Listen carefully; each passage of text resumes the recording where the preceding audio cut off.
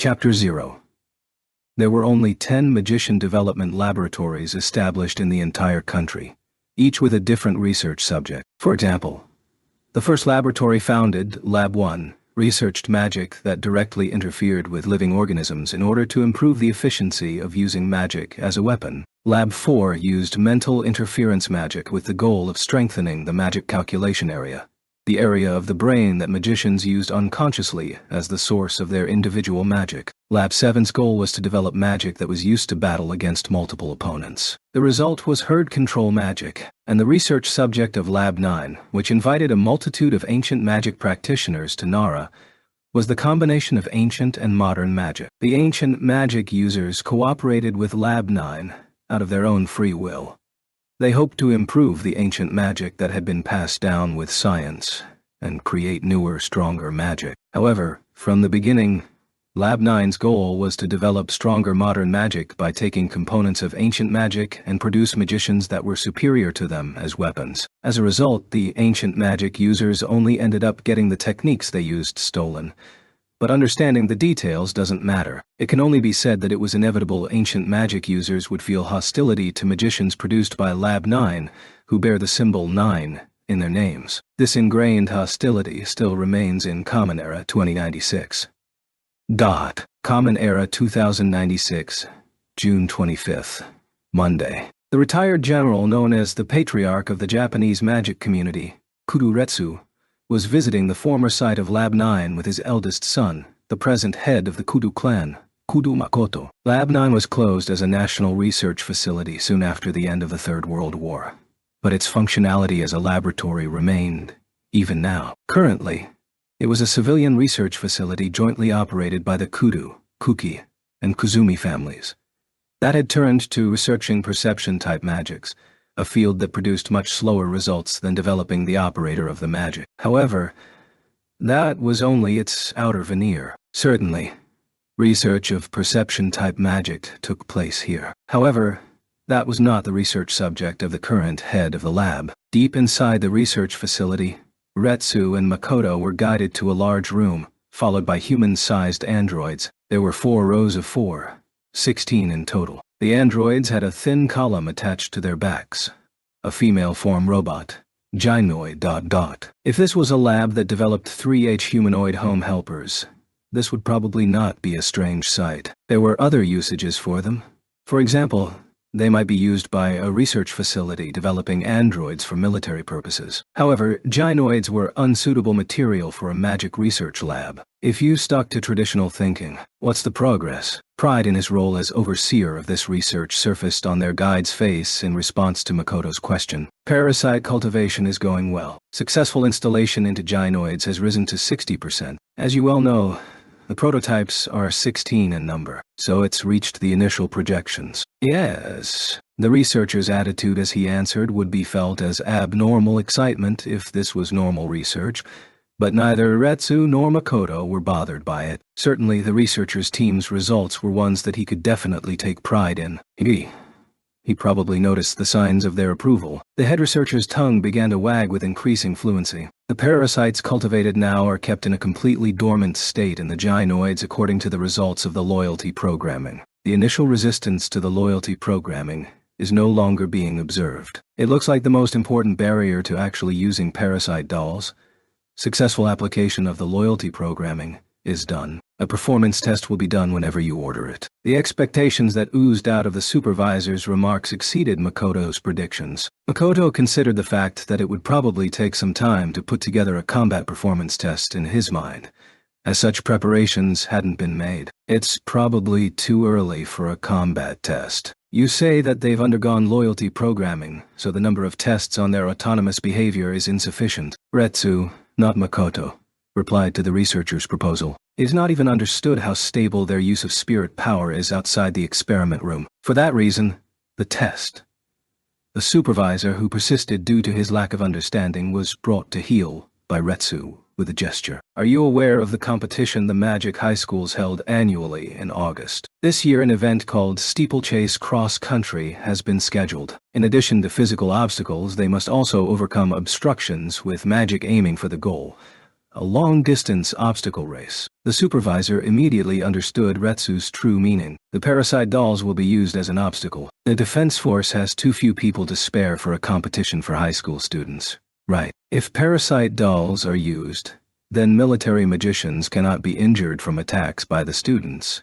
And with the loyalty programming, there is no worry of the students being greatly wounded if the strength of the spirit power is controlled. It is an excellent chance to conduct a test of their practical usage. However, Elder, will the management committee agree? If the experiment's details are leaked, what kind of response will the public make? Considering that, I don't think they will give it an okay. Makoto hadn't known Retsu's plan, but the management committee would definitely show anxiety about the public's reaction to high school students being used as guinea pigs. However, Retsu's determination was unshaken. No, the management committee has given their consent. The management committee has already yielded to military intervention in this year's event selection. At this point, no spirit remains to fight our demands. However, Retsu did not touch on the countermeasures, in case the information was disclosed. It was clearly evident that he would not take the fall by accepting responsibility. And if by some chance magic high school students were hurt by parasite dolls slipping from control,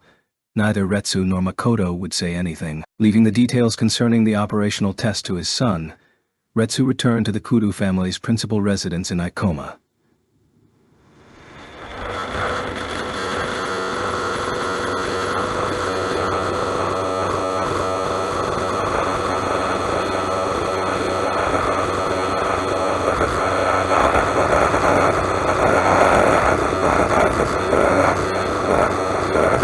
After arriving at the mansion, he immediately went to the room of Minoru, Makoto's youngest son. Kudo Minoru was 16 years old this year, and a first year at the Magic University, attached second high school. Normally he should be at school at this hour, but today he was staying home sick. No, rather he was staying home sick today. Again. Minoru, it's me. Retsu called out as he knocked. After a moment of slight hesitation, the door to the room opened, showing a narrow view of the face of a pale boy. He had gentle, delicate features, but he probably wouldn't be mistaken for a girl. With looks like these, Kudo Minoru was the archetype of a pretty boy. Oji-sama-wan, please excuse my appearance. His apology to his grandfather was spoken in a high voice, befitting his boyish appearance. You do not need to bother with such things. More importantly, is it all right for you not to be lying down? His words to his pajama-clad grandson were not just pro forma. Grief was carved into Retsu's face. His concern for his grandson's condition was heartfelt. Minoru replied to his grandfather's affection with a smile. I'm fine. My temperature has already gone down. However, just as he was trying to say, gone down, he was assaulted with a severe cough and could not reach his trivial goal. Please do not worry about me, and his heart was betrayed by his body. This was always the case for him. Right now, the only thing Minoru could do was not show his respected grandfather his tears. Minoru, lie down. Retsu, who was lightly rubbing the back of his coughing grandson, urged Minoru when the fit eased. Oji-sama. Okay. Minoru started to protest, but stopped. He knew exactly what kind of body he had, and could not pretend otherwise. In the end, he obediently returned to bed.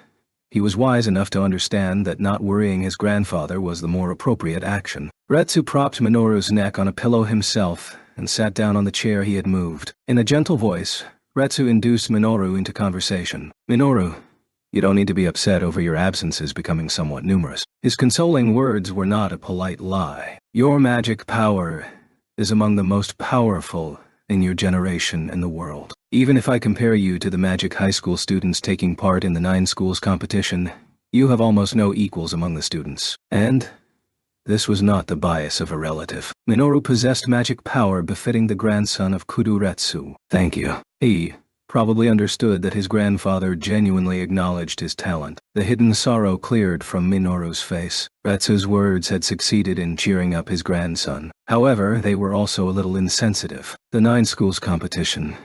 I wish I could participate, Minoru muttered, not with self-pity but with longing. Those words struck a heavy blow to Retsu's heart. Minoru. If magic power was the only consideration, then Minoru would probably have 100% chance of being picked as a representative for the 9 schools competition. However, that was only if he was able to go and compete. Minoru. A first year who spent a fourth of his days in his sickbed would refuse to go even if Second High chose him out of consideration for the problems he would cause for the team. Please do not make that face, Ojizama. After all, the 9 schools competition isn't the only stage for a contest of strength. That's true. You are smart as well. As a magician, perhaps as a magic artificer, you will have a number of chances to show your strength. Retsu held back the pain that was boiling over in him to hide it from his grandson, who was smiling at him from his bed, and smiled back at him. Minoru really wanted to take part in the 9 schools competition, and he wanted to have a place in the sun where he could show off the talent he was born with.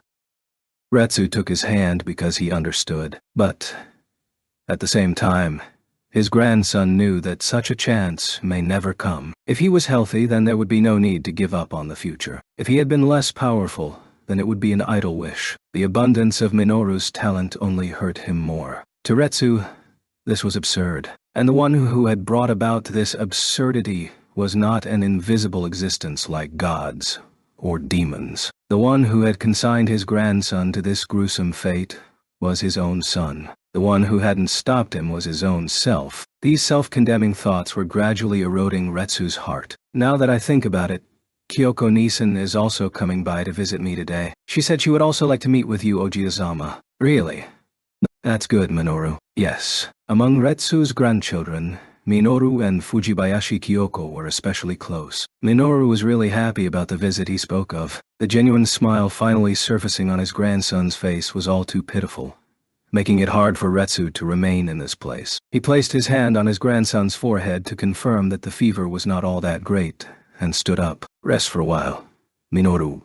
If you do, the fever will probably subside. Understood. Receiving a reply that accepted his advice from his grandson, he forced himself to smile in return, and left Minoru's room. Retsu sunk his body down in his favorite armchair in his own study. So deep, he gave off the illusion that he was submerging into the soft leather cushions. To Retsu, it felt like the bottle of Armagnac Tuan enshrined in the cabinet was beckoning him. He got up and, just as he took one step toward it, he returned to the chair again, because he thought it was unforgivable for him to escape into drunkenness just now. Retsu asked rhetorically, how could this kind of thing have happened? And thought it illogical. It wasn't, after all, thought in common a story. He had always dismissed it as only to be expected whenever it happened to others, so it was egotistical of him to bemoan desolately when it struck one of his own relatives.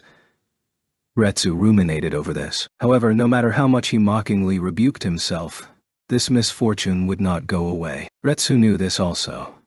Minoru's weak constitution was a byproduct of gene manipulation. He was a magician with a modified body, a human created with genes remodeled to strengthen the magic factor. Makoto was a father who recklessly carried out genetic manipulation on his own son.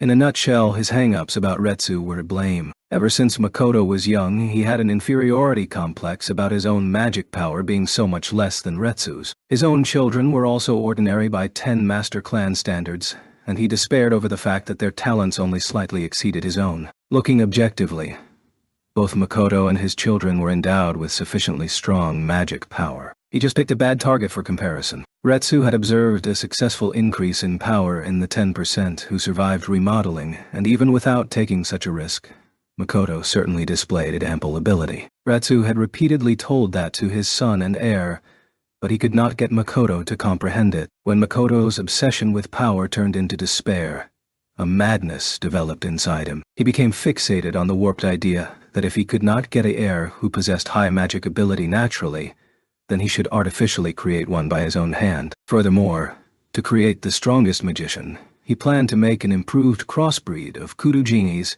using the technology of artificial insemination and an artificial womb, and the one who was created was Minoru. Officially, the fertilized egg used as the base for the creation of Minoru was an egg from Makoto's wife, inseminated with Makoto's sperm. However, in actuality, it was not such a respectable matter as that. Minoru's father was genetically Kudu Makoto. Genetically, his mother was Makoto's youngest sister who had married into the Fujibayashi clan. In short, Minoru was Kyoko's half-brother. a child born from 2 actual siblings. He was not a child of incest. Makoto and his younger sister did not have sexual intercourse. All they did was supply the sperm and the egg. Even so, that did not change the fact that he was the child of 2 blood-related siblings. Minoru's physical condition could be a defect in his genetic modification, or it could be due to inbreeding. The cause wasn't known. Just that, due to his unusual birth, Minoru was irrevocably cursed. In terms of magic power strengthening, the modification was a success. The talents of what would be a genius of the highest level among the currently known magicians were embedded in Minoru. His magic power rivaled that of Shiba Miyuki and Angelina Sirius. However, due to his decidedly weak constitution, Minoru couldn't demonstrate that magic power consistently. It wasn't because he was feeble like Itsuwa Mayo. When Minoru wasn't sick, he could utilize his magic as he wished. Nevertheless, the opportunities for a magician whose body needed to be put on bed rest for every trifling thing to shine were limited. It wasn't just that. He might not live long enough to become an adult. As a modified body magician, even though he was created as a living weapon, his youngest grandchild could not accomplish this. The curse that afflicted Minoru had been brought about by the twistedness of modern magic development that constructed magicians as weapons. After over 10 years of anguish, Retsu had reached that conclusion. The usage of magicians as weapons must be stopped. More importantly, children like Minoru must not be created. Retsu fortified his determination for what might be the 100th or 1000th time. Chapter 1. The last week of June. Regardless of the fact that it was after school, the proximity of the quarterly exams meant that the sounds of keystrokes, the buzz of electricity, and even hushed voices doing question and answer drills fluttered about the National Magic University, affiliated First High School. It was roughly an hour since the last of the afternoon instruction had finished. After the passage of that not very long amount of time, Tatsuya stood in front of Azusa, who was overseeing things. President, the information as well as the proposals of the Self-Governing Committee and the Public Morals Committee have all been sorted into the approved directories. Please confirm this by tomorrow. Understood. Shiba-kun, you really don't mind processing it to the end? Not at all.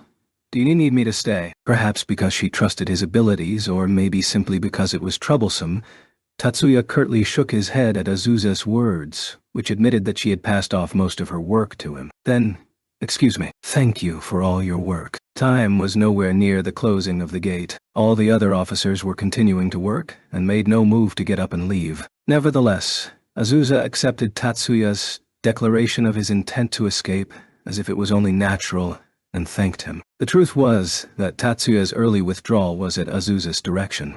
She had asked him to do it. There were currently a total of 6 members on the student council: the president, the 2 vice presidents, treasurer, and the 2 secretaries. That was one more than it had at the same time last year. Under normal circumstances, the workload would have been decreased by 1 person.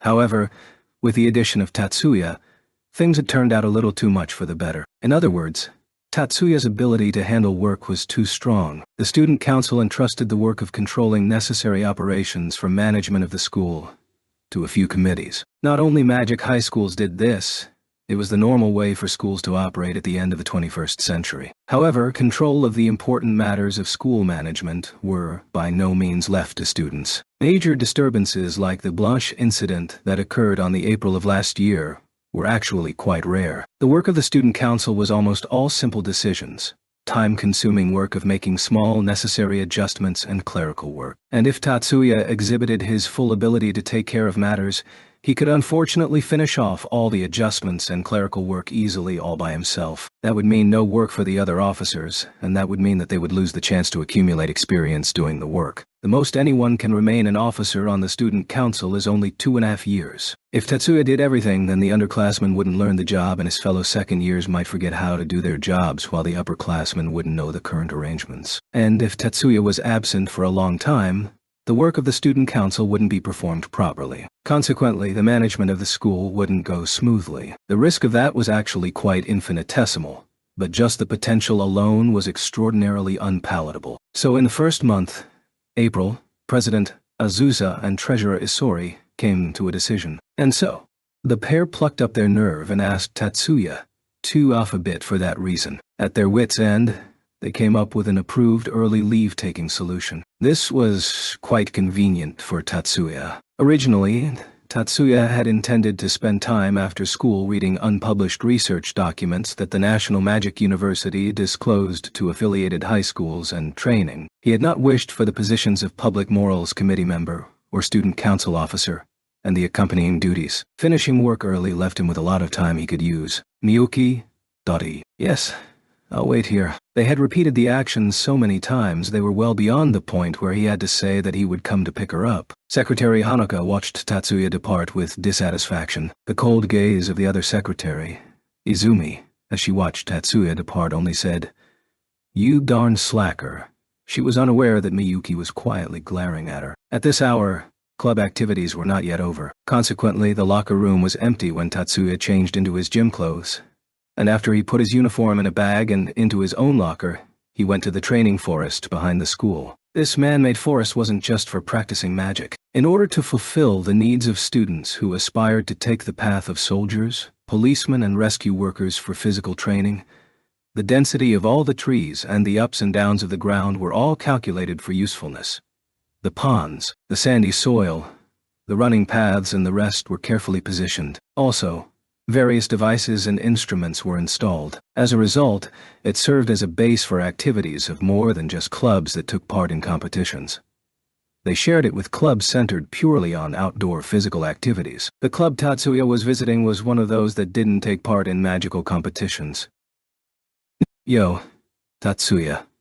Before he could greet them, his friend's voice rang out. "Tatsuya Nae-sama, this is." Perhaps the voice alerted her, as Minami went to Tatsuya, a big kettle in her hand, the sound of metal grating accompanying her greeting. "Glad to see you, Leo. Looks like you're trying hard too, Minami." Tatsuya raised his hand to reply to Leo and called out to Minami, and then, "By the way, where's Chief Agata?" Asked about the whereabouts of the person in charge. "Here." The answer to that question came from the man himself. He was not on one of the paths maintained for running within the forest. The figure of Agata Kenshiro, the chief of the mountain club Leo belonged to, emerged from the overgrown undergrowth beneath the trees. Tatsuya slipped through the male freshman and sophomore club members moaning from exhaustion on the ground, and bowed a greeting before Agata. "Chief, may I join in again today?" "Sure. I'm taking it easy. If you can, could you work the freshmen a little for me?" This remark made half the club members who had been transformed into living corpses shudder in surprise, but there was no one who was able to stand up and make a run for it. "I see. How about once around the course? Just one more time." That's easy. Race him, you guys." After Agata laughed happily upon hearing Tatsuya's answer, he looked around at the miserable club members who hadn't been able to rise up until now. "It's only a 10-kilometer run through the forest. Look at Saiju. Isn't he energetic? Please don't compare us to Leo, when the second-year members just barely managed to talk back." Somehow, he revived enough to speak. To actually get up was still beyond him. "Don't whine. The third years have already run one extra lap. Come on, how long are you going to lie down? You guys aren't dead yet." Unenthusiastic cries rose up from here and there, as one by one Thesecan years mustered their strength and got their bodies up. Naturally, they were reluctant to pretend that they were dead. However, only the second years got up. The first-year members didn't have enough remaining strength to persevere. "Nothing for it, Sakurai." Minami, who had been patiently hanging back, replied to Agata's call with a yes, took the kettle she had temporarily placed at her feet, and trotted over to the side of the nearest of her fellow first years. "Do it." "Yes." At Agata's direction, Minami tilted the kettle in her hand. Hot. The first year, whose face was drenched by the liquid poured from the kettle, rolled over away from Minami's feet, got up, and stumbled away from Minami. "Boiling water." Leo, who had come up next to him, laughed and shook his head at the question Tatsuya unintentionally murmured. "Nope. Oh, it's 45 to 46 degrees at most. That level of heat won't scald." The female club member sitting down in the shade of the trees only snickered without a trace of concern, so it was probably true that it wasn't a big deal. Nevertheless, Tatsuya thought it was a fairly violent method. It said that at the end of the last century, they would bathe rugby players who collapsed in the middle of a match with water from a kettle to rouse their fighting spirit. Agata, who had been listening to Tatsuya's and Leo's conversation, offered up that bit of trivia. Was it your idea, Chief Agata, to make it hot and not cold water? Because at this time of year being soaked with cold water would feel good to those slugs. Agata announced his internal logic to answer Tatsuya's question. Before their eyes, Minami baptized the boys who were her fellow first years with hot water. One by one, there were a number of ropes strung above the pond. Narrow logs dangled from them as Tatsuya smoothly used them to advance through the air. The equally composed Leo at his side spoke to him. Hey, Tatsuya, why did Sakurai-san join my club? That's just start bugging you now. No.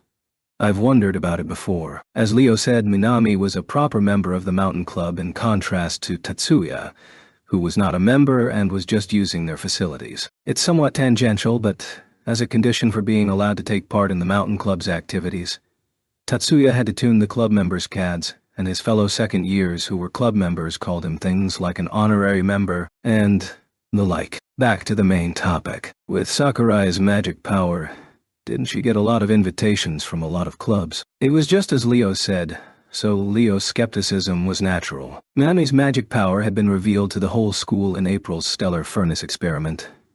But even during newcomer invitation week, the top scorers on the entrance exam were noted by each club. Normally, she should have joined a club that took part in magic competitions. She said it was because she wanted to train her body. Tatsuya answered the question with a half-truth. After landing on the opposite bank while using the narrow footholds that had become stepping stones in the prepared ground to run across, they conversed effortlessly. I think she's already in good enough shape for a first-year girl. Leo's point was expected. Because Minami had been raised as a combat magician by the main house of the Yotsuba, her physical abilities shouldn't be something that could be improved further. However, in terms of being good enough, her magical ability was also already more than good enough for a high school student. There was even less reason to join a club to improve that. Minami probably doesn't think so. Minami wasn't just a member of the mountain club.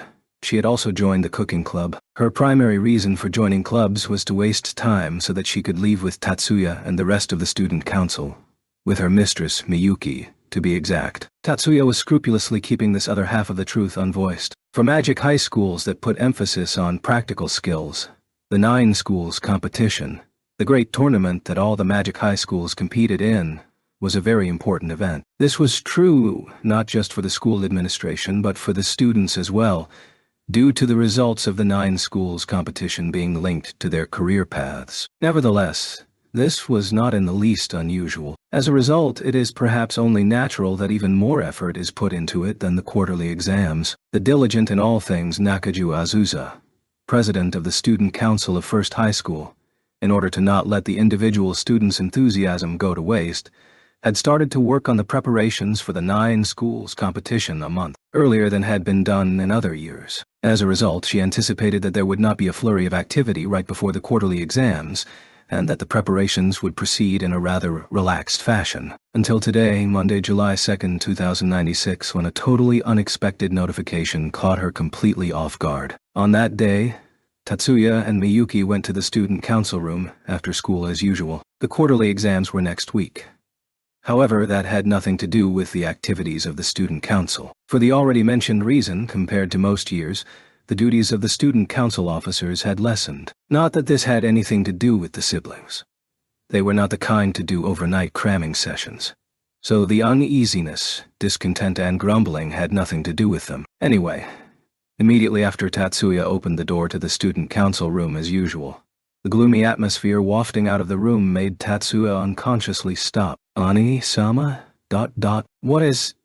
It wasn't just Tatsuya. Miyuki, who was peeking out from behind his back, was too shocked to finish saying the simple sentence. What is the matter? Right before their eyes, Azusa was emitting the end of the world despair while covering her head. Oh.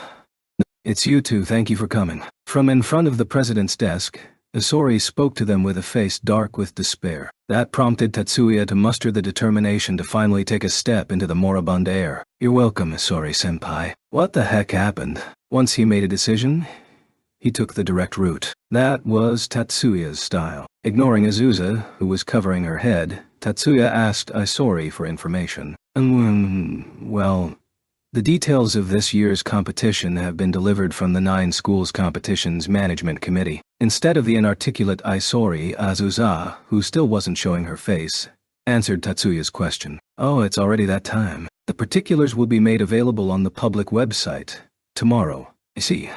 Yeah. So, what is the problem? Apparently, he realized that the details contained a problem worth covering one's head over. However, what on earth could the problem be that caused this extravagant display of despair? Tatsuya was unable to take the option of not finding out everything. Perhaps Azusa had been waiting for that question. She vigorously lifted her head and began pouring out complaints like they were curses. Changes to the event program are included in the information notices. What has changed? Certainly that was bad news. First High Student Council had made preparations based on the assumption that the program had not been changed from last year. However, although the schedule had been fixed in recent years, there was no rule that it couldn't be changed. Due to the fact that the finalized event listing was sent about a month before the competition, it wasn't against the rules to notify them of a change in the roster of events today. 3 events. However, Tatsuya was still surprised by the answer Azusa gave in a shrieking voice. Speed shooting, crowd ball, and battle border out. The newly added events are row and gunner, shield down, and steeplechase cross country. There were 6 events in all, and half of them had been changed. Furthermore, due to the nature of the new events, the type of magic that needed to be used was pretty different. This meant it was probably necessary to change the selection of the athletes. However, it was premature of him to make decisions. Azusa's answer didn't end there. What's more, athletes can only take part in 2 events if one of them is steeplechase cross country. Additionally, ice pillars break, row and gunner, and shield down are divided into solo and pair events. Azusa pounded on the desk with both hands for emphasis. Tatsuya could vaguely understand how she was driven to such an extreme. This represented a major change. This had a dramatic influence on the way each school conducted the 9 schools competition. Not just athlete selection, strategy and tactics would have to bear work as well. In short, all the early preparation they had done was useless. Preparing beforehand had backfired on them. It was inevitable that Azusa became this distraught. Tatsuya thought she had good self-control not to panic. Anisama? From behind him, Miyuki diffidently spoke to Tatsuya, who was considering what to say to the heavily breathing student council president. Row and gunner. Shield down. Steeplechase cross country. What kind of events are they? Miyuki was probably going to be entered into ice pillars break. There was almost no chance that she would take part in row and gunner, or shield down. However, she would probably have to enter steeplechase cross country, the only other event she was allowed to enter, and she was interested in the other 2 events as a 9 schools competition athlete. Her curiosity was only natural. They don't have to adopt the rules I know of, but... After making that preface, Tatsuya answered his sister's question. Row and gunner. Row is short for rower, and gunner means a shooter. In the pair category, one person acts as the rower of an unmotorized boat along a water channel, and the other acts as the gunner, who will shoot down targets either on the banks of the channel or moving on the water channel itself. Both the time taken to reach the goal and the number of targets shot will determine the score. In solo, a single person probably acts as both the rower and gunner. The event was originally part of the USA's naval curriculum. After confirming that Miyuki had no questions, Tatsuya switched to explaining the next event, Shield Down, a close combat event that uses shields. It's usually held in a ring that is a bit higher than the floor surface. You win by destroying the opponent's shield, stealing the opponent's shield, or expelling the opponent from the ring. Additionally, physical attacks on one's opponent are forbidden, but are allowed against the shield. In short, magic is used on your own shield, your own body end to attack your opponent's shield, and using magic to expel your opponent from the ring is allowed. Can you hit your opponent's shield with your own shield to expel your opponent from the ring? Of course, there's an additional rule. If you can get the opponent to release the shield for 5 seconds, you win even if you don't take the shield. After Tatsuya answered Miyuki's question, Isori provided the supplemental explanation. Tatsuya waited for a bit, but no further supplements or amendments came, so he switched to the next one. Steeplechase cross-country is as the name says. In short, a cross-country obstacle course race. You compete by clearing obstacles placed in a forest in a time race. It's an infantry training exercise held in mountains and forests. Obstacles can be natural or man-made, and automatic gun emplacements or magic obstacles can be used. That's an extremely difficult event. Tatsuya scowled as he agreed with Miyuki's honest assessment. Row and gunner and shield down aside, steeplechase cross-country is not an event high school students should participate in. What on earth is the management committee thinking? Tatsuya muttered, like he wanted to scold them. Just then, Isori added some more bizarre information. Furthermore, all the second and third year athletes, male and female, can potentially enter. Actually, everyone but the first years can participate. If the athletes are not extremely well trained in countermeasures, there will be a huge quantity of dropouts. By dropouts, Tatsuya didn't just mean out of the competition. He meant out of Magic High School. They probably didn't realize he meant that possibility. Oh my.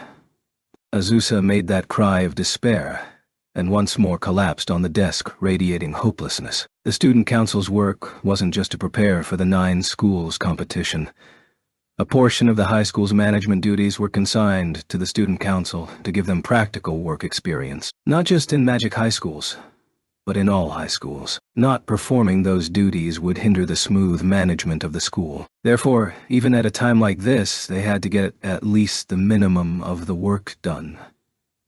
When Hanuka, who was acting as an envoy, and Izumi, who had been delayed by practical skills training, showed their faces in the student council room, both faces in the student council room, Tatsuya and Miyuki were wrestling with the work of the student council. Azusa still had her head buried in the desk, however. Isori was making great efforts to pull her out of her depression, however. Since it's become like this, all we can do is choose the athletes again. Isn't it good that there is still time to do it? Besides, not all of our preparations are useless. Somehow we will surely be able to come up with countermeasures to steeplechase cross-country. So, hey, Nakaju-san. Now, he engulfed Azusa from behind. He was trying to at least release her from the world she had trapped herself in, and Isori was gently caressing her shoulders when, Donna. He was frozen by a cold voice, coming from behind him. Canon.U. With awkward movements, Isori turned around to face the staircase that led to Public Morals headquarters. Just as he expected, his fiancée was standing right there. While she was smiling, the veins in her forehead had surfaced. Ki-in-so. What are you doing? By what? Engulfing Nakaju-san like that? What on earth did you intend to do? It wasn't a sincere smile. It was more like a seal that had been pasted on. Kanon's actual feelings were quite easy to read. A misunderstanding. It's a misunderstanding. Isori earnestly shook his head. On the other hand, Azusa took refuge in a corner of the room. Rather than next month's 9 schools competition, they should probably choose to deal with the carnage occurring before their eyes. But as for the response from the other members, Izumi, for example, was viewing Isori, who was desperately making excuses, with annoyance. But was this from tiredness or was this from shock?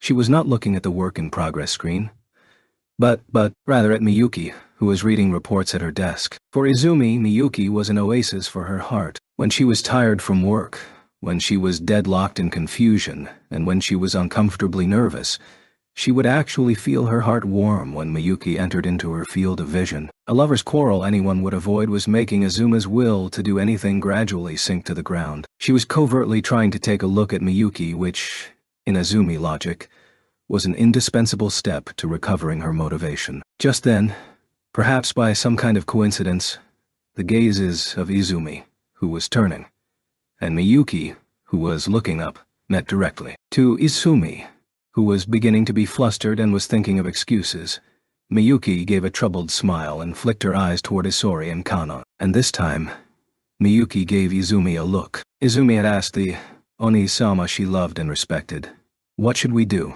with her eyes, or so she felt. And Miyuki had responded with one slight shake of her head. "We should do nothing," and gave a bewildered smile. As per their usual after-school routine, Tatsuya and his friends stopped by their favorite coffee shop, Ina Breeze, on their way home today. The group included the 8 second years and 1 first year Manami. On the way there, Izumi looked like she wanted to join them, but Kasumi, her elder twin, was completely uninterested, so it was inevitable that they went straight home. Minami was pretty uncomfortable being the only first year among upperclassmen. However, since she was diligent in her duties, she can choose another option. Today, Mikihiko had suggested the after-school coffee break. It was rare for him to be this proactive, so it felt like he wanted to say something or ask about something. And as expected, immediately after they finished ordering, Mikihiko pelted a question at Tatsuya. Tatsuya, is it true that the roster of events in the 9 schools competition have been changed? You sure got wind of that quick. It was hard to tell if the affirmative answer to the question Tatsuya gave was praise or scorn. Who did you hear about it from? The committee chief and the Sori senpai discussed it. Mikihiko did not reveal his source. Shizuku volunteered it. They were both members of the Public Morals Committee. In short, they had eavesdropped on them in the committee headquarters. But we don't know the full details. The events have changed. What to what? Erika took the bait of Mikihiko's unnecessary explanation. A notice addressed to the student council came today. Speed shooting, crowd ball, and battle board are out. Row and gunner, shield down, and steeplechase cross-country have been added. What type of competitions are those? After Tatsuya gave the same explanation he gave to Miyuki to Erika, she grinned happily. Hey, those sound like fun, especially shield down. Erika's excitement showed in her voice. Oh, really? They seem kind of scary to me. Looking at her ecstatic friend, Mizuki made a diffident protest. Yes, up to last year.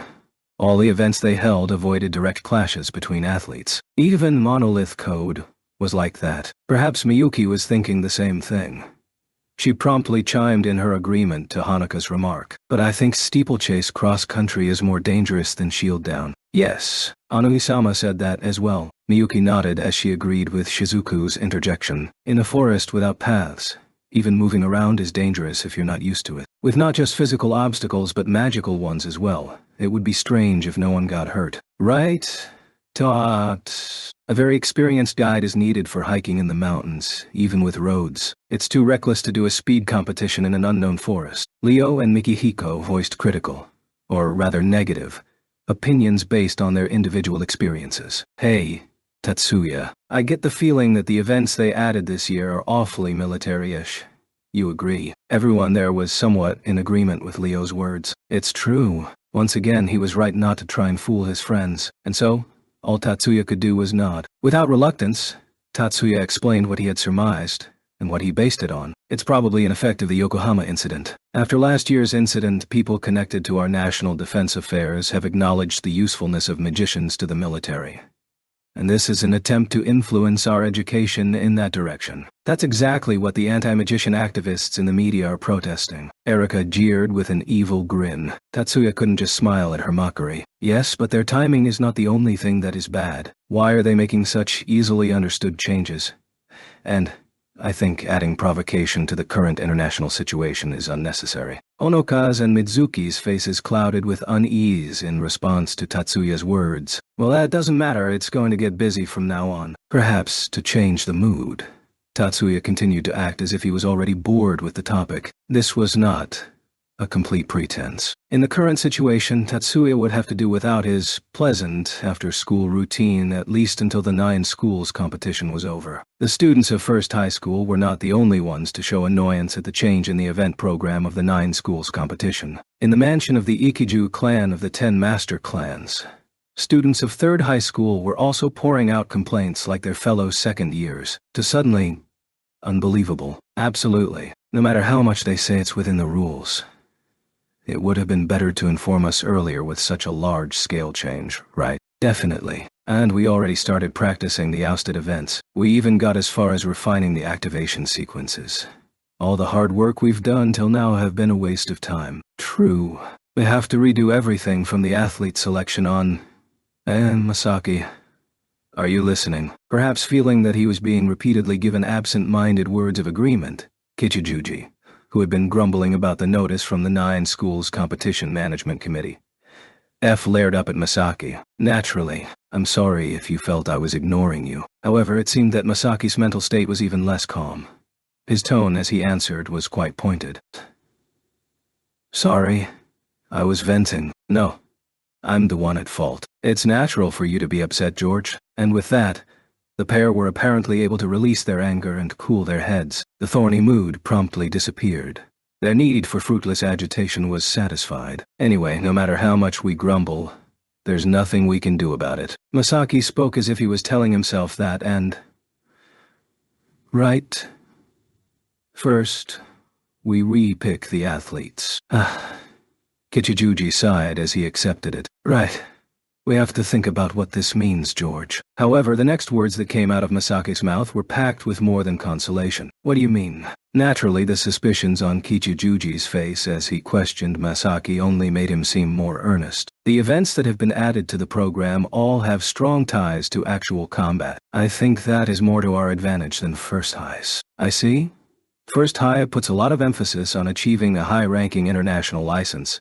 They don't seem to stress combat techniques that have no bearing on improving practical magic skills. Although, there are exceptions like Sawaki, the magic arts athlete, and that guy. But, if we look at the student bodies in general, ours is the one that excels in magic combat techniques, and as a group of athletes in the 9 schools competition, the odds are in our favor. I see.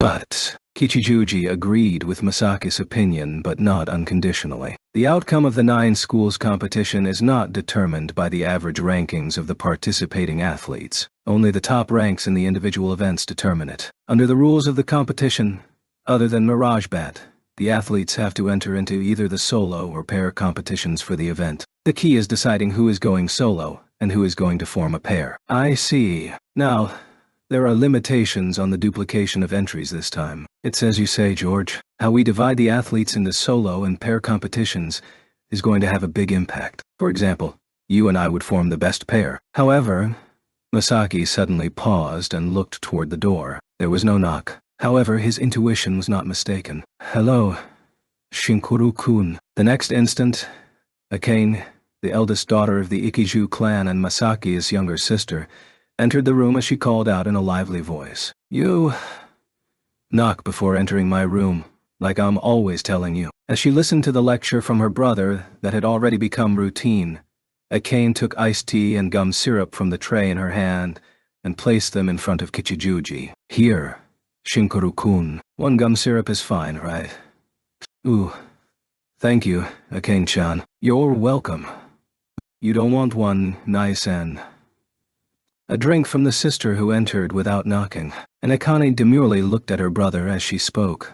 The one who was addressed answered with a sour look. Put it down. It probably goes without saying that it was a joke. Akane smiled as she offered iced coffee to Masaki. It can be said without sarcasm that Akane was a properly raised young girl. This kind of exchange was just the traditional practice between the siblings. Akane-chan, you just got back. Therefore, not even Kichijuji was bothered by it at this point. What was bothering him was Akane's attire. Yeah, that's right. She innocently nodded. Eventually, Akane noticed, and an awe surfaced on her face. I see. This is the first time you've seen me in my summer uniform. Her tray now empty. Akane twirled around. The pleated skirt and sailor collar constructed from light cloth for summer use danced lightly. So, does it suit me? Akane's bashful smile was surprisingly girlish. Kichijuji knew that by becoming a middle school student, his friend's sister had made a radical transformation from child to girl as he watched. However, even though he knew that, unexpectedly confronting it shocked him. Yes, it looks good on you. Really, I'm glad. Thank you. The graceless compliment wrung out from Kichijuji made Akane supremely happy, and she gently smiled. Half a year ago, she would have clapped her hands in joy. Even her small habits were now infused with girlishnesses. A white and light blue sailor uniform with fashionable half-sleeves. The traditional colors and uniform of the prestigious middle school made the girl especially radiant, and Kichijuji's eyes unconsciously narrowed. And directly beside him, he felt an accusing, disappointed stare. George, just like you're wrong. Kichijuji reflexively denied Masaki's accusation. If the two of them were alone, there probably wouldn't be any problem with his response. However, it was unwise in front of the third party present. Jealous. Nai-san. Having the one she liked promptly deny that he had any romantic interest in her would hurt anyone. That had no relation to age. It had everything to do with the passion Akane acknowledged she felt. However, she childishly vented her wrath on Masaki rather than Kichijuji himself.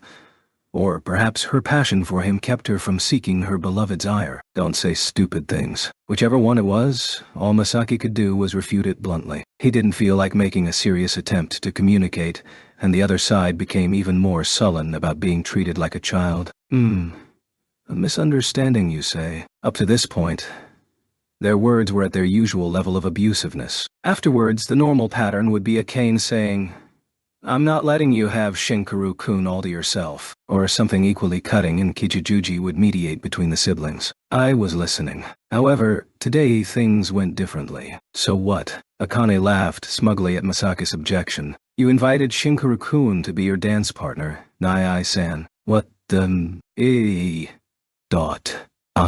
This shocked not just Masaki but Kichijuji as well. The pair had absolutely no memory of doing anything like that. "Noe-san, didn't you say that you and Shinkaru-kun would form the best couple?" "You eavesdropped." Disgusting. Masaki's words were chopped off as Akane directed a scornful look at her brother. "It's counterproductive to have two males together." "No. Don't. Wait a minute. Akane-chan, you misunderstood." "It's a misunderstanding." Being sneered at by a middle school girl made Kichijuji begin to make frantic, desperate denials. Making him even more desperate, his social position was at stake. And in the room of the heir to the Ikiju clan, while the master of the room, Masaki, continued to be frozen out of shock, Kichijuji frantically protested their innocence for a full 2 hours straight. Chapter 2.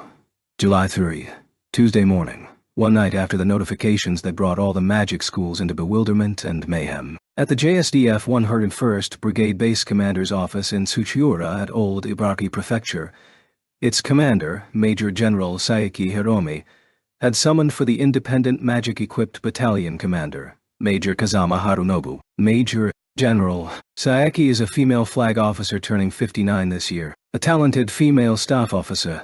Due to shades of silver radiating from her gray hair, she has earned monikers like the Silver Fox. But then, she looked like a kindly grade school principal on first glance, way different from the image of a fox. Within the JSDF, she's also known for her extreme anti-Ten Master Clan criticism. Even so, she completely doesn't have any of the emotional opposition or physiological hatred against magicians. She's just a person who keeps on raising alarm flags on the overdependency to a private framework like the 10 master clans for national defense. For that reason, Saeki was seen as a political rival to Kudu Retsu.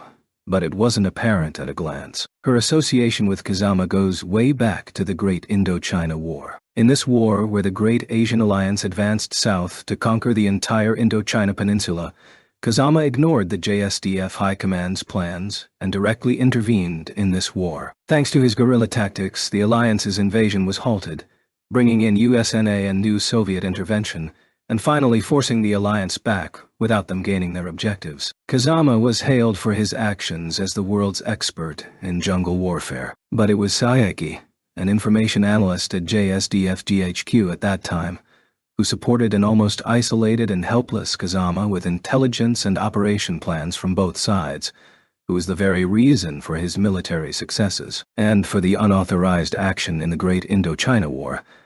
That time, Kazama's orders were to secretly interfere with the Alliance's southern advance. Although the Part 8 secretly was struck out under the pretext of unauthorized action, Kazama was shut out of promotion, but there was no censure for his supporter Saeki. Official and unofficial. She was showered with praises, and even the upper echelons were impressed with her. 4 years ago, just after the Okinawa defensive, Saki's plans were adopted to establish the 101st Brigade, and she was commissioned as its first commander. She then summoned Kazama, frozen at captain, made him major, and gave him command of the independent magic-equipped battalion. Interactions like these were rare for the two, but bonds run deep between them. Even with their compatible personalities and remaining good friends, the intention was for a superior talking together with a junior. Even without that, MMB's orders were to do test runs on new magic equipment and magic tactics. 101st Brigade's objective was to establish a magic power independent from the 10 master clans, and Kazama's unit was its key. It's natural that Saeki and Kazama would be sticking together, and in this commander's office, the two can freely exchange talk about top-secret imminent military actions. Major Kazama, are you aware of the sweeping game changes in this year's National Magic High School Goodwill Games? The 9 school competitions. And so Seki started their morning talk with this question. Only the fact that they did such an action. Was it formally announced? As he asked back, Kazama uneasily remembered something. Saeki possesses weak, magical talent. But she's no magician. She's well known for including the magic factor in strategic planning and using it at a tactical level. But she shouldn't have any interest in a non-combat magic competition. I see the news come slow to you, Major. There was an official notification addressed to all magic high schools yesterday. A sitting Saeki said as she handed document sheets to Kazama standing at ease in front of her. She made a point to hand him the physical papers to prevent her own handwritten annotations to be leaked to the networks. But it looked like a practical-minded Saeki's habit. For a short while the sound of papers being shuffled filled the commander's office. Kazama, after very quickly reaching the last page, raised his head and inquired about the information with a look. What do you think? It seemed they haven't arrived yet on the real issue at hand. Urging Saseki on would lead nowhere. So Kazama decided to just go follow her lead. It's a straight-out military training regimen. I doubt if you have said it all, but I'm with you on this one. Saeki pressed a button at the desk edge as if she recalled something. A collapsible chair popped out from a wall, then positioned itself behind Kazama. Saeki motioned him to sit down. It looked like a signal that this was going to be a long talk. Kazama bowed before he unfolded the chair and settled down in front of Saseki. This year's game lineup changes is a direct result of last year's incident at Yokohama. The JSDF wants to reconfirm the magician's effective combat strength, and so they're pushing for ability development towards that goal. I believe anyone can figure that one out even if he's out of the loop. Saeki nodded once at what Kazama pointed out, then continued on. The Japan Magic Association has shown only token resistance to this demand from the JSDF. Kazama showed an inquisitive look towards Saeki. That old man didn't put up any resistance. Saeki slightly smiled at Kazama's question. Elder Kudu didn't object to it. Saeki hid her smile after answering this, then quickly changed the subject. There are clamors from JSDF GHQ for our brigade to help out with this year's competitions. Not orders,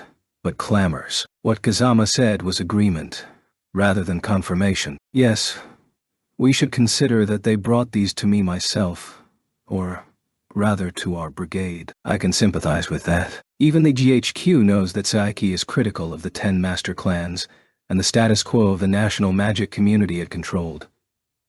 To bring to a brigade-level officer like her a request to help out the 9 school competitions was perhaps a form of harassment. Harassment towards Saeki, and the competition sponsors the Japan Magic Association. For this, the Magic Association has been playing hardball against the JSDF.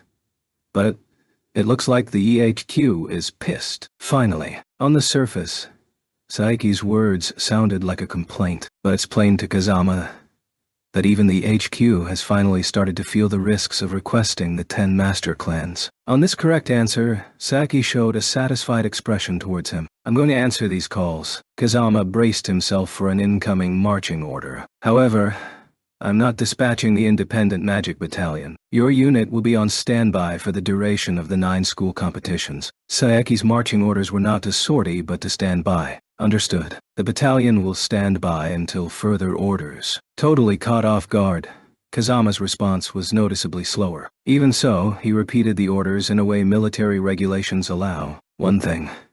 Motioning Kazama, who's about to stand up and salute, to sit down again. Saeki again changed the topic. Not only did Elder Kudu not oppose the event changes, he seemed extremely positive about it. Forget it. The talk went back to Kuduretsu's reaction to the 9 school competition event changes. I heard Elder Kudu has shown strong interest in the new event, the steeplechase cross-country. He ordered that the rules be changed so all can join, instead of assigning players. Even the course has been lengthened and expanded according to his wishes. That's a surprise. The steeplechase cross-country is a training so tough even regular combat magicians would be throwing in the towel. With the course long and expansive, staying on course is a tough proposition, and the risk of magicians losing their powers is very high. Kazama knew that the old man really doesn't want to see young magicians turned into military sacrifices, and this made hearing the real story from Saeki all the more unexpected. This time it's seen as a betrayal of Kudu, who's always been campaigning to stop the treatment of magicians as weapons. But considering him, it shouldn't be a simple matter. You mean there's something behind it? There should be, right, Major? He had asked on impulse, but with some thinking it was self-evident. When considering the reasons why Kudu is campaigning to stop the treatment of magicians as mere military sacrifices and weapons, it was unlikely that old man would change his dogma that easily. And one more thing, although this might not be good news for you. Kazama, deep in his own thoughts, pulled himself at once back to Saki's talk, because of the ominous introduction. The Fushibayashi are in line with the kudu, and it looked like they're planning something in the steeplechase. So that's the reason for the standby. The Fujibayashi family is where Kazama's aide Fujibayashi Kyoko belongs to. He didn't think she's not to be trusted, but the fact that she's one of their kin is enough for Saeki to pull Kazama from this case. That's right. And Saseki didn't hide the fact that his conjecture is spot on. Needless to say, I'll have Major's unit moving when the situation calls for it. Please prepare for sortie and keep tabs on Lieutenant Fujibayashi's movements. Not only did she not hide it, Saeki ordered Kazama to keep watch on Fujibayashi. Yes, sir. Kazama was in no mood to complain. Trusting people and preparing for the unexpected are at least different things for them. As he left the commander's office, Kazama's thoughts were not on his own aide officer, but on his one-time subordinate and NCO, Special Officer Uguro Ryuya. In other words, Tatsuya. Was it all right for him not to relay these to him, who might be joining the 9-school competitions that was turning to an experiment ground? Saeki didn't touch on dispatching U.S. Special Officer Uguro, so perhaps he shouldn't divulge it yet. And until they've been ordered to sortie, he's simply a civilian. However, there was little doubt that his younger sister would join the event in question. If danger would head for the sister who's blindly affectionate for him, even if it ended up as an attempt. Considering that it would lead to certain tragedy, no, catastrophe. Turning a blind eye to it is extremely insane. Kazama can't help but think of that way. Chaos reigned over First High with the apprehension over changes to the events of the 9 schools competition. When the competition's official website had made the details publicly available, there was a large-scale outbreak of huge mood swings from hope to despair in the clubs related to the events. However, the one who suffered the most was of course the student council. First, they had to explain everything to the presidents of the clubs with athletes that were supposed to compete in events like speed shooting, which had been expunged, were attached to. Athlete selection was still at a tentative stage with the athletes themselves not even informed yet, but if the athletes were to take part in the 9 schools competition, then they had to put that above their club practice. So they needed to inform the presidents of the clubs the prospective athletes were attached to in advance. And also starting work for the 9 schools competition earlier than previous years was, in light of the changes, rash. Azusa got into the mindset that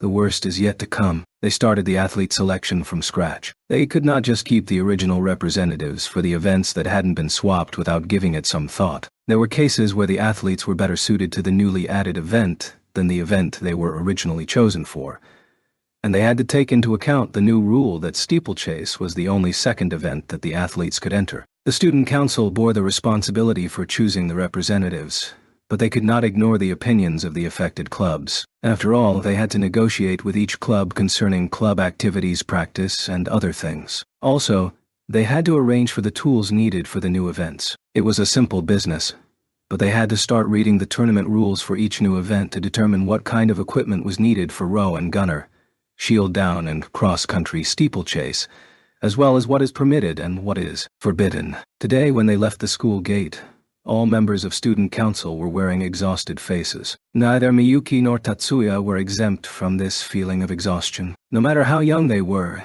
it wasn't easy to bounce back from this kind of exhaustion. They returned home, and when dinner ended, Miyuki stood in the kitchen. The listlessness that lingered from the time she left school was clear when viewed from behind. However, despite that, Miyuki at this time in this place wasn't going to give this duty to Manami. If Miyuki's feeling could be told from this situation, then offering a moment to unwind for Tatsuya was, for Miyuki, a God-given privilege and holy duty. Neglecting to do it because she was somewhat tired was not acceptable. She was more conscientious than usual as she made the coffee with her own hands. Her tiredness did not diminish her smile, one iota, as she placed the cup in front of Tatsuya. "Thank you, Miyuki." Tatsuya firmly met his sister's eyes. He smiled at her, his thanks in his eyes. It was, "You're welcome." Miyuki was accustomed enough to the nonchalant show of consideration from Tatsuya for it to not be enough on its own to make Miyuki blush. No matter how cold-hearted he seemed to be normally, no matter how dispassionately merciless he seemed in the face of an enemy, Miyuki understood her elder brother was a kind-hearted person. Even so, when she was unexpectedly faced with his kindness, she responded with a faint blushing below her eyes. Her excitement couldn't help spilling out. "You're tired today, right?" Stay. Tatsuya, who was as usual sitting on the sofa that was not built for one person but rather three, tapped the spot next to him. Yes. Instantly, the wide-eyed Miyuki happily sat down next to her brother. Minami, who was standing in front of the pair having her duty of waiting on them taken from her, could not conceal her dismay, but perhaps Miyuki had forgotten her, or maybe she wasn't letting it bother her. Instead, she practically glued herself to it. Tatsuya. However, even if Miyuki didn't mind, Minami wasn't able to let it go. She still wasn't really used to it, and she was far from attaining Zen-like acceptance. Having lost the satisfaction of being a maid, she was unable to fight her desire to turn away when the email arrival beep rang. With joy, Minami turned to the console. Instead of putting it on the pie, the main display that took up most of the wall in the living room, she peered at the small monitor attached to the console. When she turned around, Minami's face was filled with confusion. Tatsuya-sama. She was genuinely bewildered. She had forgotten to add Ani-sama as promised. An email has arrived. There's no sender. There was a proper reason for her confusion. None. Tatsuya's voice, as he asked, was full of doubt. Regardless of pre-war days, the current email system's format was strictly regulated. A high degree of technical skill might be able to disguise the original sender, but, under the rules, it was impossible for the sender's address to be a blank space. However, the reverse could be said. If you had the technical skill to send data that didn't fulfill the regulations over the network, then disguising where it was transmitted from was easy. This unknown sender showed a high degree of technical skill and didn't want to tell them who they were. The mail could be interpreted that way. If that were so, there were limited possibilities. There was someone he knew that could freely use the network like this. No. It would be premature to guess. Tatsuya dismissed his first guess to the person's identity that appeared in his head. An email sent from her. The possibility that it could be an email sent by her at another's request was not zero. Tatsuya thought the possibility was higher than 50%, but that still left an under 50% chance that it was malware sent by an adversary. The first thing to do is to check the contents. Tatsuya had set the wireless console in his home to not open emails containing possible malware. Instead, the raw data transmission was displayed. His command had been overridden, and lines of text were shown. The characteristic syntax gave Tatsuya a notion of who it was. Tatsuya started his decoder. It read the displayed lines of text. The code was the type that was commonly used in the Defense Force. The 101st Brigade used a different style of code, but he could not be sure this wasn't transmitted from the independent magic-equipped battalion. Currently, it was only when special hardware received meaningful signals that the communications technology was implemented. Actually, this was in order to intercept. Echelon III was more advanced than the Echelon II version. This commonly used code might have been used on the mail data because security was the top priority. Anyway, he couldn't determine whether it was from friend or foe just from the style of code. If he didn't look at the contents, he couldn't begin. Tatsuya silently waited for the decoding to finish. This is a lie, right? However, the data reconstituted from the email caused him to shelve the matter of the identity of the sender. The information was so terrible that Miyuki, who had given her brother some space in order to not interfere with him, murmured that, without thinking, the performance test of a new weapon. It's a lot to swallow, but I can't just reject it without investigating it. The suspicious email claimed that the Kudu clan had taken advantage of the changes in the 9 schools competition that the military had brought about to test a new weapon they had secretly developed, and the proving ground they were using was steeplechase, cross-country. The military's involvement is probably true. However, the anonymity factor makes it suspicious, and since it is an established tactic to mix easily verifiable truth in with lies, Miyuki once again approached Tatsuya, who was deep in thought. This time it was not to be spoiled by her brother. It was because she was worried about him. Ani-sama, what do you think? Miyuki was vexed with herself for only getting a single concerned statement out. She was angry that she couldn't do more, but at least she could be someone he could talk things out with instead of bearing it all alone. However, this was only a needless anxiety on Miyuki's part. Tomorrow morning, I'll try to consult Master. Tatsuya answered extremely easily. Even if he did not pass the entire task off to Yakumo, it seemed like he fully intended to pass off a lot of the work onto him. Seeing that her brother was pretending to be a villain as usual, Miyuki released the tension in her shoulders in relief. Oni-sama, do you need a refill of coffee? Yes. Thank you. Understood. Please wait a moment. Since he was going to consult Yakumo, Miyuki was blanking it out of her mind until tomorrow morning.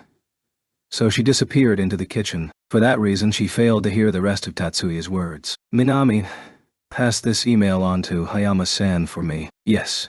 Tatsuya-sama. In the most heavily encrypted code. As you wish. In this world, there are people like Tatsuya who wish to avoid trouble as much as possible. On the other hand, there are also people that positively wish to cause trouble. Incidentally, across the ocean, eyes were looking intently and ears were listening carefully.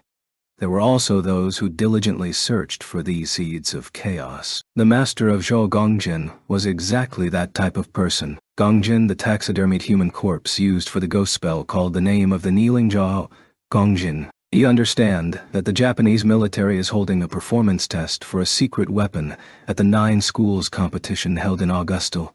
The voice that was using the corpse to speak to the wall facing the Pacific Ocean belonged to one of the 7 sages, Jado Hag, one of the surviving Dahan military occultists. Guji D2. A new weapon, sir. While respectfully questioning him, Joe was murmuring, another, in his own mind. By another, he did not mean another new weapon. Just last year, they had gotten burned at the 9 schools competition and were making another attempt at tampering with it, was the type of thought passing through Zhou's mind. Haig's precious pawns. No head dragon who had been maneuvering at the 9 schools competition last summer had been rendered useless. He thought the risks of meddling with the high school students' tournament were too high for too little gain.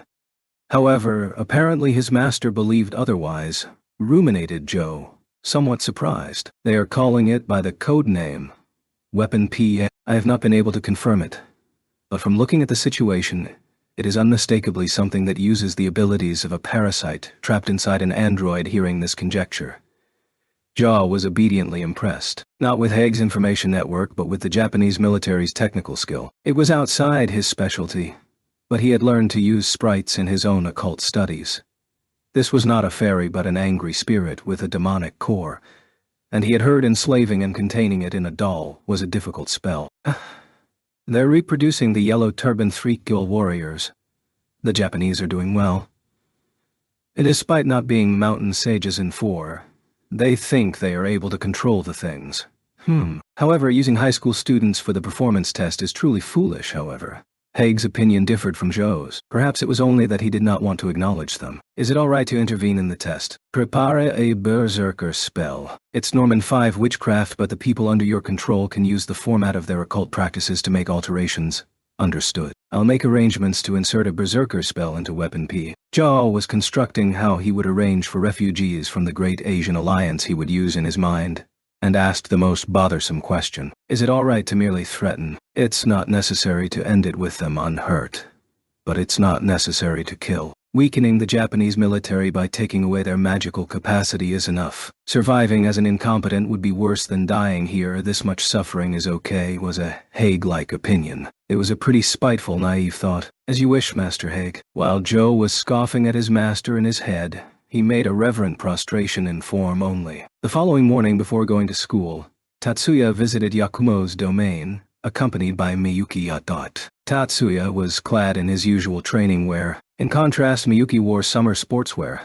A half-sleeve t-shirt, ultraviolet ray repellent on her arms, a sun visor, shorts and tights that provided partial UV protection that decidedly suited her. On the lower parts of her legs, she had inline skates she could take off. On her hips, she wore a pouch filled with her CAD and other small items. The pair looked prepared for morning practice. Actually, yesterday evening, they had told him to suspend practice because they wanted to consult him on something. By the way, just as they passed the main temple, a pack of temple disciples came to attack Tatsuya. From the look on the ambushed Tatsuya's face, he wasn't particularly disturbed by it. He probably expected something like this. In fact, he had come dressed as usual because he had. However, he was undeniably under pressure. Today's consultation wasn't the kind that would come to a quick conclusion. As a result, Tatsuya spent the shortest time possible with Yakumo's students. In other words, he utterly demolished them without holding back. Yakumo was sitting down on the priest's quarters staircase and watching. Miyuki, following behind him, Tatsuya walked to him. "Good morning, master." "Good morning, sensei." Perhaps Miyuki was already aware of her brother's thoughts. Without a complaint about Yakumo's mischief, she bowed gracefully. "Yo, morning." On the other hand, the face of Yakumo, who had pulled the prank, showed not a twinge of guilt. He might have thought of spurring on his pupils as nothing more than a kind of greeting. Well, it's all water under the bridge now. When the time was right, he would use this for a loan. But for now, Tatsuya was stuffing this memory in a corner of his mind, and quickly started to broach the main topic. "Well, shall we talk inside?" However, Yakumo interrupted him either intentionally or by sheer coincidence. Tatsuya looked slightly discouraged as he trailed after Yakumo, who had gotten up off the stairs he had been sitting on and proceeded inside the priest's quarters. After Miyuki followed Tatsuya inside, the door automatically shut. Since there were no traces of scions being moved, it was probably opened and closed by itself, just as it seemed. Perhaps it was human-powered. In short, a student might have closed it from the outside. The windows were all shut, too. For a priest's quarters, it was rather airtight. As the room became pitch black, the candles on one wall were lit. A strong scent wafted out. The candles probably contained scented oil. Neither Tatsuya nor Miyuki were surprised by the candles being lit. It was clear to their eyes to the same degree that Yakumo had used magic to do it. The light of 3 candlesticks wasn't enough to illuminate the whole room, but it provided enough faint light to be useful. To Tatsuya's eyes, the ignition point of the candles left the room a shade darker than it should be. Then he realized the candles weren't for illuminating the room but for filling it with a scent of incense. He felt the cyan light decrease. Is this a kekai? 6. According to what Tatsuya knew, Scion information bodies, spirits, shikigami, etc., are known to hate incense, but apparently not this particular scent. Since it's a private conversation, including the Yotsuba clan, Tatsuya believed there wasn't a magician or a spell that could get inside the grounds without Yakumo being aware of it. However, if the owner thought it necessary, then they should offer assistance since they were in a position to do so. "Miyuki, please." "As you wish." Miyuki immediately surmised what her brother was thinking. She constructed a barrier that completely isolated the electrical and sound waves. "Sorry." Yakumo smiled as he responded, seeming pained. Apparently it was his custom to use this kekai whenever he had a private conversation. Of course, considering the content of the conversation they were about to start, there was no such thing as too many precautions. Tatsuya did not ask Miyuki to cancel the magic and broached the matter. "Master, at this time we are bringing an extremely troublesome matter to you. Please forgive us." As Tatsuya lowered his head, Miyuki made a matching polite bow. They were thanking Yakumo in advance for his help. Speaking first was a preemptive strike to secure his cooperation before Yakumo even heard an outline of the matter. "Kudu has certainly come up with quite a dangerous thing. Therefore, as usual, instead of futile small talk, Yakumo abruptly went to the heart of the matter. It probably doesn't need to be said at this point, but even in ordinary circumstances, steeplechase is a dangerous competition, as expected. Sensei thinks so too." Miyuki's voice trembled slightly as she agreed with him. Like the rumbling of magma beneath the earth, the tone concealed fierce indignation. The type of events held up to now, Mirage Bat, Monolith Code, Battle Board, etc., all had the possibility of the loss of magical abilities due to accidents occurring. However, even in what could be called the best circumstances, the danger of steeplechase cross-country was so high that it can't be compared to Mirage Bat and Monolith Code. To use that dangerous event for the performance test of a new weapon is an idea I doubt the rationality of. Weight was added to this statement by coming from Yakumo's mouth. Even someone who was in the view of ordinary people crazy enough to practice the ancient art of asceticism, by embracing austerity in their day-to-day life, regarded this idea as completely nuts. "Are you aware of everything the Kudu clan has planned regarding this test?" Tatsuya had made the phone call yesterday evening after 8 p.m., which made him feel that even for Yakumo, he was a little too up-to-date regarding this matter. For example, the true nature of the new weapon. "All I know is that they have codenamed it Weapon P. It's unfortunate, but the details are unknown." As expected, Yakumo half agreed with Tatsuya's doubts. His manner was extremely reluctant. "Even you don't know, Sensei?" Miyuki asked in an incredulous tone. Suddenly, being told by Yakumo that there were things that Yakumo could not find out about even if he investigated, was tough to believe. Until Tatsuya became his pupil, Yakumo had not determined the siblings' lineage, but she hadn't been aware of it when they were blind to their own shortcomings. I don't know yet. Yakumo seemed unaware of his unintended irony. Perhaps his mind wasn't considering other people, or his other acquaintances. Kazama-kun probably knows, but the Major is refusing to give information. That is not the correct way to put it. He is under no obligation to share information with me. There was no way to refute the point Yakumo made. Tatsuya was embarrassed by his own rash outburst. He was attached to the defense force as a special officer, but that was nothing more than a convenience. He was not yet an actual soldier, and under the military's regulations, Kazama was at a higher rank than Tatsuya. A higher-ranked officer had no reason to disclose everything to his junior. Besides, Tatsuya was also a person of the Yotsuba. Even though his relatives did not acknowledge him as a member of the Yotsuba, looking objectively, Tatsuya was unmistakably a warrior of the Yotsuba. Kazama was essentially part of the brass of the 101st Brigade, which had the potential to be an antagonistic influence against the 10 master clans, so it would be natural for him to conceal things from someone who, as a subordinate of the Yotsuba, was under the command of the 10 master clans. Anyway, I don't know the details of the test Kudo is holding, so I can't create effective countermeasures. Yakumo made a show of grumbling. However, his eyes emitted a challenging light. That light bragged that he would be able to quickly find out the true nature of Weapon P and the rest of it. So the first thing to do is to investigate. Whatever Yakumo thought, since they essentially knew nothing, they didn't have any time to waste being undecided on how to proceed. You're right. Tatsuya's comment was almost a question, so Yakumo gave his agreement. It's probably necessary to go to Nara, the former Lab 9, a place of Hetu and Pratya 7 for us. Tatsuya knew about the antagonism against Lab 9, and those who bore the number 9 that ran among users of ancient magic. Perhaps that was the reason Yakumo was being unusually solicitous. Watching Yakumo's proactive attitude made Tatsuya consider being slightly contrary. July 5th, the noon break of the third day after the notification from the 9 schools competitions management committee. Tatsuya was looking at the data of the first high students in the student council room. In this time of crisis for the school, contrary to expectations, there was another crisis brewing in the preparations being made under the cover of the 9 schools competition. On weekdays, the covert dealings had been handed off to Yakumo, so Tatsuya could commit his attention to this front. The student council officers, including Tatsuya, plus the head of the club management committee, Hattori, were looking at documents that summarized the results of the practical skills and other material for selecting the athletes for the 9 schools competition. They had acted on the premise that the events wouldn't change this year, but they had to use all the data from the practical skills test to choose athletes for the new events. While Tatsuya was biting into a sandwich, he was going over the data organized into a card format one by one. He was manipulating the keyboard one-handed, probably making up a list of candidates. By the way, the sandwich was one of the ones Pixie had made for everyone. Miyuki, Hanoka, and others would occasionally take a break from manipulating their consoles with their hands to eat in a more polite manner, but Azusa kept the sandwich in her mouth while she tapped the keys. Advice was being silently received from Izumi. I think only changing the participating athletes in Ice Pillars Break, Mirage Bat, and Monolith Code who were taking part in 2 events would be all right.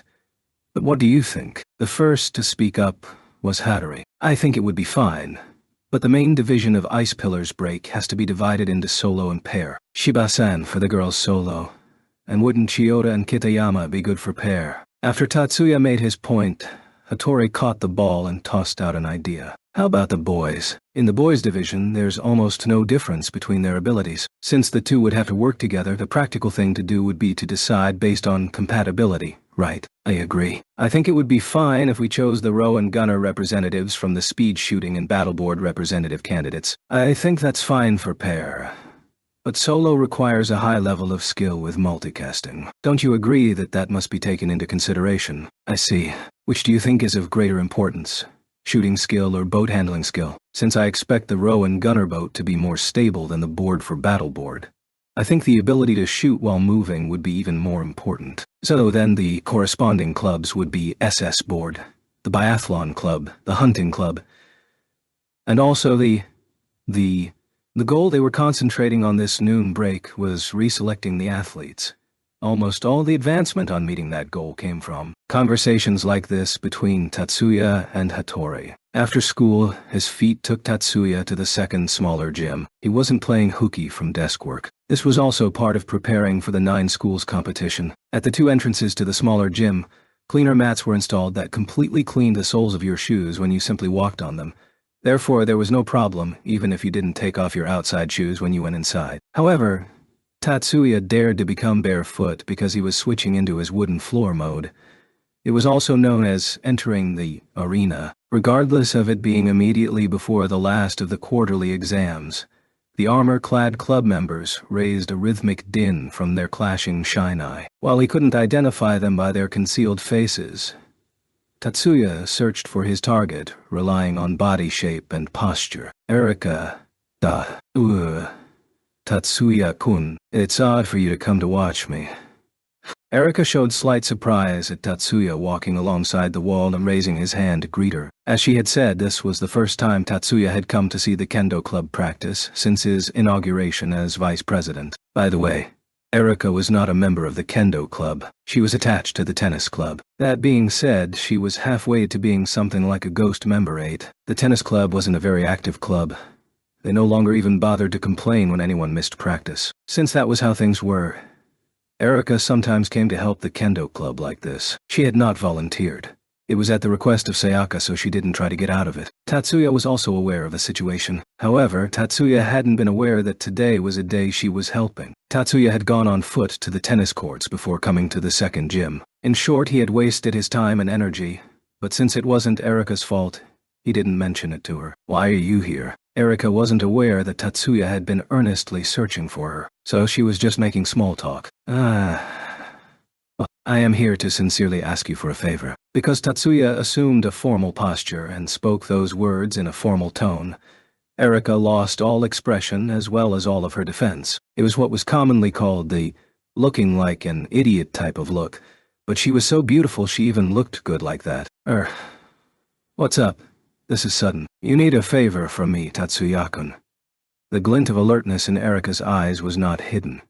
There was no mistaking the fact that she had picked up on part of his true identity. It's more a commission from the student council than a request from me. However, this time Erika was overthinking the student council, understanding that the tension left both of Erika's eyes. Instead, strong doubt was reflected there. She was gripped by the natural question, what do they intend to make me do? Of course, there was no reason to conceal it from her. Tatsuya answered quite readily. It's regarding the 9 schools competition. We wish you to serve as a sparring partner in shield down practice. That interesting event. But are you sure I would be a good sparring partner? Erika acknowledged that her own magic skills were fairly limited. It was natural that she wasn't chosen to be a representative, so she had doubts on her own usefulness even as a sparring partner. Please, we really need you to do it. However, Tatsuya had absolutely no doubts about Erika's suitability for the task. Without thinking, Erika averted her eyes from that direct gaze. It made her feel embarrassed. If you are going to entreat me that much, I will make an attempt. Although she boldly used a high-handed tone to conceal her embarrassment, you have my thanks. Tatsuya's earnest demeanor did not falter to the bitter end. That felt deliberate. Maybe he's mocking me, Erika accused him in her head, although she knew quite well that it was nothing more than a false accusation. Erika changed her clothes and went to the preparation area on the first floor of the small gym as Tatsuya had told her to. Why are you here? There. She unexpectedly saw the face of a certain classmate. The first thing she said was that, if they were alone or perhaps among friends, she probably would have thought nothing of it. However, most of the people seated in the room were upperclassmen that she didn't know. She just couldn't end it with a greeting. Nuts. I just acted without thinking as usual. What do I do now? Erika wasn't the only one looking. The upperclassman appeared puzzled. Lay off. I was called by Tatsuya too. However, the bad atmosphere that had been spreading in the room was dispersed by Leo's answer. Was it that he didn't bother to read the atmosphere, or was it simply that he couldn't read the atmosphere? It wasn't something that could be known without asking him. Erika. Leo. Tatsuya's slightly chiding words were a clear indication that he read the atmosphere. The pair shut their mouths and Tatsuya introduced Erika to the Shield-down representatives. Well then, Shiba-kun, is it alright if I pair up with Saiju-kun to practice? Is it fine if I partner up with Chiba-san when I practice? The first to ask was the boys' solo representative, Sawaki.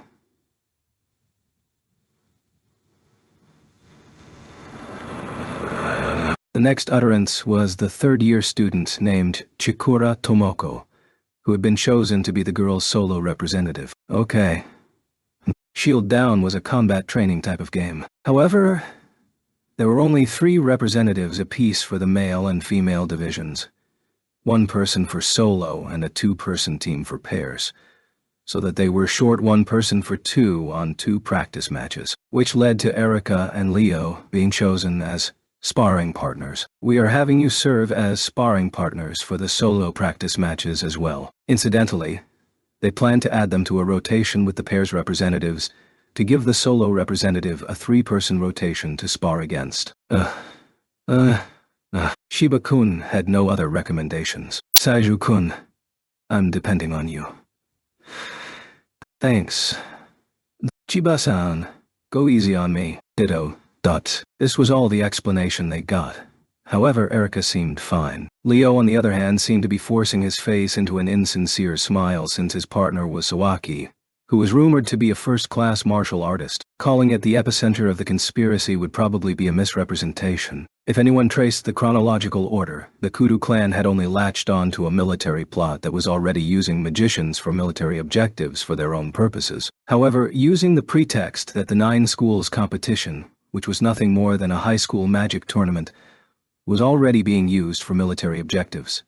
The Kudu clan had foisted a secret weapon test into what had already become dangerous conditions. This level of skullduggery was just something that had to be lived with, probably. Besides, the Kudu clan hadn't really done anything they could feel guilty about. They knew quite well that they were not in a position where they could heap abuse on Kuduretsu for suggesting the use of the 9 schools competition as the site of a performance test for a new weapon. On the contrary, the clan had every reason to energetically work toward ensuring that the parasite doll test didn't fail. Today also, Retsu was at the former Lab 9 commanding his subordinates until the sun started down. If he didn't have this appointment, he probably wouldn't have left the lab until the middle of the night. His dinner meeting was with a politician who was a former soldier who had tremendous influence on the 9 schools competition.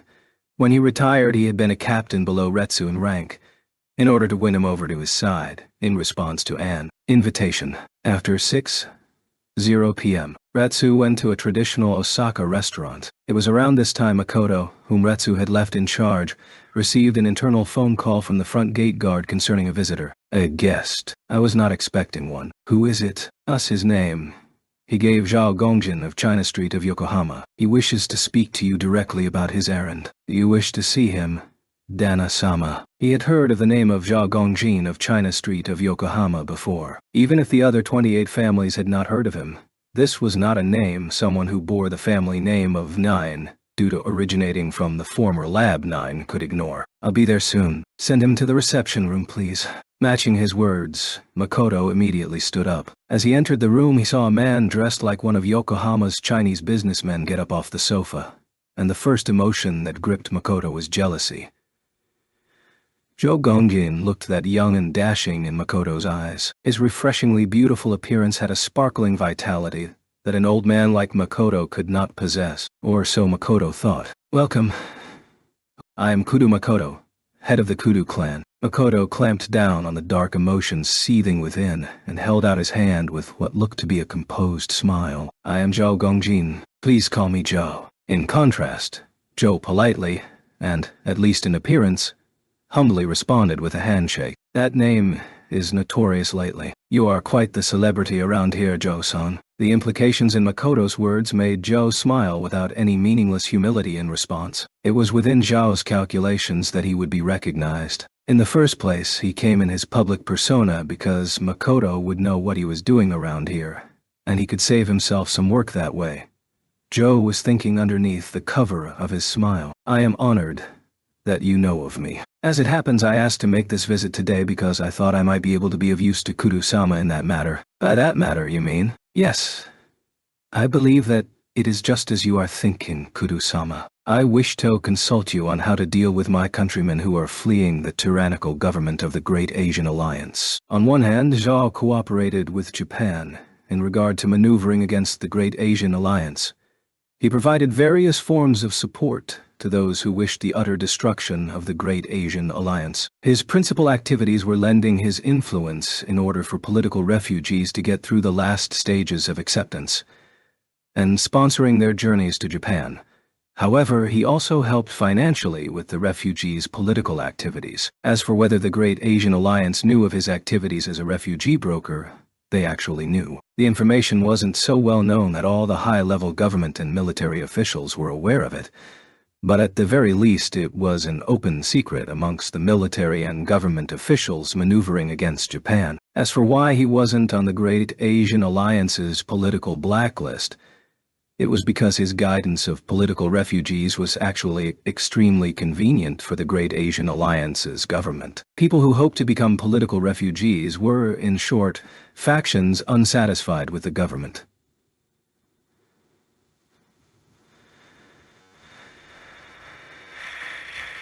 If they emigrated quickly, then the elements of unrest decreased. The Great Asian Alliance did not have a lack of manpower, and because the refugees could not take all of their assets with them when they emigrated, it benefited the national treasury. As for the spread of troubling political actions within the nation that they immigrated to becoming a minus diplomatically, that served as a pretext for economic embargo. However, currently that wasn't a problem for the Great Asian Alliance. Due to the civil war with Dahan, the Great Asian Alliance had established control of the eastern part of the continent, and at this point, the military junta grasped complete control firmly in their hands. Since the rebels were completely estranged from military strength, they couldn't take effective actions against the government, which was something they were well aware of. As for the threat of foreign interference, they would not be able to topple the government without a sufficiently armed group of insurgents. The Great Asian Alliance had not forgotten the violence of the foreign armies in the name of Dahan independence, which, from the Great Asian Alliance's standpoint, was a mere pretext to foment rebellion. Currently, the Great Asian Alliance had no difficulty with foreign relations. They were not politically isolated, and they had the backing they needed in international relations because no nation was their equal as an independent military power, even though they were not economically independent yet. However, in the current state of world affairs, the threat of the Great Asian Alliance was not inciting military cooperation. The four great military powers, USNA, New Soran, Indo-Persia, and the Great Asian Alliance itself were all setting military policy independently. The USNA and Indo-Persia had an alliance, but that was only a superficial relationship. There no longer were strong alliances like there were before the World War. If one of the great military powers tried to expand their territory, the other three would not remain silent. But there was no threat of interference in their internal affairs, because even economically the degree of self-sufficiency in the Great Asian Alliance was high. Being blockaded economically didn't really hurt. However, they were uneasy about their energy supply, just like the other nations, because many of the people who wished to immigrate were wealthy. As long as there were not too many, immigration was a bonus to the government's bottom line. That was the reason for Zhou's activities as an immigration broker. Of course, the Great Asian Alliance's government supported his activities from the shadows. By the way, Japan currently exerted vigorous control over the acceptance of immigrants, political refugees. Japan was not the only one that did so. The framework of the conventions regarding refugees had become outrageously stringent with the repeated worldwide conflicts of the 20th century. However, it was only regulated and not prohibited. It was also a different matter for nations if the person was extremely talented. For example, a capable scientist, a famous entertainer, or a powerful magician. Actually, next week I am expecting to receive 3 occultists from the continent. But there was a slight blunder. I haven't arranged a placement yet. A blunder, Dart. It's an embarrassing story. It seems that they were refused based on the opposition of the initial immigration agents who examined them. I see. Certainly the various kinds of ancient magic can rub people the wrong way. Makoto nonchalantly suggested that the immigration agents didn't like ancient magicians. Of course, he was picking up the bait Joe had dangled in front of him with his explanation. Makoto knew that and blatantly did it anyway. Therefore, as they say, It would be extremely inconvenient in various ways to have them be visitors in my house. In what way? No. It's all right not to say. No, these are not the kind of matters I would hesitate to disclose. The masters that have immigrated this time are all fairly powerful people. If I am not mistaken, the continental government will not take their departure quietly, mainly as a means of keeping face. Makoto gave Zhou a piercing look. That was how he informed Zhou that he was interested in this matter. No. Rather, he was openly responding with interest in Zhou's business matters. By doing so, he was asking Zhou to get down to his main business. I cannot keep it hidden anymore, I guess. I have a favor I want to ask of you, Kudu-sama. Zhou was aware of what that breath just then meant. So, would you welcome these Taoist masters as house guests? As Makoto wished, the conversation proceeded to the end with Zhou's head lowered in a plea. For an instant, Makoto let his lips loosen in satisfaction, but he immediately overrode it with a doubtful expression. However, would that be wise? The various types of traditionalists are allied with each other. This was indeed the reason those who bore the number 9 couldn't ignore Zhou Gongjin. Traditionalist was the name given to the various practitioners of ancient magic, concentrated in Edo, who overcame the differences of their sects to ally with the Magic Association. Even when they did not brandish the title of traditionalist, the title was their pride, or perhaps their hubris. The traditionalists' goal was to defend the individuality of ancient magic from modern magic. It should probably be called holding on to their identity instead. It goes without saying that their mutual antagonism for Lab 9 was a major influence. The wrath of the traditionalists over their betrayal by Lab 9 resulted in the grudge becoming a unifying force, congealing the ancient magicians into an alliance.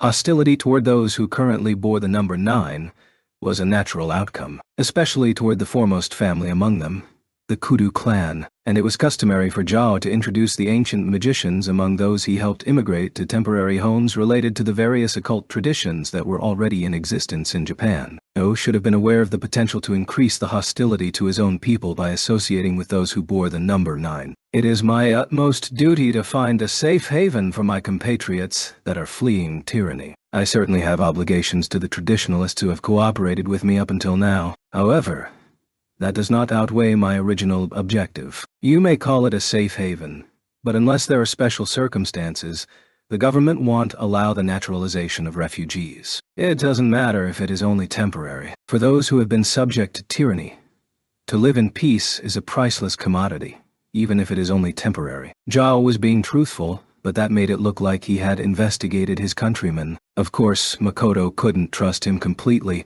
but it didn't matter to Makoto if it was a performance. At least, Makoto decided he could trust that Zhou wasn't teaming up with the traditionalists to trick the Kudu clan. It was enough for him to confirm that this wasn't some tactic by the traditionalists. Understood. Ensuring that magicians can live like humans is the founding principle of our 10 master clans. It is the natural duty of the 10 master clans to extend our hands to magicians who have abandoned their native land because they want freedom. However, this isn't something we can do thoughtlessly.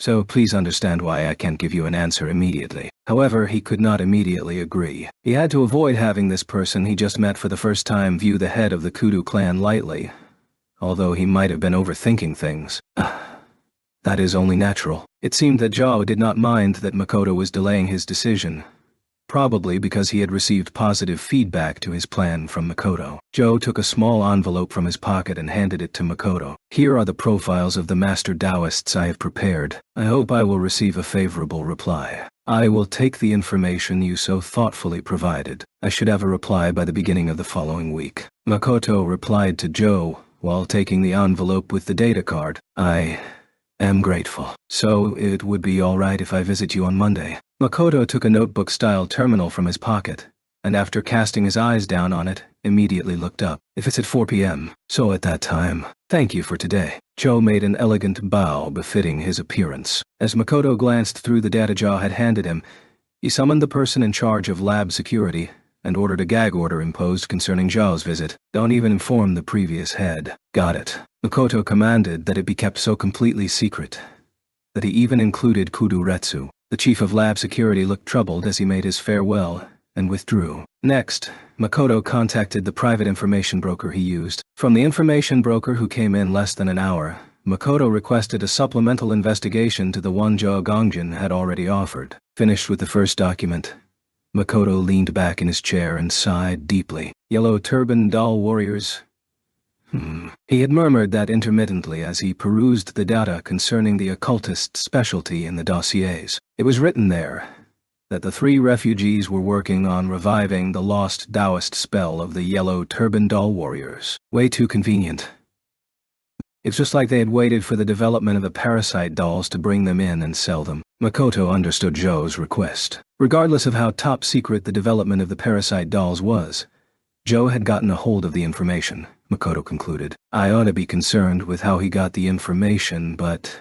However, when it came to the principles of puppets, spells to turn them into warriors, golem magic and the rest, ancient magic was 1 or 2 steps ahead of modern magic in spells that watered modern magic, and spells that manipulated non-mechanical dolls from a distance. The spells the parasite dolls needed weren't those that used magic to manipulate puppets without a will of their own, but ones that controlled the devilishness inside the mechanical dolls. However, these deeply resembled the ancient magic spells that manipulated spiritual beings used as agents in dolls in many respects. Taking all this into consideration, magicians who had researched the lost art of the Yellow Turban Doll Warriors were just the type of people that he wanted to have working on developing the parasite dolls no matter what. What the heck? If they turn out to be snakes, I'll just chop off their heads. It didn't matter if they were malicious types of snakes or informing type of snakes. With that last whisper in his mind, he stopped his inner monologue. Chapter 3. By the end of the week, First High School was finally recovering from the shock given to them by the 9 schools competitions administration. They had already resurrected the athletes to deal with the changes they had received notice of on July 2nd. On Saturday the 7th, practice for the events had commenced again. Quarterly exams started on Tuesday. However, they intended to have the new representatives get in at least 1 practice before then. Especially for the new events Row and Gunner and Shield Down, they decided that in order to get a grip on how to compete in the events, they should try holding mock bouts. They were unable to start on steeplechase cross-country. The overly massive scale of that field meant they hadn't yet finished preparations. The battle board waterway was used as for the Row and Gunner practice. The targets were on loan from the biathlon and hunting clubs. As for Shield Down, they made 1 makeshift ring each in the sports field for both the girls' and boys' practices, which had begun immediately after school. Currently, in the girls' ring, which was really of the same standard dimensions as the boys' ring, at 20 meters in length and width, and 1 meter in height, the female solo representative, Chikura Tomoko, was facing off against Irregular. Aside from its size, the Shield Down ring looked like a boxing ring without the pillars and ropes. However, the floor surface had been made from materials that prevented slippage and tamped down vibrations to the least amount possible. Despite the canvas being barely suitable for running around on, Erica was freely rushing about. What the... so fast. For some time now, Tomoko had been trying to push Erica out of the ring with bias release magic. The normal way to use this magic is to compress the air on one side, then force a high-pressured release of air on the opposite end. However, she had been completely unable to keep track of Erica, who was using personal acceleration magic. Tomoko lost sight of Erica's form as she moved in a zigzag, and in the next instant her shield received a fierce attack. Erica made a practical application of landslide and smashed Tomoko's shield with her own. The technique could be called a shield bash version of landslide. The second they touched, the bash from Erica, who had maximized her own shield's inertia, sent Tomoko flying out of the ring with her shield. Erica jumped down from the ring and reached out to offer her hand to Chikura Tomoko, who had landed on her back and was buried in the cushions laid out outside the ring. At Tatsuya's side, Hattori watched them and sighed. Realizing that Tatsuya had sent him a questioning sidelong glance, Hattori turned to face the boys' ring. There, Sawaki and Leo were crossing swords, or rather shields, with the representative pair, Kirihara and Tomitsuka. The shields used in Shield Down were made of wood. The surface area of the boys' shields was over 0.5 square meters, while the surface area of the girls' shields was over 0.3 square meters. Aside from the handle, the rules prescribed that its form had to have no more than 2 curved surfaces. In short, as long as the surface of the shield's form wasn't wavy or something like that, And both sides didn't fold back or something like that. It could be round, square, or even star-shaped. As a result of the simulations of the athlete representative's attack patterns, First High had adopted a spindle-shaped shield. Kirihara was pointing the tapered end of the shield towards Leo. In the middle of the ring, Leo dropped to his knees to catch and stop Kirihara's thrust. Without even a slight falter, Leo was truly remarkable. But Kirihara, who wasn't thrown off balance in the slightest from the recoil of that total block, was just as amazing. The two's movements ceased. Aiming for that moment, Tamatsuka set up an attack on Leo. Tamatsuka dodged the glaring Sawaki, swiftly going around Kirihara on the right side. The trapped Kirihara was holding the shield one-handed on his right arm. Tamatsuka's shield was longer and he gripped two handles with both hands. With his posture placing the shield in front of him on the right side, it looked like he was about to thrust a spear at Leo. Wa. However, immediately beforehand, Tamatsuka's body was assaulted by a sudden gust of wind. As Tamatsuka went around to Kirihara's right, Sawaki went around to Leo's left. Sawaki, who had his shield attached to his left arm, was thrusting his right fist out at Tamatsuka. Sawaki specialized in creating waves of air pressure with the speed of his fists. Magic widened the surface area without increasing the weight by coating his hand in a thick veil of air, and sent forth jabs of wind using magically accelerated fists. By the rules of Shield Down, hitting anything but the shield with a solid or liquid object attack was absolutely forbidden. But there were no guidelines on gaseous attacks. Tamatsuka's slight body tumbled to the canvas. He barely avoided tumbling out of the ring. However, without the means for a distance attack, Tamatsuka was, in this instant, rendered an invalid. Kirihara was locked shield to shield with Leo, but his left hand could manipulate the CAD worn on his right arm. There was only one move that could abolish the 2-to-1 formation. He had to compile magic to destroy Leo's shield. A sonic blade using his shield as a medium. Kirihara applied a high-frequency magic sequence, and another magic sequence to prevent its own destruction to his shield. The waves were transmitted to Leo's shield where the edges touched. No, Kirihara's shield was half destroyed. Unintentionally, Kirihara cried out in surprise, a reaction that was only natural. The reason the shield broke from the oscillation was that Kirihara's magic sequence, which was to prevent the shield from self-destructing, had lost out to Leo's fortification magic. Leo smashed the edge of Kirihara's now upright shield. Leo's magically fortified shield shattered Kirihara's shield to pieces. This result caused another sigh to escape Hattori's mouth. He shook his head 2 to 3 times and haltingly spoke to Tatsuya. Shiba, wouldn't it be better if we appointed Chiba and Saiju to the team? Actually, they had been put forth as representative candidates before, but Tatsuya had been the one to object to them the most. If there weren't restrictions on the attacks, those two would both be strong candidates, but they wouldn't win under the rules of Shield Down. You said that at selection time, but in actual bouts, this is only because neither Chikura-senpai nor Kirihara-senpai are used to the methods of fighting in Shield Down.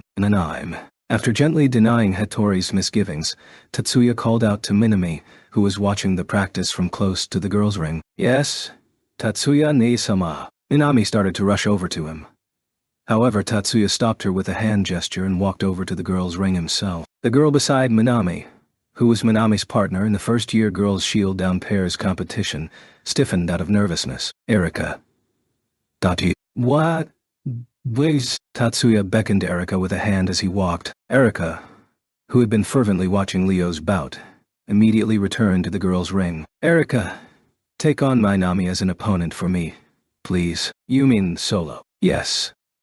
Alright then. After visually inspecting Minami from head to toe, Erika nodded in agreement and ascended to the ring. Minami. While obviously shaken by this unexpected development, Erika continued her ascent as Minami was called to a stop and Tatsuya whispered something to Minami. Watching this, Erika forced her lips to smirk. I'm sorry for keeping you waiting, Chiba-senpai. Please start whenever you are ready. When Minami climbed into the ring, she called out pleasantries and, I wonder what tactical advice he gave you. This is going to be fun, Erika answered with a deadly smile. If both of you are ready. As with the 9 schools competition custom where no referee is present in the arena itself, there would not be one on the canvas for Shield Down. Instead of the electronic beep, Tatsuya blew a whistle. Erika attacked Minami head-on. She wasn't refraining from using a feint, because she took Minami lightly. She just couldn't keep her curiosity over what the plan Minami had received from Tatsuya was under control. As she faced the savagely lunging Erika, Minami quickly and calmly manipulated her CAD. Erika's body instantly halted. Because the inertia affecting her body was neutralized, so was the possibility of further movement according to Erika's own will. Minami had created an all-encompassing wall that Erika's shield had slammed into. There was no recoil, because inertia had been reduced as much as possible. However, that was true for Minami as well. Not being jarred by the impact, Minami switched to her next cast. Erika's body was slightly elevated. She was not floating of her own will. She was stranded on the slightly angled barrier Minami created. Even with inertia cancelled, gravity was still in effect, so it was possible to straddle the barrier. However, there wasn't resistance for her feet to push off from and get loose. Erika hurriedly tried to cut off the neutralization magic, but unfortunately with her skill she could not immediately end the magic. Inertia had been reduced, but uniform velocity still applied. As a result, Erika was moved out of the ring by the advancing Minami's barrier as if she had wings. It couldn't be. Just now. Was that Jumonji-senpai's phalanx? Hattori whispered, his voice full of shock. No, the method used just now is successive movement of a single layered physical barrier. Tatsuya quickly refuted that. The principle works just the same as simple movement magic. For movement magic, the process alters the coordinates of the target, one after another. In this case, the target for coordinate alteration is not a physical object, but rather the coordinates for the deployed barrier. Is it really that simple? Hari's shock didn't wear off. Instead, it deepened slightly. If that could be easily done, then anyone could duplicate the attack aspects of Phalanx Ot. The difference between the degree of difficulty of the process Minami is using and Phalanx is extreme. After all, the attack-type Phalanx is a magic that continually creates multiple barriers against physical objects in constant motion between set parameters, and is unique in its sustainability. There is no need for Minami to build and sustain enough force to crush her target into her sequence. After he answered the question, he left Hattori's side and walked over to where Chikura Tomoko was. There, Erika, who had fallen from the ring, and Minami, who had descended from the ring with an apologetic look on her face, gathered. Man, I got done in bad, but good grief, I didn't think I could be thrown out of the ring so quickly. If your thrusts are that obvious, it's inevitable that you'll be hit with a counterattack. Erika's forte is speed the eye can't follow. In short, her opponent has to use something that does not require visual confirmation. Well reasoned. Tatsuya turned his gaze from Erika, who looked daunted from having the weak point of her secret technique mercilessly pointed out to Tomoko. I believe you have just seen how to deal with adversaries who challenge you to close combat.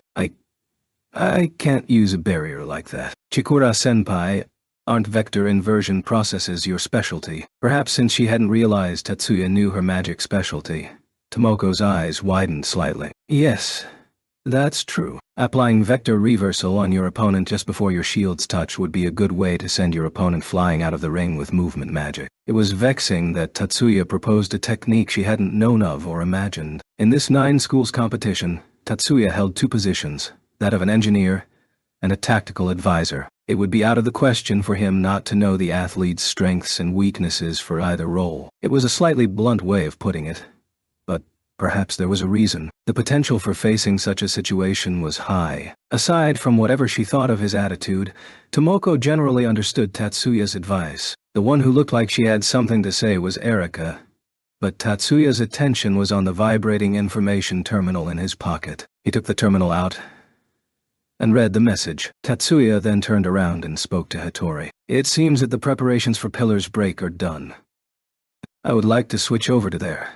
So can I leave this to you? Good work. I'll take it from here. Having anticipated those words, Hattori quickly agreed to it. Just in case, Tatsuya took a look over at the boy's ring. At the side of the third-year engineer entrusted with fine-tuning Sawaki's CAD, Hirakawa Chiaki was listening to Tamatsuka with all her might. Perhaps she might be listening to his impressions of the CAD he would use in competition. Deciding there were no problems, Tatsuya made his bow to Hattori and Chikura, and spoke to Erika and Minami, then went to the practice grounds of Pillar's Break in the training forest. Every year pillars break practice took place in an open-air 50-meter pool deep inside the training forest. It wasn't a pool for swimming. It was for fluid control practice. The normally waterless pool was capped and filled with water, where pillars of ice were created and then erected using magic. And finally, pillars break practice could begin. That was the usual procedure. Up till last year, the business of preparation took a lot of time. This year, however, the preparations finished in 1/4 the usual time. Oni-sama.t. The preparations have been made. Since she was a freshman last year, Miyuki had tactfully refrained from volunteering, but this year she was deeply involved in the operation and had proceeded to show what she could do. Tatsuya was aware that last year she was only doing about half of what she was capable of. But Miyuki's ability was exceeding even Tatsuya's expectations. Actually, it only took about as long as it took to prepare and fill the pool with water. Thank you for your hard work. That was really fast. I'd have Anui-sama waiting after all. Miyuki's remarks were in keeping with her image as a Yamato Nadeshiko. However, the look she was giving Tatsuya was completely at odds with her words and image. Her eyes spoke eloquently. She wanted him to return to her as soon as possible. Her real motive was clear to anyone who looked at her. Kanon and the rest were openly disgusted. I didn't think she would swiftly mold 24 pillars of water and freeze them in one fell swoop. Did Tatsuya-san arrange that fluid control magic? Kanon's grumbling was mixed with sarcasm.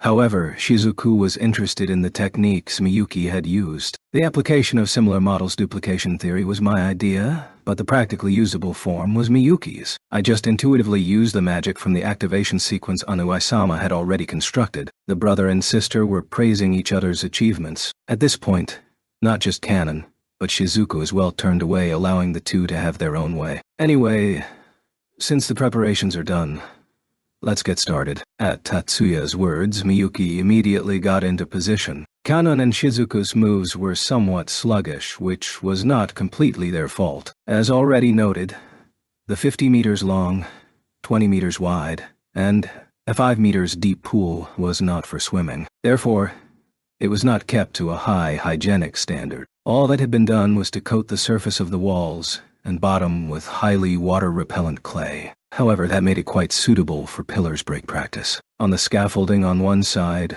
was Miyuki. On the scaffolding on the other side were Kanon and Shizuku. It was a 2-to-1 handicap match, but it could not be said that the pair had a clear-cut advantage. Except in special conditions, magic could not be mixed. If the combination of magic Kanon and Shizuku released did not go well, both their magics would just not activate. Or, rather, if they screwed up, neither of the effects of their magic would appear. This was a problem in the other pair competitions as well, but it was expected to be especially problematic for Ice Pillar's break. Good luck, Shizuku. Honoka was cheering on Shizuku. Because construction on Mirage Bat was delayed, she had come to watch the pillars break practice. At least that was her excuse for being with Tatsuya. Miyuki-senpai, good luck. Izumi rooted for Miyuki competitively, but with slight embarrassment. She was the representative in the newcomer's Ice Pillar's break. So while she probably had some wicked thoughts, she was actually here to learn from observation. Well then, begin. As Tatsuya's words continued, the conveniently installed light that was red switched to yellow. When it switched to green, magic exploded into the pool. Kanon, who was sitting on a folding chair, was frowning with a faraway look in her eyes. Miyuki and Shizuku were standing, looking at each other as if they were bewildered about what to do about it. They had continued the mock combat for 5 rounds with Miyuki doing almost all the ice pillar replacement. In short, regardless of how much excess power she used, Miyuki had won all 5 rounds. Even someone other than Kanon would be sullen at this result. Chiyoda-senpai on attack, Shizuku on defense. I don't think this strategy is fundamentally unsound. And making no attempt to soothe Kanon's sullenness, Tatsuya spoke to her with no hesitation. Are you saying we didn't fail due to the magic? So, what are we doing wrong? It's not that you are doing anything wrong. You've had too little practice in coordinating with each other. Since today is the first day, it's only natural. In what way was it bad? In the area where your magic was active, Senpai and Shizuku's fortification area overlapped a little. Hearing Tatsuya's explanation, Shizuku bowed her head in front of Kanon. I'm sorry, Senpai. It was my mistake. That's right. In order to oppose the area Miyuki's magic affected, you probably widened the target of your fortification to encompass our whole area. But as expected, Fortification magic is meant to be used not on areas, but individual information bodies. Besides, in pillars break. As long as at least one pillar remains, you haven't lost, so you should have considered narrowing the number of your targets. Yes. Understood. Ani-sama, do you have any advice for me? With a smile, Miyuki interposed herself in front of Shizuku, whose face as she gazed up at Tatsuya looked like a puppy waiting to be petted. When you lose, Miyuki, I'll give you advice. And if it's because you weren't trying, I'll scold you. Scold. I wouldn't deliberately lose. It would be an insult to Senpai and Shizuku. Miyuki replied to Tatsuya's words in an angry tone, but she was a little red around her averted eyes. Kanon watched with a flabbergasted look. She was actually unhappy that the engineer in charge of practice was Tatsuya, not Isori. So she wanted to find fault with Tatsuya's work. However, seeing the attachment Miyuki and Shizuku had for Tatsuya with her own eyes, in her heart, Kanon smiled wryly and said, I guess I'll put up with it until the actual match to herself. July 7th. Saturday night. With the length of the days in this season, the time could still be called early evening. Despite that, the Segusa clan's main house had fallen silent. The eldest son of the master, Koichi, had already married and currently resided in a condo in the city's heart with his wife. The second son was always staying overnight at the former Lab 7 or one of the other magic research facilities established by the Segusa family. Thus, that had practically become his home. The eldest two were the children of Koichi's deceased first wife, and were in the habit of avoiding their younger sisters, the children of the second wife. By no means were they on bad terms, but there was probably some antipathy for them somewhere in their hearts. As for Koichi's daughters, Mayumi, the eldest, was again at a party today, and hadn't returned. This evening's ball wasn't part of the numbers social scene, but a star festival party sponsored by the university. However, she probably would return sometime close to midnight as usual. Kasumi and Izumi had bathed earlier and retired to their own rooms, because the pair had quickly spat out, "They're exhausted today, they might already be asleep." Although, like his youngest daughters, Koichi was exhausted, he could not rest. In the study, the underling who the working Koichi was waiting for asked permission to visit. Enter. A knock provoked authorization to enter the room. The knocker was Nakura, his trusted retainer for the present. What did Joe Gongjin have to say? In his prologue, Nakura constrained himself to brevity when giving the requested information. Of course, Nakura was not merely economizing on the effort of speaking. He was offering an emotionless reply. A refugee from the Great Asian Alliance has received a commission from the present head of the Kudu clan.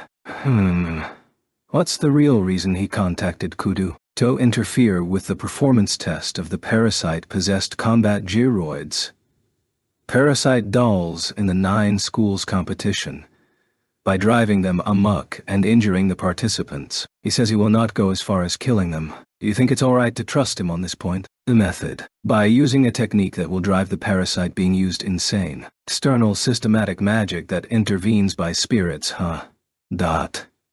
Koichi murmured, seeming deeply interested. However, he apparently immediately lost interest and turned his body to the desk.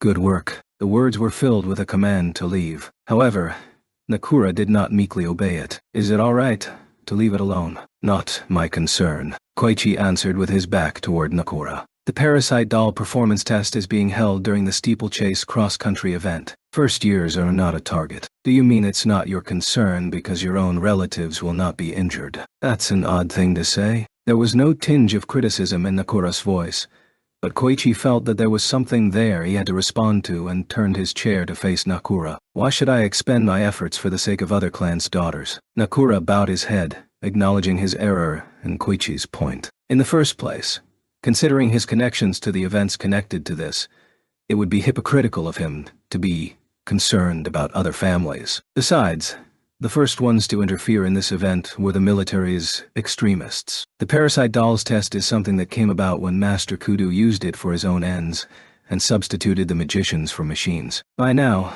1 or 2 more stratagems have probably been piled on. Due to the ringleader being part of a group he was close to, Koichi was very familiar with the particulars that led to the extreme changes in the rules and events of the 9 schools competition. At the start, the military's anti-Great Asian Alliance extremists laid the foundation. They vehemently opposed a peace treaty made with the Great Asian Alliance in November of last year. They advocated that we must take advantage of the opportunity given by the loss of a third of the Great Asian Alliance's total fleet and attack to rid ourselves of the long-standing threat. In short, they wanted to start a war. Before the Yokohama incident, this was a minority opinion within the military.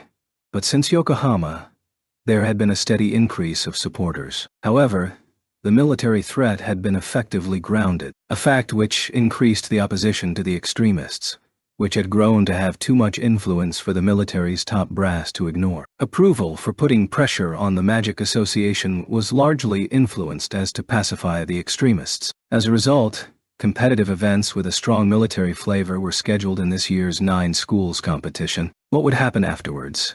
Koichi could only conjecture. But Kudo Retsu hadn't blocked the flow of events since then, only twisted it. Retsu had, under the pretext of testing a magic weapon, attracted the interest of the extremists, to show them a scene where magicians were beaten by parasite dolls, that rather than making weapons out of magicians, he would make them think. Advancing development of the parasite dolls initially created as a weapon would provide greater military gains. There was no proof. It was nothing more than conjecture inferred from the situation. However, no matter how much Koichi considered it, it was rather fitting that Kudo Retsu would prefer this over the development of magicians as weapons. Nakura, there is no reason to brood over this. Even if Makoto Dano falls into the trap, Sensei will make things work. His attitude showed how Koichi trusted his former teacher. July 8, Sunday. Tatsuya had visited FLT's 3rd Division research facility in spite of it being a day off. Would be a suitable expression to use in this case. Or perhaps it was more adequate to say he had done so because he was off from school. The only unusual point was that Tatsuya was alone. Because quarterly exams were from Tuesday on, Miyuki was studying Athome. Wearing herself out by practicing her skills would be meaningless, but reviewing her notes would be effective. As usual, the lab was brimming with researchers not knowing any difference between the weekdays and holidays. They were all busy working. The 3rd Division was currently approaching the final stage of developing a new product, completely thought-controlled CAD. The completed device would bring about a technological breakthrough by providing device-assisted magical invocations. Half a year earlier, Rosen Magicraft had put together the world's first completely thought-controlled model.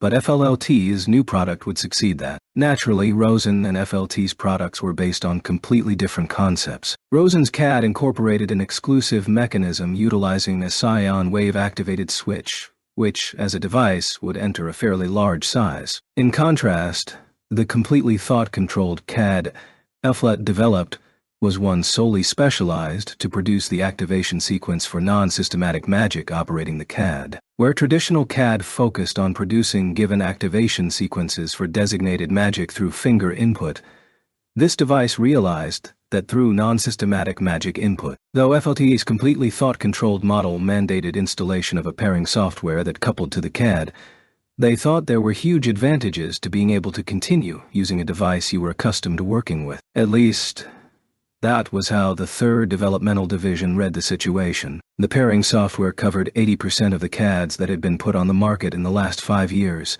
regardless of whether they were general-purpose or specialized models. Because it could be manipulated by scion waves alone, this new product was expected to triumph over the issue of brand designs and generate large demand as a supplementary product. Today was the day it underwent the final test to become a finished product. If no problems were discovered, then they would begin arrangements to launch the commercial model. By the time Tatsuya showed his face in the monitor room, the test had already started. Good morning. Am I a little late? Good morning, young master. No. You are right on time. We couldn't bear to wait until your arrival, so we started early. Ushiyama lowered his head with an apologetic look on his face, but his eyes were happily smiling. He wasn't sneering at Tatsuya as he smiled. The smile was that of a craftsman when he built a piece he was proud of. Is that so? Then I don't particularly mind, but... His eyes went to the monitor on the surface of the wall, and Tatsuya made a smile similar to Ushiyama's. It looks like it's going well. The large monitor was displaying the ongoing results of the 22 testers simultaneously going through the test. They were going through the 8 major types of magic in the 4 great systems one by one, and swapping the CADs each time. Up till now, everything has gone well. The time loss is also below our assumed estimates. The testers were only using rudimentary magic. This was a commonplace scene when testing a new model of CAD. However, there were 2 points where it differed from the familiar. The first was that the CAD switches were not being touched by the hands, and the other one was that a small metal-shaped device was dangling on a thin chain from the necks of the testers. This 3 centimeter diameter, 6 millimeter thick object with an artificial silver finish was a round disc. This was the completely thought-controlled CAD. Reflected on the monitor, providing a visualization of psion light activity, was the status of their metal-shaped CADs as they took in psions and generated an activation sequence. Tatsuya watched one of the testers being displayed on the monitor through his power to observe both the information body and the activation sequence produced from the medallion on the chest as the tester's psions changed to manipulate the magic sequence.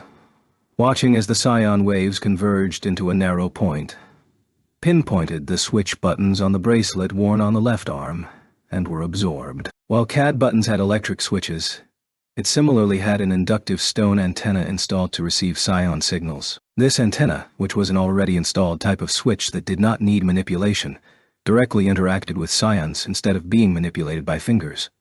However, users who were unfamiliar with psion manipulation unfortunately often activated the wrong activation sequence, and the probability that the CAD would itself recognize the mistake was small. This completely thought-controlled CAD had been developed to allow even magicians not well-versed in psion manipulation to accurately designate the activation sequence, and also get rid of the former CAD misrecognitions.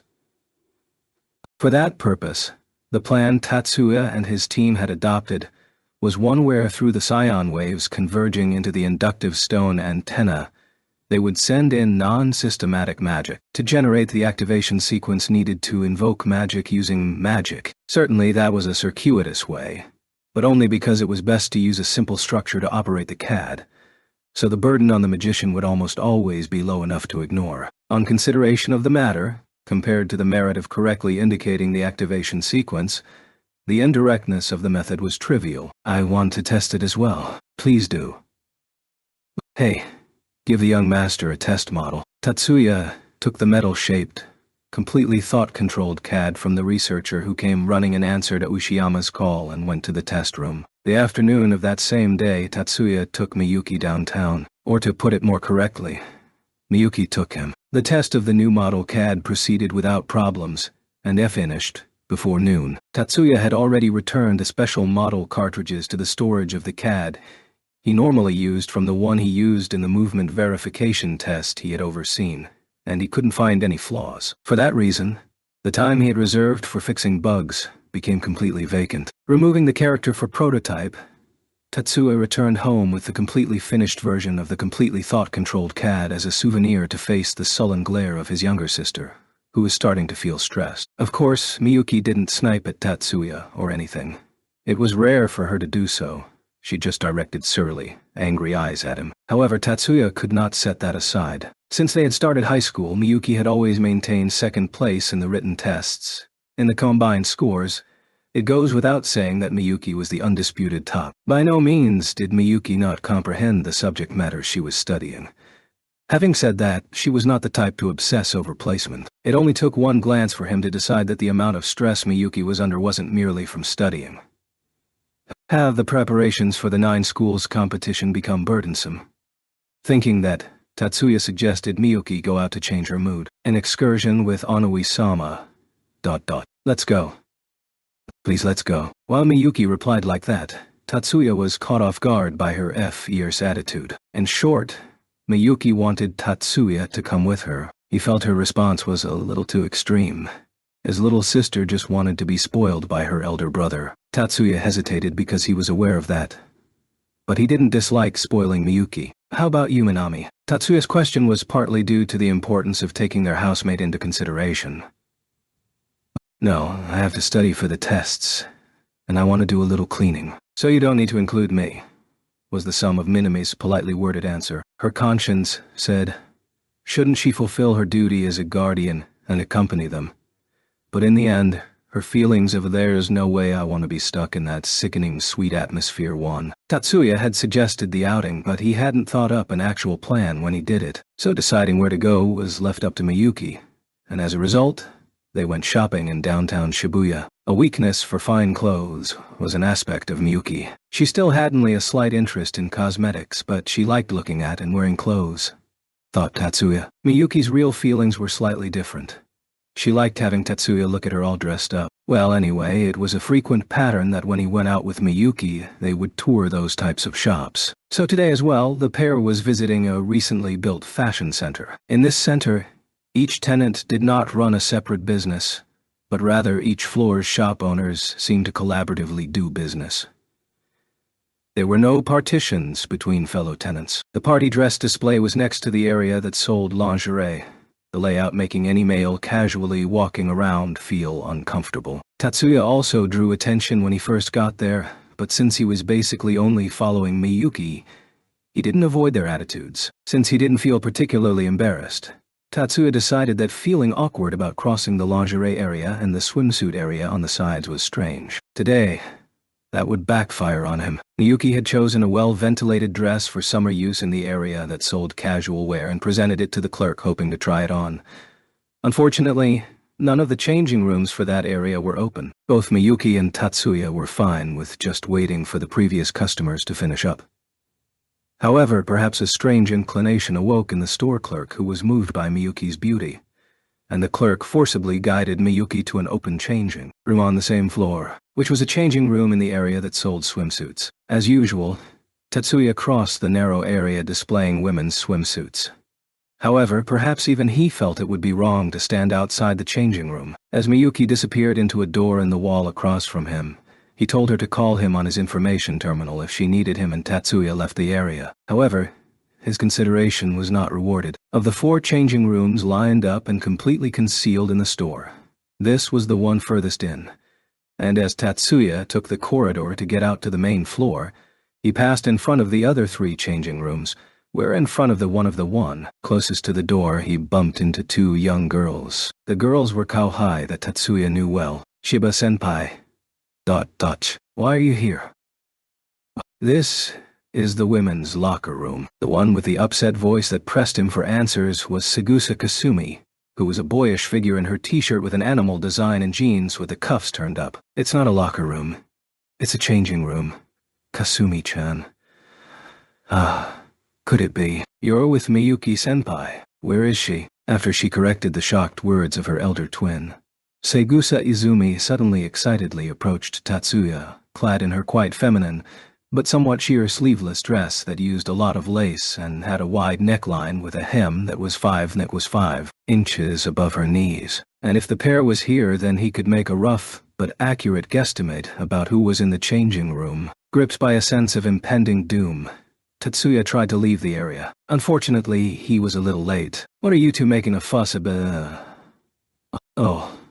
The high but not quite complete airtightness of the changing room was to blame. Even though Mayumi could hear the noisiness of her younger sisters, she couldn't catch what they were saying, and thus opened the door to scold them. He knew his back was being glared at. If he made a run for it here, everyone would conclude he was a peeping Tom. Rather than resigning himself to being accused of a crime he had no memory of committing, Tatsuya reluctantly faced the momentary awkwardness. Tatsuya had rapidly calculated that in his head, and forced himself to calmly turn around. After all, there was no way she was coming out naked. The worst-case scenario was that Mayumi would be wearing underwear. The cloth that Mayumi, who was standing stock still wide-eyed in front of Tatsuya, was wearing only covered a little bit of her body. The area around her breasts above and her hips, bottom and crotch area below. It was a white bikini. Her chest had an abundance that did not match her small body, and there was a clearly defined cleavage between those 2 mounds. Her hips were lush to an unexpected degree, and with her narrow waist formed mesmerizing curves. Her exposed thighs looked smooth as marble but somehow gave off an impression of softness. Hats. Please calm down, Segusa-senpai. He thrust both palms out at Mayumi, who was beginning to tremble out of fear, and repeatedly made small, soothing gestures. In short, his body language matched the words he spoke. Surprisingly, Tatsuya's appeals bore fruit. Mayumi gradually backed away from Tatsuya, returned to the inside of the changing room and, with a slight click, shut the door. Kaya. Dr. Sure. What he could hear from inside the changing room was unmistakably Mayumi's scream. Once again, Tatsuya plotted his escape. I thought there had been some kind of incident. I made a fuss. All it took was Miyuki's honest impression to make Mayumi convey an apology with her body hunched down. No, it is not your fault, senpai. Rather, it is I who should apologize. They were in a coffee shop doing business in the fashion center. Tatsuya, Miyuki, Mayumi, Kasumi and Izumi surrounded the table. It's because I had Onui-sama accompany me to a place like that. Senpai Onui-sama, I am so sorry. Miyuki had invited the other four to this shop. She had asked Mayumi because she wished to properly discuss the previous turmoil. Kasumi and Izumi, on the other hand, had been summoned as witnesses by Tatsuya. No, it's not your fault, Miyuki-san. It's not. It wasn't like I was seen naked. Being embarrassed about the swimsuit is a little strange. I am sorry, Tatsuya-kun. I screamed a little while ago, just out of surprise. Because she was older, or perhaps because she was aware that she was older, Mayumi determinedly conducted herself like an adult. However, at the same time, it was clearly evident to everyone but herself that her remarks were actually aimed to herself. If you looked at her stained red cheeks and the way her fickle gaze whirled all over the place, you would completely understand that even now, she was still distressed. Tatsuya didn't say anything. If he denied Miyuki's words, he would unfortunately look like he was covering for her, and all apologizing to Mayumi would do was stir up her mortification. No, I think it is understandable. It took all his strength for Tatsuya to make that answer. However, that left one of the girls there dissatisfied. Kasumi was secretly... Actually, she couldn't hide it. Indignant over Tatsuya, embarrassing Mayumi. If Kasumi's thoughts were put into words, then it would be something like, all because he wanted to take a look at Wani-chan in an embarrassing position when she least suspected it. Ooh, she had enough reason left not to call him a damned peeper. But any way you looked at it, she was unreasonably angry at Tatsuya. Happily for Tatsuya, Izumi probably didn't share the same rage as Kasumi. Miyuki-senpai, do you have plans for what you are going to do later? At this time, Izumi's mind was completely full of Miyuki. I intend to look at Western-style clothing for a little while, then return home. Since the tests are next week, so, can I join you? All pretense of rational thought had flown out of Izumi, and she coaxed Miyuki to let her join them. With what is called artlessness, she stared at Miyuki with a lust-tinged gaze. With great difficulty, Miyuki maintained her smile in the face of the proposal of Izumi, who was true to her own desires. If Onwani-sama says he doesn't mind, Izumi-chan, it is wrong to interfere with another family. Miyuki's reply was neither a yes or a no, but Mayumi's words clearly censured Izumi. By nature, Izumi was quick on the uptake. Being gently scolded by her eldest sister quickly returned her to a rational state. You're right. Forgive my rudeness, Miyuki-senpai. If things had ended here, the Shiba siblings and the Segusa sisters would have probably parted amicably. However, Kasumi was a little bit more upfront about her feelings than Izumi. Right, Izumi. It's wrong to interfere with Shiba-senpai and Shiba-senpai's datey. For some reason, the one who rapidly responded was Mayumi. Kazumi, we're not on a date or anything like that. Tatsuya's voice was too calm to sound like an embarrassed denial. As usual, this suitably expressionless response violently rubbed Kasumi the wrong way. There's nothing on earth that can convince me that a high school boy and a high school girl shopping together alone is not a date. Mayumi timidly peered at Miyuki's countenance. For some reason, Miyuki was bearing it all with a broad smile. I don't think that's true when the high school boy and the high school girl are brother and sister. I think it's altogether useless for siblings to date. Kasumi-chan, you are being incredibly rude. Izumi broke in from her side, speaking in a sharp tone of voice. It was obvious to her that if she didn't lend her a hand, Kasumi was going to go past what is called point of no return. Even Kasumi herself understood that she was about to plunge into a bottomless pit of quicksand. However, for some reason, whenever she dealt with Tatsuya, the most trifling thing would set her off. It was unusual for one of a basically summary disposition like Kasumi. Even she herself felt it was strange. However, It wasn't like that realization would win a race against Kasumi's mouth. Excellent magicians have a duty to leave an heir. Or are you going to partner with your sister? Shiba-senpai. Kasumi. However, Kasumi's rampaging tongue was halted by Tatsuya's not very loud voice. That being said, isn't it also useless to spend your day off with your sisters? In the blink of an eye, Kasumi's face stiffened and became increasingly red. To her regret, Tatsuya coolly looked back at the Kauhai who was glaring at him. Senpai, we will take our leave of you here. And immediately after breaking eye contact, he made a bow toward Mayumi as he stood up. I should. Seeing the bill grasped in Tatsuya's hand, Mayumi abruptly started to rise. No, since you have had to endure the childish antics of your kuhai, this is a recompense. However, there was almost no resistance, and Tatsuya went to the register. Miyuki stood up, bowed to Mayumi, and went after Tatsuya. At the table, Kasumi's sisters were gazing at her face that looked about to cry and pursed lips with worry and remained with her. After leaving the shop, Miyuki walked a little while, then turned around. Naturally, the Segusa sisters went following them. With a slightly relieved look, Miyuki spoke to her brother. Ane-sama.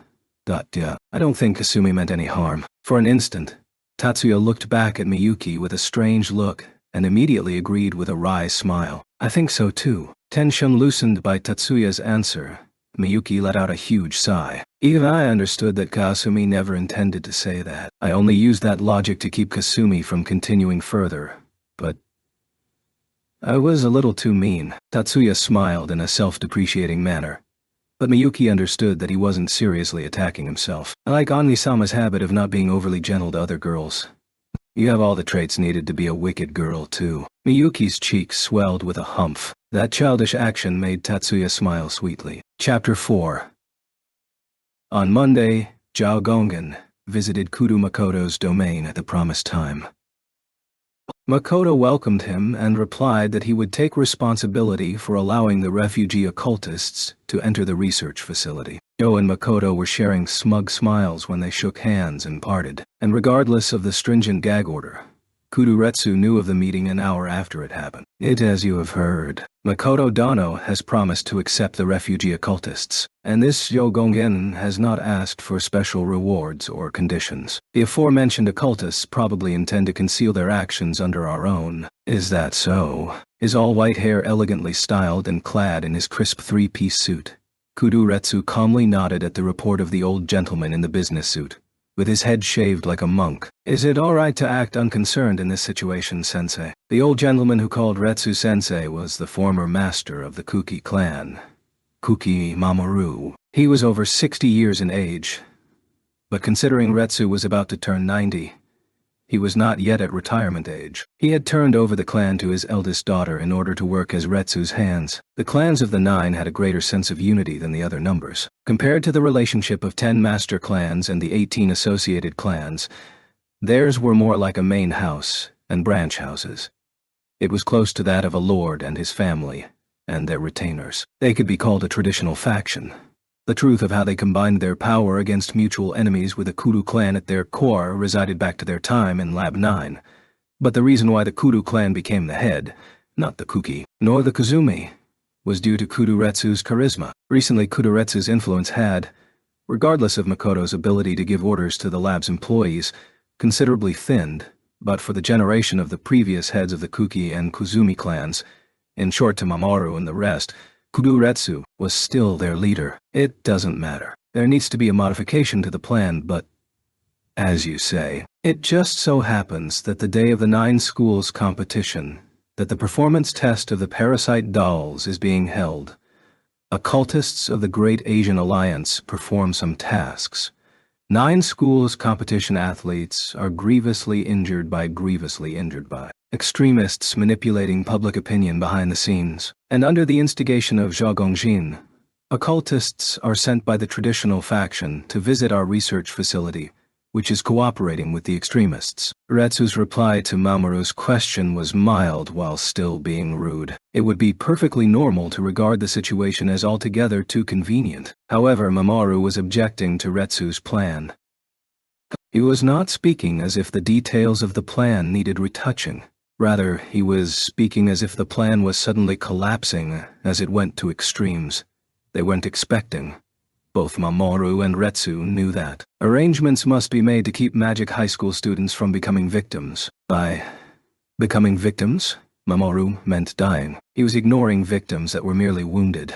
Don't do anything. The parasite dolls already have a limiter preventing them from attacking non-military personnel installed. We intended to have them in guerrilla war mode in the current test, but in ordinary battle mode, they will not attack high school students in civilian clothing. Since it was already understood, Retsu did not assure him that they would not be wounded. The limiter wasn't influenced by the occultists. Mamoru's concern was a natural one. However, Retsu's confidence did not waver. From the beginning, it has been impossible for the parasite dolls to get out of control. Both the parasite and the gynoid are tied together by a loyalty spell. The limiter is part of the loyalty spell that has essentially the same effects as the ancient Celtic magic, IAEs. The restraints of the loyalty spell are a condition for the provisioning the scions needed to allow the parasite to work with the gynoid. If the limiter is released, then the scions are all emitted at once, and the parasite falls into a coma-like state. The gynoid's chassis becomes a sealing device for the parasite. The defining principle of the loyalty spell is that a price is paid for infractions of the rules. You mean even if we are concerned about what Zhao Gongjin's stratagems are, they are fruitless from the start. That's right. Retsu and Makoto shared a quiet laugh. However, then there's no one for the parasite dolls to use violence on. Mamoru asked his question in the tone of one exchanging quips. However, Retsu answered it in a very somber voice. Soldiers not identified as allies. In short, if the person is armed, he becomes a target for the parasite dolls to attack. I think Kazama-kun's minions will deign to become our opponents. Retsu's targets were not limited to the extremists or the traditional faction. This was to put an end to the forces that opposed him. Realizing that, Makoto involuntarily straightened his posture. Will Kazama really come to take them on? Besides, will Seki remain silent? He will take them on. At the very least, one person within his command will take them on. Whatever thoughts were drifting in the back of his mind at this time, Retsu's face continued to be free of emotion. If he knows that the 9 schools competition is a target, then Mia's son will surely move. Even if he thinks he'll end up being played for a fool, he will have no choice but to intervene. Mia Dono of the Yotsuba. Someone like that is under Kazama's command. Retsu did not answer the question that Makoto asked in a thin voice. If he moves, then Kazama-kun will have to act as well. If nothing else, he will give his tacit consent. Since neither Kazuma-kun nor Saeki can stop him, Retsu released a small sigh. 2/3 of July had passed, and Tatsuya was finally able to act. In addition to the quarterly exams, he had had to deal with the work piled on him due to the changes in the 9 schools competition. The athletes had gained a lot of experience at the new events, row and gunner and shield down. In this week's bouts, the athletes had won more often than they had lost to their practice partners. The only remaining worry was steeplechase cross-country, but other than having them get used to running through the unlandscaped parts of the training forest, there was not a lot that could be done. Since they did not know what any of the obstacles being prepared were, they were not able to come up with clear solutions, and so he managed to wriggle out some time on the night of Monday, July 21st. Tatsuya was about to plunge into the investigation of the former Lab 9 that Yakumo had planned. Right now, Tatsuya was relaxing in a private room in a linear train headed to Nara. This was not a bus or a cabinet stowed on a trailer for long-distance travel. This was a traditional train for carrying a large number of people at the same time. This type of train remained in service because it prioritized comfort over the convenience of not transferring.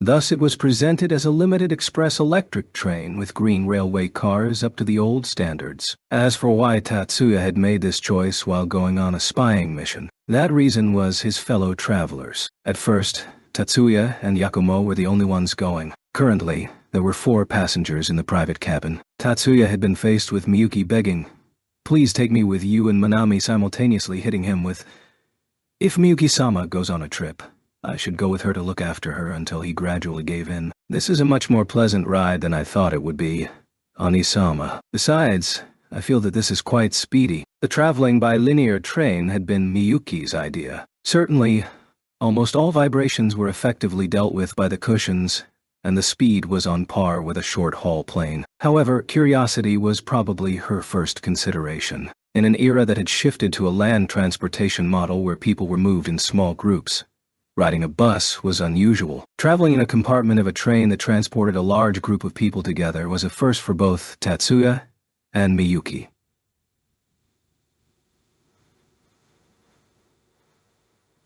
Why, if even Tatsuya felt this was a little different, then Miyuki's excitement was inevitable. On close inspection, Minami seemed a little buoyant as well. Yakumo had arranged for this train. He had intended to get a high-speed station wagon driven by a former pupil. However, when he learned that Miyuki was coming with them, he had changed his plans. One of the cars would unfortunately check into the hotel late, but this was primarily a safety measure. There was almost no possibility that the former Lab 9 and the numbers of 9 knew of their movements. Therefore, they didn't believe that they would receive any interference, but had considered the extremely unlikely possibility of a traffic accident occurring just in case, like the one that had taken place en route to the 9 schools competition. In regard to the linear train on that issue, as long as their adversaries were unwilling to commit an indiscriminate act of terror, an attack that looked like an accident was an impossibility. There was a possibility of an assassin traveling with them, mingling in with the other passengers, but with this group an assassin was easier to deal with than an accident. Naturally, they understood that the possibility of actually being attacked was nearly equal to 0. In the end, the possibility that their true goal of wanting to make Miyuki and Minami happy was high. Tatsuya's party got off at Nara Station together and separated into 2 groups. It has been mentioned before, but Yakumo boarded a cab and it headed in the direction of Kyoto, intending to move separately. Tatsuya and the others who saw him off at the station first went to the hotel to check in. They quickly changed clothes after unpacking their luggage. Tatsuya changed from his traveling suit to a long-sleeved shirt tucked in at the waist. The material it was made from was advanced, but even so, this was a rather hot outfit for the middle of summer.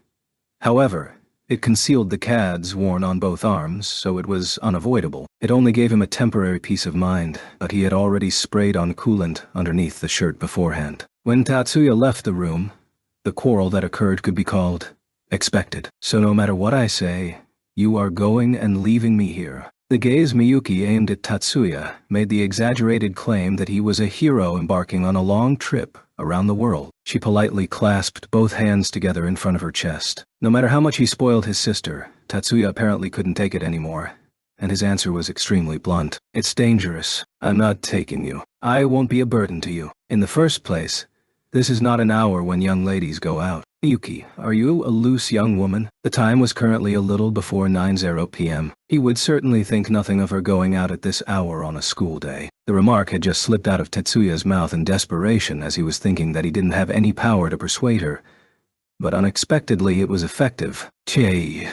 Understood. I will obey Oniyazama's order. Miyuki looked as if she had received a shock, and she nodded with her head bent down in shame. Where on earth could she have possibly picked up these acting skills? Tatsuya secretly thought, as he tilted his head. Minami, look after Miyuki. However, he didn't have any time to waste. Tonight was the only time he could use. After asking Minami to look after Miyuki, he was actually ordering her to guard Miyuki. He opened the door. As you wish. Even without looking, he was aware of Minami's polite bow. She couldn't conceal the happiness over being able to fulfill her duty that spilled out of her voice. Tatsuya left the area before his head started hurting. Tatsuya left the hotel behind him on the rental bike he had arranged for beforehand in Tokyo, and headed toward the former Lab 9. Even so, he could not go inside. He didn't have a reason or pretext for doing so.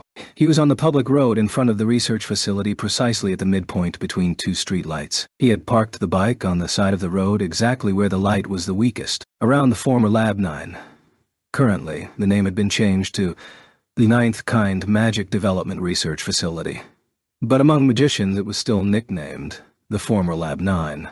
For some reason, there were only the scattered detached houses of Thithay, people living there.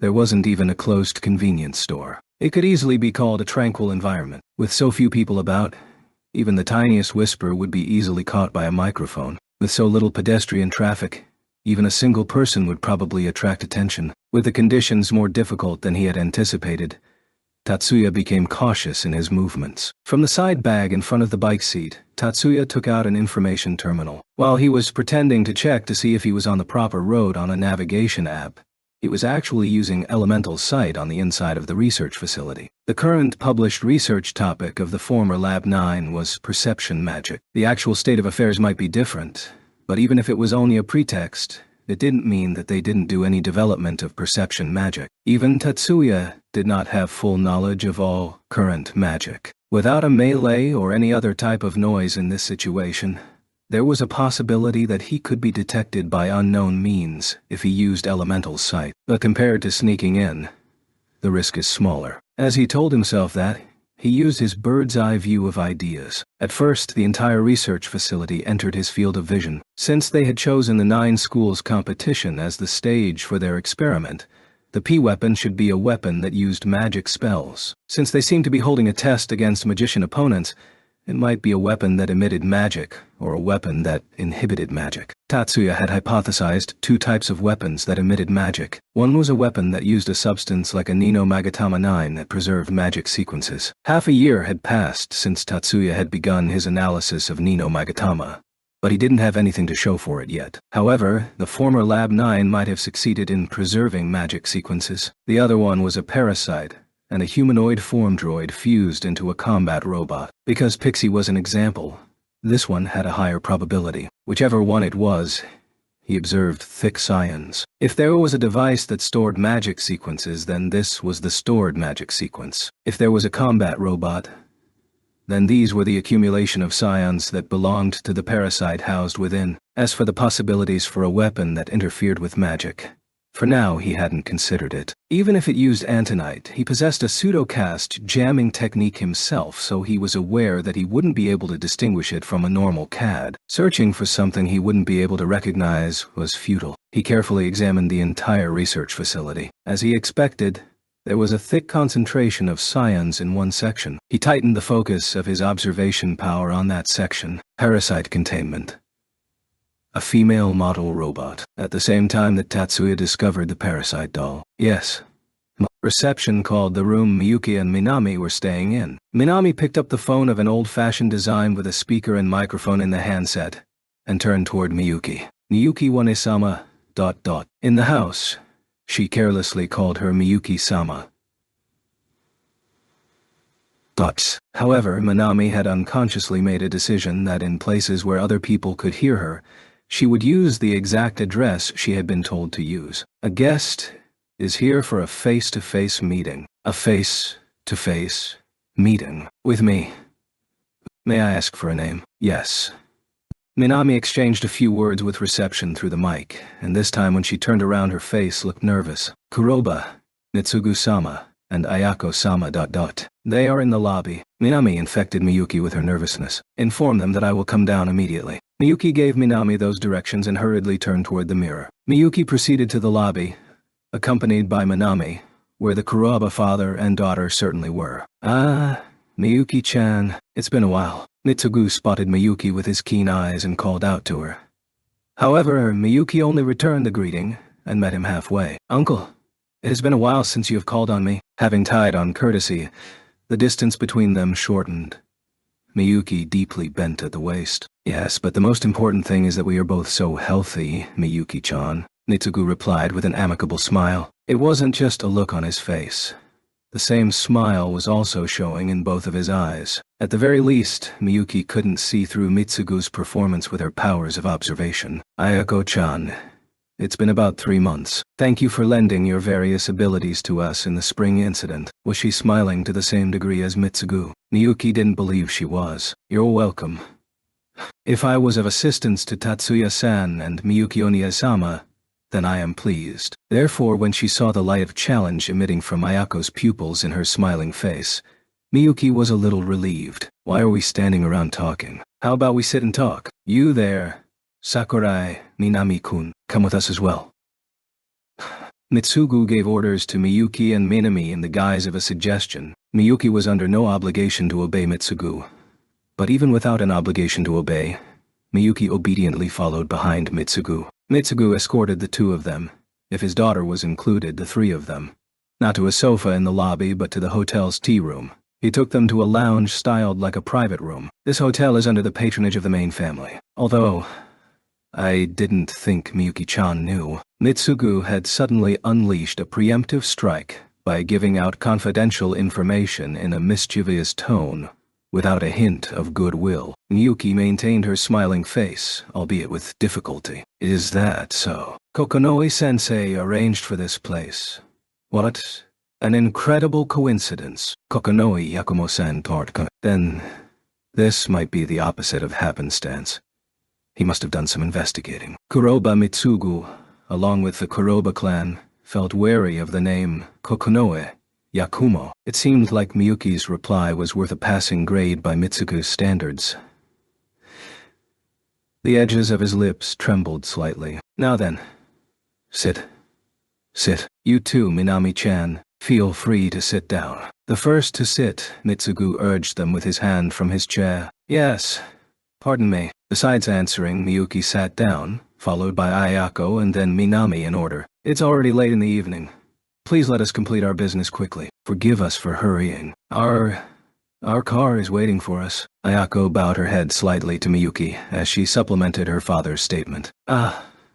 Please do not worry about it. If you are sparing me this time when you are on the verge of leaving, then you must have something important to speak about. Right, uncle. While demonstrating that she understood the implicit message that they were not staying here tonight, Miyuki agreed to their wishes. That's right. After all, we haven't made plans to stay the night. After inserting the preface that didn't need to be said, Mitsugu got down to business. The issue is the experiment being held at this year's 9 schools competition. The experimental performance test of Weapon P, which is scheduled to take place during steeplechase cross-country. You know about Weapon P. Mitsugu spoke up seemingly surprised. It seemed that he hadn't thought that Miyuki knew of the weapon's codename. However, he immediately collected himself and his inner thoughts were once again behind a hard-to-read smile. No, just the codename. Onisama is gone right now, and investigating the truth about it. Oh. Mitsugu constructed and displayed an awe-nuts look at Miyuki's words. Uncle, what is it? She knew that this was bait. However, she didn't know what kind, whether it was something to her advantage or disadvantage. Miyuki couldn't decide. If it was a choice between taking the bait or not taking the bait, then she would choose to take it. Actually, we were just investigating the truth about Weapon P as well. Agitation ran through Miyuki's eyes. She didn't say anything. It wasn't that she was swallowing her words. It was more like she had no words. Next to her, Minami was wide-eyed with one hand on her mouth. They didn't raise an eyebrow at Miyuki's reaction, which in a certain sense was exactly what they wanted. Mitsugu signaled to Ayako with his eyes. Ayako took out a data card for use with a mobile phone information terminal from her handbag. Ayako had a slightly triumphant expression on her face as she handed Miyuki the data card. The results of the inquiry concerning the parasite doll, Weapon P. Please use it. Miyuki Wanisama. Parasite. Doll. That's... I believe it is just as you are thinking, Osama. A parasite doll is a weapon that utilizes a parasite. Ayako's smile as she answered was the opposite of Miyuki's scowl. As expected, a lot of effort was needed this time. The opposition is a fellow member of the 10 master clans. If this leaks, there's no mistake that the issue of the development of a weapon that utilizes a demonic entity will become a target for the media. The makeup of their defenses is extremely harsh. I believe investigating it in a single night is too difficult for even Tatsuya-san. Decoding the meaning behind the boastfulness of Ayako's statements, Miyuki could not ignore the details she noticed. Ayako-chan acquired this... No. This wasn't Ayako's efforts alone, and Miyuki's question was answered by Mitsugu with a partial negation that affirmed Ayako's involvement. Besides, as you well know, Ayako's magic is suited for intelligence. Miyuki-chan is suited for combat and suppression. It's only natural that your specialized fields are different. What Mitsugu said was the objective truth, especially in a situation involving the suppression of a mass of enemies.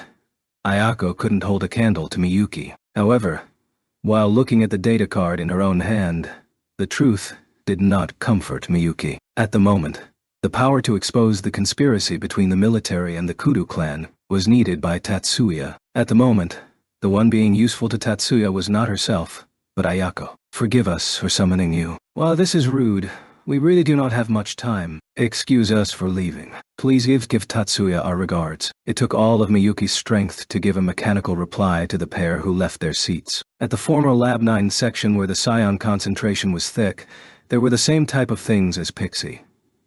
Gynoids possessed by parasites. While he was staring at them wondering why they were female-shaped models, Tatsuya became aware that a conditionally activated spell was starting. It seems like mental interference type magic, but the spell resembles Luna Strike, but it's all been inserted into the gynoid. I can't see which part of the mechanism it's been inserted into. Got it. I can feel the ill-fitting signs from an add-on being made afterwards coming from that magic sequence. Luna paralyzes the mind by forcibly loosening the bonds of will so that emotions will run rampant through a phantom blow. This is magic that will make the parasite go berserk, intentionally making a weapon go out of control. The senselessness of it confused Tatsuya. Just then, his information terminal alarm rang. Tatsuya's mind was brought back from the information dimension to the physical dimension otherwise known as this world. The sound indicated the transmission of an emergency email. Tatsuya quickly opened the email. The transmission origin was blank, the same as email sent from one's own home. The text was, "Please get away from here immediately." This message in this situation said that someone knew Tatsuya was here. Someone who had a reason to warn him. Immediately after Tatsuya confirmed the person's identity, an indication of an impending magic attack was reflected in his psi-eye. It was a release-type lightning magic and mental interference type, an illusion magic. He'd been almost completely unaware of the impending strike. Even if he got his cat out now, he wouldn't be in time. After Tatsuya made that assessment, the scions housed in both hands vigorously thundered out. With the sound of a clap, scions explosively scattered. Gram demolition. Anti-magic that blew away magic sequences through the pressure of scions, partly due to not being given directionality, and also due to him using a greater quantity of scions than usual.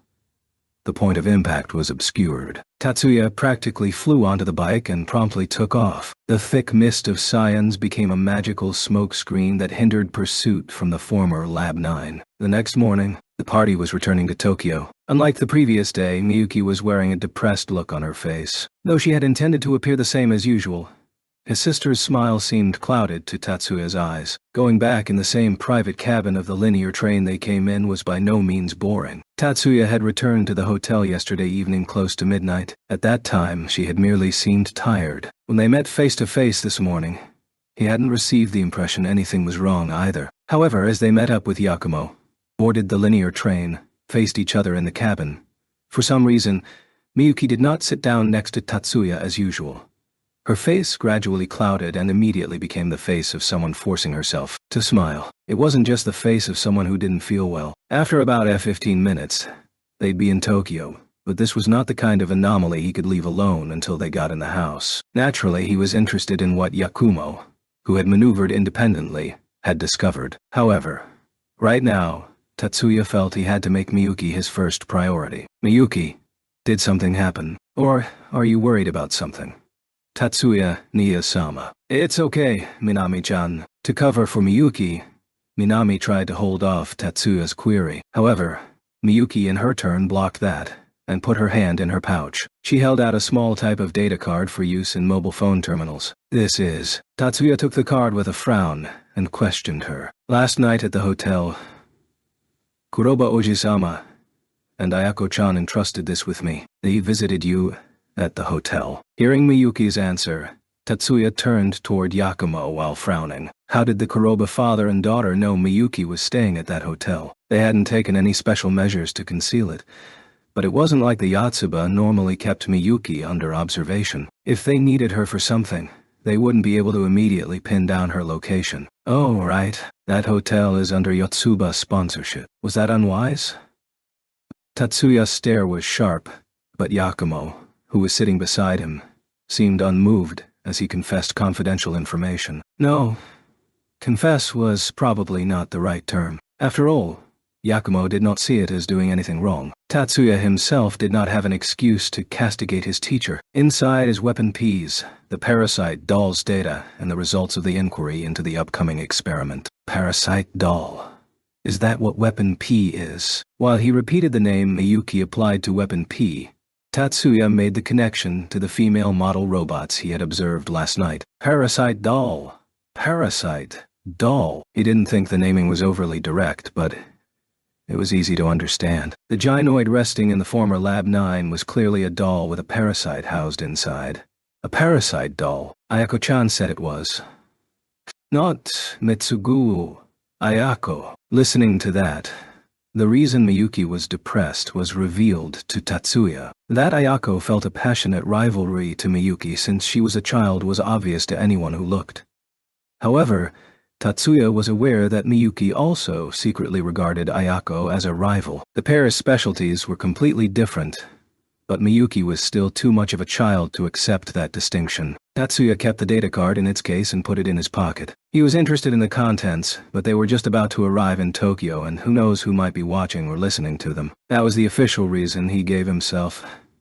But actually, he didn't want to do anything that looked like he was praising Ayako's performance. The information Ayako had passed to Miyuki while accompanying Mitsugu was not unworthy of praise. Tatsuya-kun, won't you show me what's inside? Yakumo was about to make his care come to naught. Master, we're nearly at the station. If he refused too strongly, it would be noticed by Miyuki.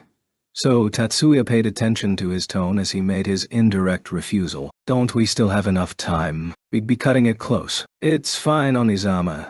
Don't. Tatsuya looked as if he was going to keep refusing to the end. However, Miyuki leaned forward toward her brother. While peering downward, she shook her head from side to side. Tatsuya's rebuttal remained on his tongue, but he silently bowed his head and agreed with Miyuki. After all, his sister had become aware of what he was doing, so he realized going any further would not be for Miyuki's sake, but for his own. Master, do you have a terminal? It's fine.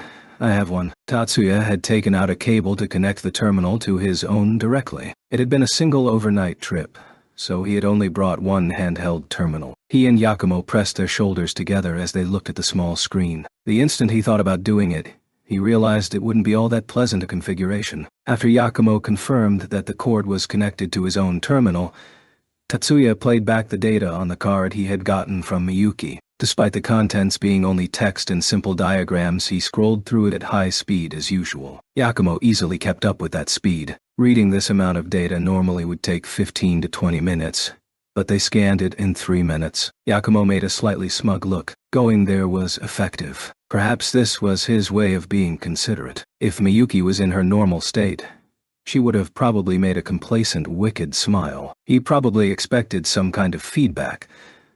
But before Tatsuya could ask a question, Yakumo transmitted data from his own terminal. Simple dossiers had flowed through the cable. There were 3 photos attached. All the names and features were classic Chinese. These are the personal data of refugee occultists from the Great Asia Alliance. Occultists who were smuggled in from the continent last week. Yakumo nodded his agreement with Tatsuya's doubt concerning the additional information about the date and time. Tatsuya immediately understood the reason. I think the timing is a little too good. The magic the occultists specialized in were also recorded in the dossier. Wood and stone. A Chinese magic that manipulates puppets made out of metal. A mental interference type of magic that temporarily gave a puppet will by working through an isolated information body. Special mention was made of a technique that took over control of isolated information bodies under the control of other magicians. It was written that it was a proficient technique for making an isolated information body go berserk once out of the control of the magician. All of the techniques that special mention was made of were examples of the same type of magic that Tatsuya had discovered within the parasite doll, the other one of Pixie's kind at the former Lab 9. This is probably not a coincidence. People they could use in the current experiment were summoned. Oi, if they were not summoned by the Kudu clan's designs? No. While he was asking, Tatsuya grasped the answer to his own question. What he himself had thought last night. Making your own weapon go out of control was senseless. Normally, only the enemy wanted your weapon to go out of control. This incident is not a straightforward affair. Although, if you realize that, it might be a simple design. It was truly as Yakumo said. thought Tatsuya. Overly elaborate preparations were being coiled around a simple stratagem by others' wills, and even more expectations were being acquired at each phase of implementation. In the end, after everything was finished, it would be impossible to tell what the thrust of the actual experiment was. Just then, the about to arrive at the station message was displayed on a cabin panel. They did not hear an announcement. Nami, thank you for your hard work. They'd been on a deadline, and this place was the only opening they had. With that in mind, Tatsuya had spoken to Minami. Minami nodded and abruptly turned off her power. Instantly, the repeated announcement reached their ears. The Scion shield and soundproofing field Minami had put up had been released. Her gaze went once again to Tatsuya, who had thanked her, and Minami made a bow while remaining seated. Chapter 5. The opening party for the 9 schools competition was on the 2nd this year, with the competition properly starting on the 5th and finally ending on the 15th. This meant that the competition schedule would last 11 days, one more than last year. Although the number of days had changed, the venue hadn't. First High's competition group set out on the day of the opening party at 8 a.m. as usual. The large bus and engineering van headed for the hotel next to the venue. The group was comprised of 12 men and 12 women for the main division, 9 men and 9 women for the newcomers division, 8 technical staff, and 4 strategists for a total of 54. 2 more than last year. This was due to the change in competition rules. However, even with the increase, there was room to spare in the large bus. Last year all the technical staff had ridden in the van, but this year 4 were in the van and 4 in the bus. 2 of the 4 technicians in the bus were Tatsuya and Isori. Since they served as strategists on top of their technician work, they should have been included in the bus as part of the operative staff anyway. But the ones who had insisted on the 2's inclusion could easily be guessed. There were 2 freshman additions to the technical team this year. 1 boy and 1 girl. The male, Smith Kent, was focused on Tatsuya as he moved about, while the female shot Tatsuya cold looks. Why is that guy taking a maid robot to the 9 schools competition? Kasumi murmured venomously while staring at Pixie, who was situated at the rear hatch of their work vehicle. Kasumi-chan, it's rude to Shiba-senpai to call him that guy. And it's not a maid robot. It's a humanoid home helper. Izumi chided Kasumi nervously. For a while, Kasumi's attitude towards Tatsuya had seemed to have been improving, but ever since that event before the tests, Kasumi's stance had increasingly hardened. Not even Izumi knew why Kasumi disliked Tatsuya so much. The incident had been more than half Kasumi's own fault after all. Even though Izumi felt Tatsuya's retort had been a bit too sharp, it wasn't the reason behind their bad compatibility, which was why Izumi didn't comment on Kasumi's snarking itself. She simply didn't want her elder twin sister's comments to be overheard by Miyuki. Miyuki held a deep respect for Tatsuya, to say the least, and would not lightly brush off such words as a joke. In short, Izumi's warning of Kasumi was simply and egotistically motivated by not wanting to leave a bad impression on her dear senpai. Maid robot or 3H or whatever. It's the same thing. Fortunately, Kasumi was unaware of her younger twin's dark thoughts. This wasn't because Kasumi was dull or pure, but because her mind was so bent on denouncing Tatsuya. If all he needed was a HAR interface, there was no need to make it look like a cute little girl. The appearance of the 3H is modeled on a 25-year-old. Calling that a little girl is somewhat... That's not the problem. I'm saying there's no need to make it so pretty. The main users of HARs are girls, so having it look like some plain Oba-san is good enough. Izumi didn't quite agree with Kasumi that aesthetics were unimportant, but since she thought Kasumi had a point this time, she didn't argue. Not that anything she said would have reached through Kasumi's hot-headed state anyway. In the end, the reason 3Hs are made to look so pretty is to cater to perverted guys who think, I want to be taken care of by a beautiful girl. To bring something like that to the 9 schools competition. Kasumi was so engrossed in her spiel that she never noticed the senior approaching her from behind until she was called. Jerking upright, she timidly looked around. What are you so worked up about? An inquisitive face looked back. No, nothing. Oh, well, we're about to leave. Kasumi sighed with relief as it seemed her speech just then hadn't been overheard. Looking around, it appeared most of their seniors and fellow juniors had already gotten on the bus. I'm sorry, Kitayama-senpai. we've caused you trouble."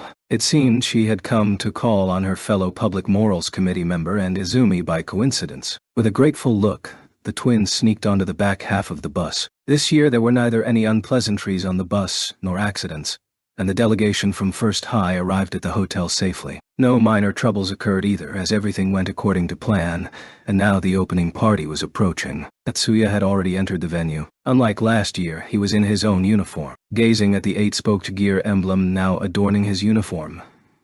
Miyuki smiled happily. "Miyuki, what are you smiling at?" Although limited to Miyuki, Tatsuya could immediately tell whether she had on a fake or genuine smile. Upon seeing his sister suddenly in such a joyous mood, Tatsuya asked that question. "The magic engineering uniform looks good on you, Oniwi-sama. I'm happy." "What?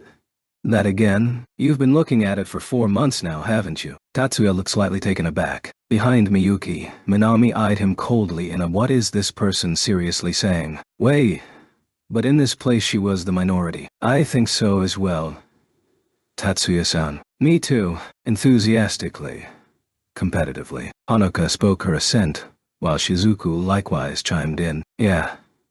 I guess it's because the last one was borrowed. It somehow doesn't feel like you came properly last year." Aimi nodded in agreement to Subaru's words. It appeared all of the second-year female competitors were of one mind with Miyuki. The main competition had competitors not only from second year but third year as well. Having taken last year's newcomers division by storm, the current second years were 5 of the 12 women's representatives. Miyuki was in Ice Pillar's break solo, Shizuku in pairs with Kanon, Hanuka, and Subaru in Mirage Bat, and Aimi part of the rower and gunner pair. Tatsuya was surrounded by these 5, plus the first-year Minami. Although Tatsuya himself would deny it, from an outsider's perspective, it looked like he had quite the harem. Furthermore, his fellow second-years Tomitsuka and Murasaki, as well as Mikihiko, who was selected for Monolith Code, had been nabbed by their PMC and club activities senior Sawaki, and were sequestered amongst the third years. Tatsuya was not particularly bad with women. In fact,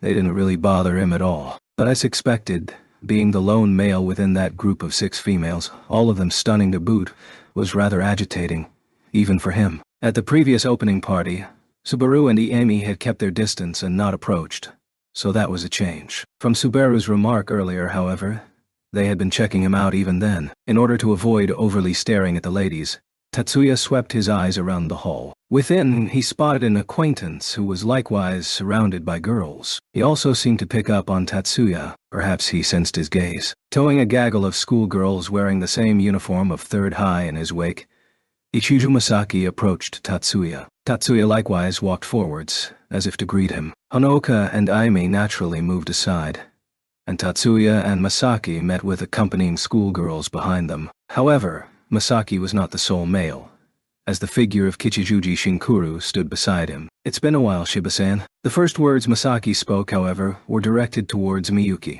"Yes, it has been a long time, Ichiju-san." As Ichiju smiled tensely with considerable effort, and while Miyuki responded with a stunning fake smile, everyone eyed each other awkwardly. Before that dampened atmosphere settled in, Kichijuji followed up. "Not since Yokohama."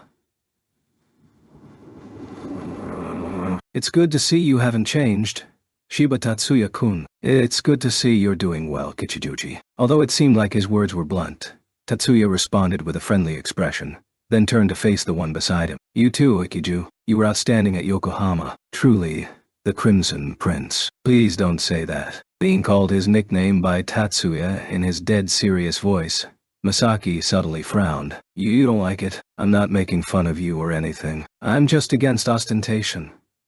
Simply, Ichiju is fine, right?" "All right." Obediently, or rather, innocently, Tatsuya nodded. At that, Masaki seemed slightly taken aback. Just what it was he found so surprising, he did not say. "By the way, Shiba..." "Oh.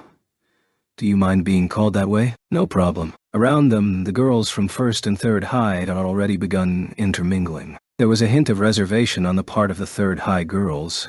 Who they were wary of was obvious, but harmonious chatter prevailed. To that backdrop of girls' voices, Masaki lowered his tone of voice and spoke to Tatsuya. "Don't you think something strange about this year's 9 schools competition?" Although this was a fairly abrupt topic, Masaki's expression was serious. Kichijuji's likewise. Is it that strange? I only really know about last year's 9 schools competition, so I can't tell. Tatsuya's words were only half the tale. In fact, he had a suspicion as to what it was Masaki was referring to. However, Tatsuya couldn't be sure. He decided he needed to hear Masaki out more clearly first.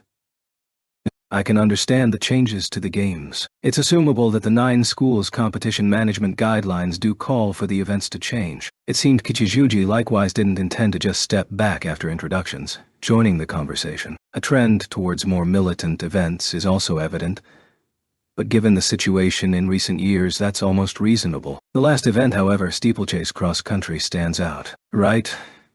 That's going too far. It's of a completely different nature. Originally, it was an army training exercise for forest warfare. Naming it as an event is curious already. While there's been little information disclosed and the only details I have are sketchy, an area of 4 kilometers is something even active troops rarely use, and seems more to be for large-scale exercises. Putting that in a competition for high school magicians, and on the tiring final day at that, there are too many risks. Furthermore, all 2nd and 3rd years will be participating. It's not compulsory, but seeing how all players who finish within ANR net points for their school, there aren't likely going to be any sitting out. There's more. This isn't a nice way to put it, but the 9 schools competition is a kind of show. It cannot be denied that aspects of the 9 schools competition are spectacles for magicians to appeal to society. But you cannot spectate any part of steeplechase cross-country whatsoever. Even in the forest stage of Monolith Code, it's possible to watch the offense and defense occurring around the monoliths. The same cannot be said for SECC. If the intent isn't for the spectators or TV broadcast, I can only conclude that there's a different purpose. For such an event to be allowed and carried out, I feel that this 9 schools competition is not simply for us Magic High School students to contest our skills, but has again been encroached upon by another will. Listening to Masaki and Kichijuji, Tatsuya was impressed. He had been prompted by the message from an unknown sender to investigate into the depths of this year's 9 schools competition. But these two, likely of their own cognizance, had detected the factors intervening behind the scenes. Are those the investigative results of the Ikiju family? No, that's a bit... Do you think that's necessary? If you have concerns and a means to investigate, it's better to do so. Well, if you have no resources to spare in devoting to this matter, that's a different story. That was Tatsuya's answer to Masaki's question. He had no intention of provocation, but it couldn't be helped if his way of speaking caused Masaki to take it as so. Of course we do for something of this scale. What I meant was if there was a need to go so far. The phrase "there are some things best left unknown" is a lie. While plenty of troubles have arisen due to lack of knowledge, I have never heard of a case where excess intel interfered. Have you ever had such an experience, Ichu? No, but compared to that, there are 12 more days until the last day of the 9 schools competition and the steeplechase event. I won't say it's plenty, but I won't say it's at the point to give up, as nothing can be done either. Masaki, in this I think Shibakun's right. Kichijuji spoke out in appeasement to Masaki, who stood with his lips pursed. Our hands are full now, but I think Gauki-san may be able to find something out. Gauki-san was the name of the Ikiju head, or Masaki's father. Kichijuji's words were supporting Tatsuya's. Got it. I'll explain to the family. Masaki spoke not to Kichijuji, but to Tatsuya. While Tatsuya, Masaki, and Kichijuji had their super serious talk that was somewhat unfitting for a party, the 1st and 3rd high school girls enjoyed their conversation without disturbing them. It was then that they were hailed by a male student from 4th High. Shizuku-san. Harumine-san. Door. 2 voices replied back. Honoka also knew the youth, Naru's Harumi, and the 2 exchanged nods. At Shizuku calling him Nia-san, Miyuki recalled that Shizuku's cousin attended 4th High. As she recollected, she was able to divert her attention from the 4th High juniors who followed behind him and feigned ignorance. After leaving the group and exchanging words with her cousin, nodding several times, Shizuku came back to Miyuki. Miyuki, I have a favor to ask. Shizuku's expression was slightly apologetic. What is it? My cousin would like to introduce his kohai to Tatsuya-san, to Oniiwai-sama. While wearing a quizzical expression, Miyuki thought, So, that's why they came. Yes, my cousin is in 4th High, but his kuhai had heard about Tatsuya-san and wanted to meet him. Each magic high school had its own focus. 1st and 2nd High taught along international standards. 3rd High had a militaristic tradition and focused on magic as a means of combat. Conversely, 4th High was inclined towards magic craftsmanship and engineering of the sort that would be practiced in laboratories. It will be up to Onui-sama, but I don't think he will be against it. With that, Miyuki went over to Tatsuya. Conveniently, the talk with Masaki and Kichijuji was winding down. Onui-sama, are you free? Some juniors from 4th High said they would like to meet you. Me? Alright. Masaki and Kichijuji nodded, convinced for a different reason from Tatsuya's realization. That was how much 4th High and Tatsuya's track record were compatible. Ichu-san, Kichijuji-san, is it alright if we borrow Onui-sama for a bit? It's fine. No problem. We have just finished up. Miyuki smiled gracefully to Masaki, who got flustered again at being spoken to by her, bowed, and then led Tatsuya to where Shizuku was waiting. Later, Ichiju. No reply came to Tatsuya's parting remark. Masaki's consciousness was utterly fixated on Miyuki's smile. I'm Kuroba Fumiya. Pleased to meet you, Shiba-senpai. Nice to meet you, I'm Kuroba Ayako. We are twins, with Fumiya being the younger. It's a pleasure, Shiba-senpai. Being introduced by Shizuku's cousin, Fumiya and Ayako greeted Tatsuya as if, for the first time, there was nothing unnatural at all about their introductions. Good to meet you. I'm Shiba Tatsuya. Likewise. Tatsuya was the same. However, I'm from 1st High. I'm not your senpai. Even if the school is different, Shiba-san is our senpai in magic. Although we're from 4th High, our technical abilities aren't very good. Yet if it's okay with you, could we look to you for guidance? Both me and my brother have been very impressed by Shiba-senpai's skills. Of course, this was all to make it easier for Ayako and Fumiya to contact Tatsuya. This was why Miyuki made no move which could have ruined the acting of the two. And since they had no confidence in pretending to be other people, they came as themselves. During the 9 schools competition will be impossible, but if there are other opportunities, I have no problems. Really? Thank you very much. By all means. For the two of them, particularly the male Fumiya, to avoid talking with the beauty, Miyuki, was only natural. But this too was to facilitate the illusion of their first meeting. Having safely made the impression that they and Tatsuya were strangers, they went back to the 4th High group. The party followed a buffet format with no allocated seats, but as it was like this every year, each school had their own general area. When Masaki went back to 3rd High's table, the 3rd High School girls followed after him. It was almost time for the introduction of the guests. With no more acquaintances to chat with, Tatsuya likewise returned to 1st High's table with the other girls. Tatsuya, who were those 4th High students? As he arrived, Mikihiko slid up next to him and inquired. The 2 first years. Of course Tatsuya had noticed him. He therefore didn't let out any sign of surprise at that sudden hail, but responded naturally. Yes. Those two, they identified themselves as Kuroba, didn't they? You were lip-reading. Tatsuya's voice held a hint of reproach. Of course, it was intentional. Sorry. I didn't mean to eavesdrop. On the other hand, Mikihiko's guilt-ridden voice held no deception. His earnest temperament meant that he would probably have felt bad whether he actually did or not. It's fine. It's not like we talked about anything sensitive.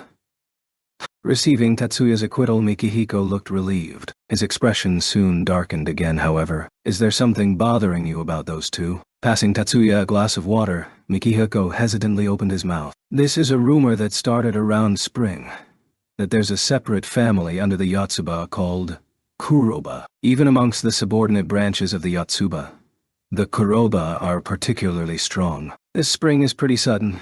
You think those two are related to the Yotsuba? I'm not 100% certain. While Kuroba is indeed a rare name, you nonetheless can't rule out there being others, right? In that case, the name Yotsuba isn't particularly rare itself. Tatsuya's makeshift reasoning was crushed by Mikihiko using the same logic. Going further might simply cement that view in his eyes. Thinking so, Tatsuya shifted angles. I see. So are you saying I should stay away from them? That's not...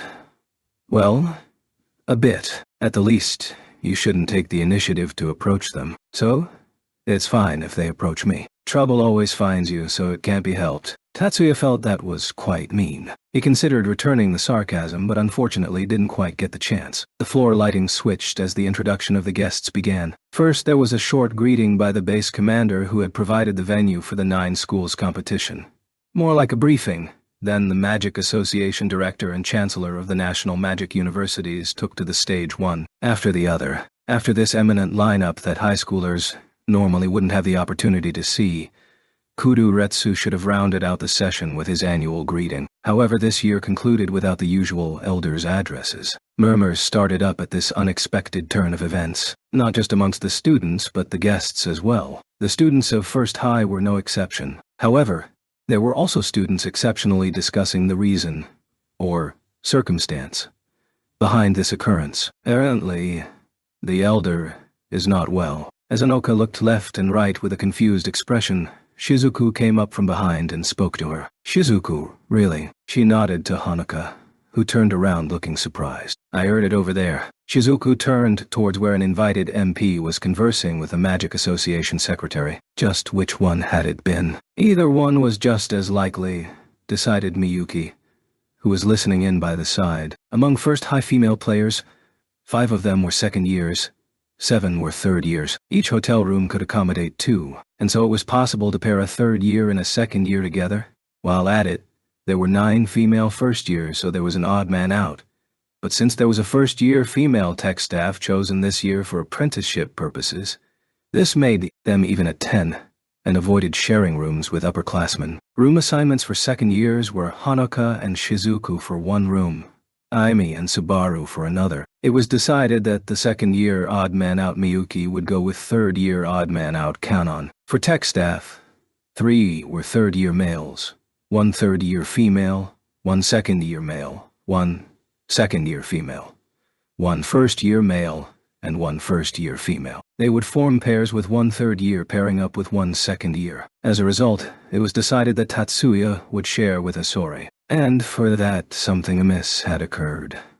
There were no nighttime roll calls in the 9SC accommodations. Being a military facility, there were night sentries patrolling about, but none would enter the rooms. And so Miyuki and Kanon shared a room. Tatsuya and Asori shared another.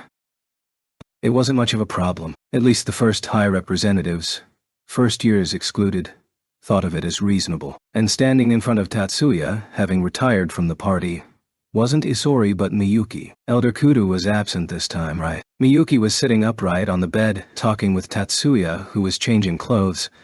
On her lap was a suitcase with her change of clothes inside. Whether she was here for a simple chat, or here only to play, was not an issue. From what Shizuku had learned, his condition seems to have worsened. Must be a cover-up. Well, even if some abnormality may come to his physical, mental, or emotional state, there's a separate reason for skipping the party. Taken literally, Kudo Retsu had gone insane. Miyuki was astounded at Tatsuya's conclusion. Though the siblings were the only ones in the room, it was plainly an unrestrained, ruthless remark against the head of Japan's magic community. But speaking of being astounded, the truth was that Tatsuya was by far strongly and vehemently exasperated at Miyuki, no matter how much she was begged by Kanon. No matter that Kanon and Isori were engaged.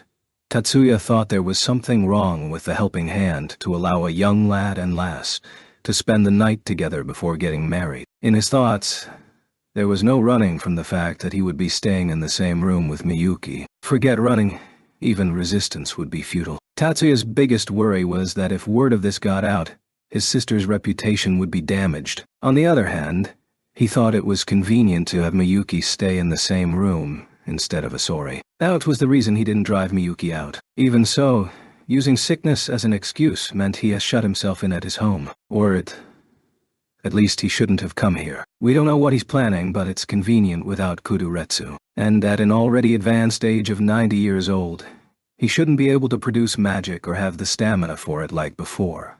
But even so, he was still a menace, as he was well known before as the world's most skillful. His briefly shown skills a year back, his continuously cast mental interference magic that enveloped the hall during the pre-competition festivities, and his insight that would recognize with only a look the electron silkworm hidden within a competition CAD, would show that his world's most skillful title was no bygone title. When taking him on, he was an opponent not to be underestimated.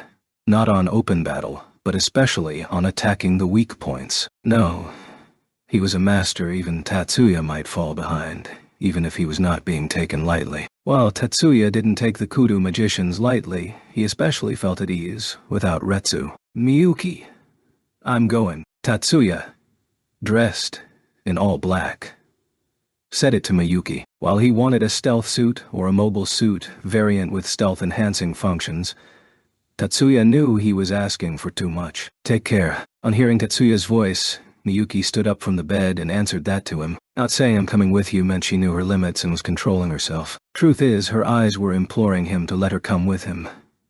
But Tatsuya pretended he didn't notice that. Miyuki, remember that you're not supposed to stay in this room. Should you ever be exposed, just follow Chiyoda-senpai's lead at all costs, and explain everything properly. What Tatsuya said was neither lying, nor passing the buck, but his bluntness in instigating her to pass the burden to their upperclassmen was at this time so funny that Miyuki slipped out a smile. Tatsuya was trying to investigate the course for the steeplechase cross-country. Of course he thought that the P-weapons, parasite dolls, weren't already deployed. He thought that if he could scout out the local terrain, he could guess where the traps were set and where the troops would lay an ambush. However, Tatsuya could not slip into the course. With the security this heavy, why did they allow the no-head dragons to slip in last year? As he observed the security systems that were so densely spread out not even an ant could go in, Tatsuya tut-tutted mentally, and he immediately found out his own fallacy. Well, that happened last year. In the old days, regular troops letting crime syndicates invade their base would be facing the firing squad, and the base commanders would probably experience shame so bad death would be good for them. He was sure that the paranoid and strict security watch was a result of last year's incident. He cautiously widened his field of vision to prevent detection by military magicians. Tatsuya's eyesight wasn't the kind that would alert the Scion radars. He was probably concerned that he was under watch by espers who could sense his ability. Silently, as he usually would do to break off access, he penetrated the world with his perception. At the edge of his widened field of vision, recognizable existences were spotted. What Tatsuya saw were not images, but information. Structural information of corporeal bodies was converted by the unconscious mind into signals the conscious mind could easily comprehend. Its coordinates in the physical dimension remained unchanged. Physically, they were closing in, yet information-wise they were still afar. It told him it was her high-level camouflage technique. I would expect no less from her, Tatsuya silently praised as he walked towards the pair. Halfway on, he called out towards the shadows in the night. Ayako? Fumiya? There were signs of surprise at being suddenly apprehended. Immediately after, the surrounding shadows melded into solid bodies. With his eyes well attuned to darkness, Tatsuya recognized there the figures of a wide-eyed Ayako and a glad-looking Fumiya. Tatsuya-san, please don't startle us. I had no intentions of doing that. Then please don't call us out in such a scary voice. Ayako's protests were mixed with reasonable seriousness. Her shortened breaths felt signs of relief, while her eyes seemed reflective, soaked a bit with tears. Tatsuya didn't show any objections at Ayako's self-reproaching words. They were surely not in a battle, but his mental state might as well be in one. Even Tatsuya knew that he spoke too rough for comfort. So you're here to see the course. Even so, he didn't apologize. Yes, but the security is pretty tight, and we weren't able to get in. What Ayako hesitated to say was filled in by Fumiya in her stead. You weren't able to get in even with Ayako's magic. Totally caught by surprise, Tatsuya let out the unspeakable question. No, I'm sorry. I didn't mean to reproach you. On seeing Ayako hang her head in shame, Tatsuya this time immediately apologized. More than Tatsuya being surprised, it was understandable without asking much why Ayako was regretful. Ayako had a forte, the unique magic U-Perfect Diffusion, aka GUPD, Perfect Darkness, a magic that leveled out the target area's gaseous, fluid, and physical energy distributions to the point of non-detection. Categorically, SEPDO belonged to convergence-type magic. Since it could be recorded into an activation sequence, it means it was a normal magic. However, it was safe to say that ordinary magicians could only use SEPDU's weaker version to diffusion with difficulty. Tatsuya knew only Ayako could cast NCPDU. For example, if sound is to be leveled off, both voice and music will be totally leveled off into white noise where it's impossible to decode their meanings. However, the sound, in other words, the generated sound itself, could not be hidden. This is still on the level of diffusion. When a sound-deadening leveling off zone has been spread out, the diffusion magic finally becomes HEPD. Ayako's magic activation speed and interference strength were inferior compared to Miyuki's. However, she could spread out event interference zones larger than Miyuki's, and for this, it was praised as the Yotsuba's greatest ability. It's on dimly lit outdoors at night where Ayako can fully unleash her specialty. She can selectively and instantaneously level off her own or her allies' reflection and emitted electromagnetic waves, melding into the darkness. By leveling off audio waves and air current variations, she can evade auditory and olfactory detection, and so she assimilated them into the night. Her code name Yuru was based on one character of her first name, and at the same time it designated her unique perfect diffusion magic. Did you also come here to check it out, Tatsuya-ni-san? Fumiya raising that question was not meant to divert the conversation from Ayako. He was really thinking whether Tatsuya could do it when it was impossible for him and Ayako. Tatsuya's ki decomposition and Ayako's EGPDU were similar in terms of event alteration. Decomposing materials into base elements, when viewed from a different aspect, is destroying material structure and scattering out the base elements into disarray. One can say decomposition magic is HEPDU with added depth and reduced scale. And in truth, the one who made Ayako able to use her PD magic was Tatsuya, when he was still under training at the Yotsuba main house. At that time, Tatsuya was still in elementary, yet he had already mastered using decomposition and self-restoration magics, and was completing his combat training along with the adults. It was usual practice for a Kuroba magician to spar with him, and so Tatsuya showed to Ayako, at that time still at a loss over what her special ability was and undergoing magic training with one of her father's lackeys,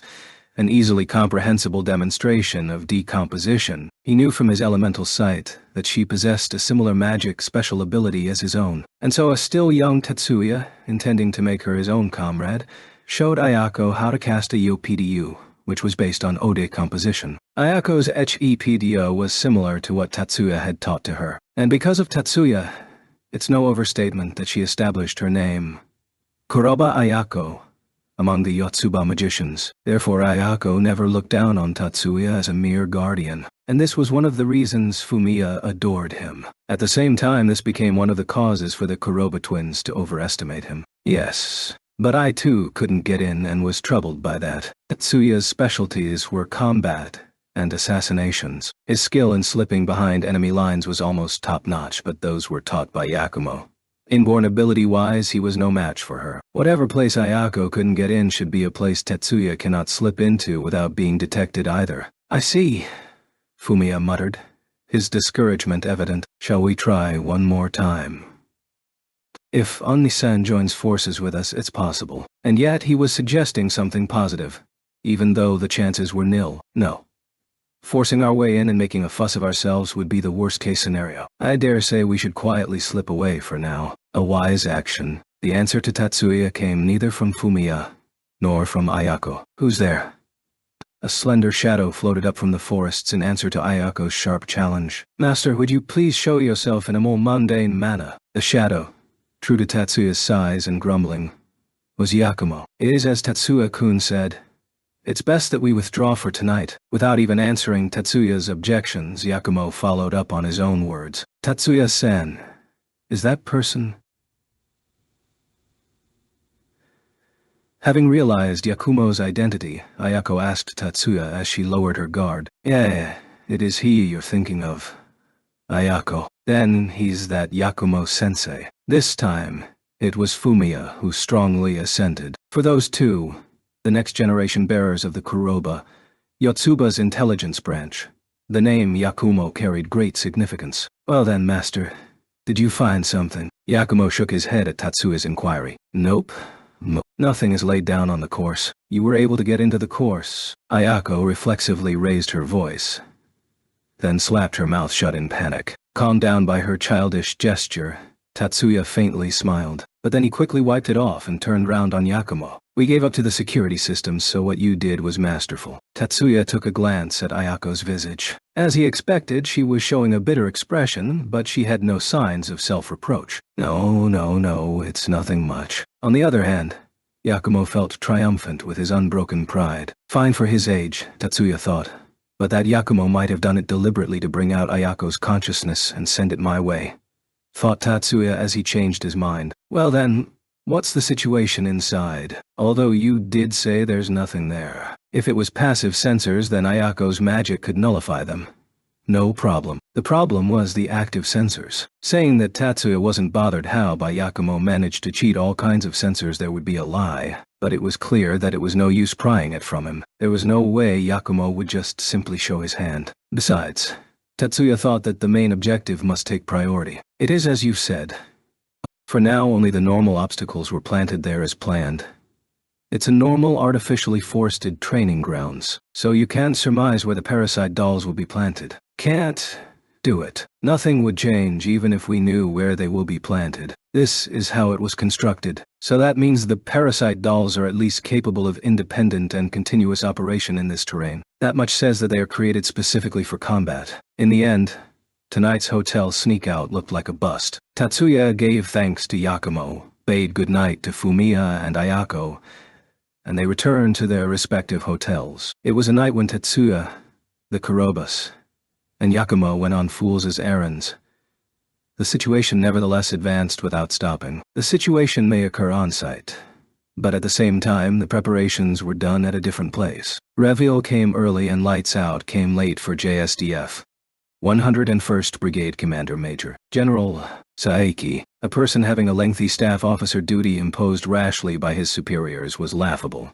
But it was no laughing matter to her subordinates. The battalion staff would report up their favorite phrase, "A bringing back peace quickly is a general's job." But Saeki wasn't on the habit of replying back "Huithi.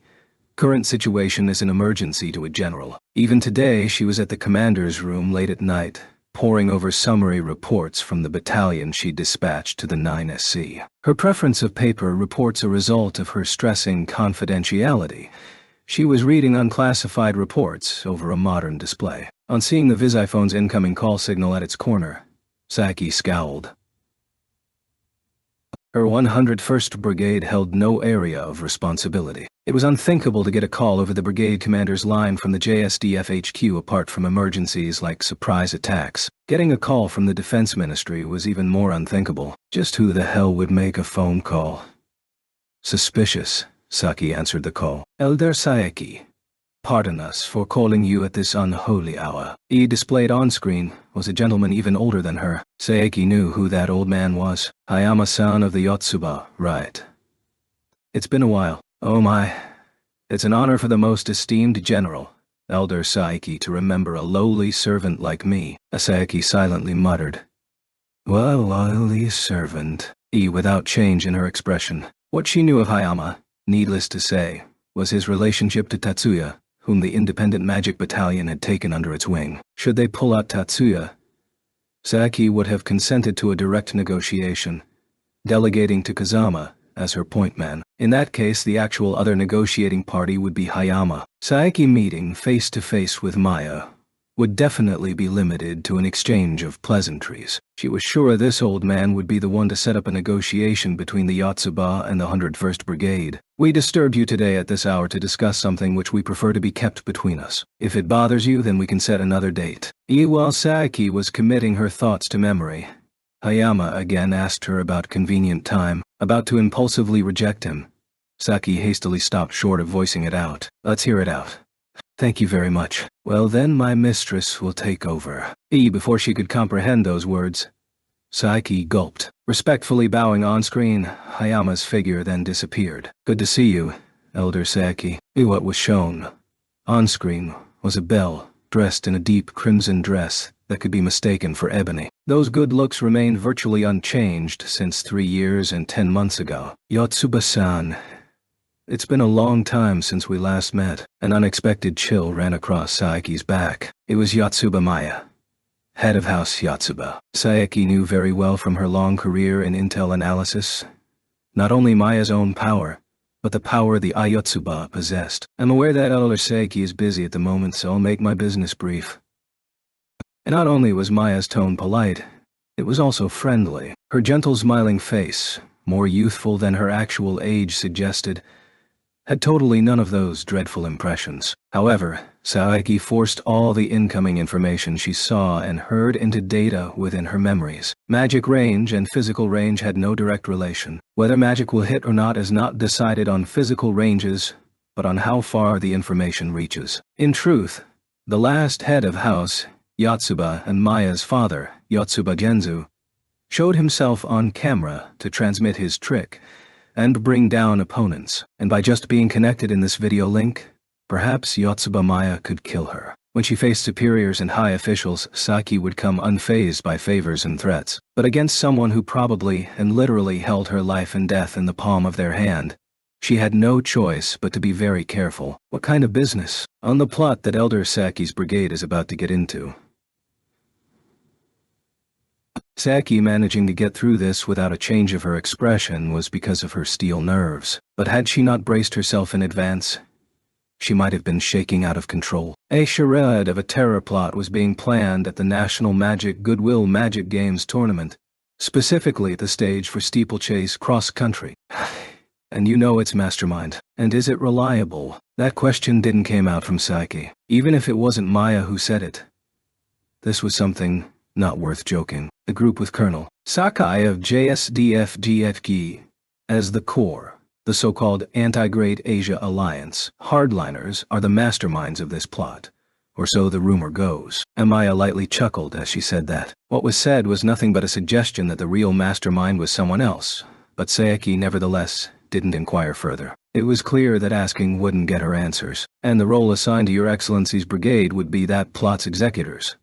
I have no intention of committing such skullduggery, though. To say that Saeki wasn't pissed would be a lie. She wasn't going to be so stupid that she'd jump into what was obviously a trap. And she believed her subordinates were not that stupid. We thought so too, and for that very reason we ask for your time. And Maya was probably complimenting, but Saeki was in no thankful mood. Even if she was the world's strongest magician, Maya was over 10 years younger than Saeki, not to mention that plots like the one talked about now were Saki's specialty. The information given was a godsend, but Maya's arrogant attitude stank to high heaven, and most of all she wouldn't stick out her neck for that. Saeki was too savvy for that. Well then, just what do you want to talk about? They intend to drag my kin also into their plots.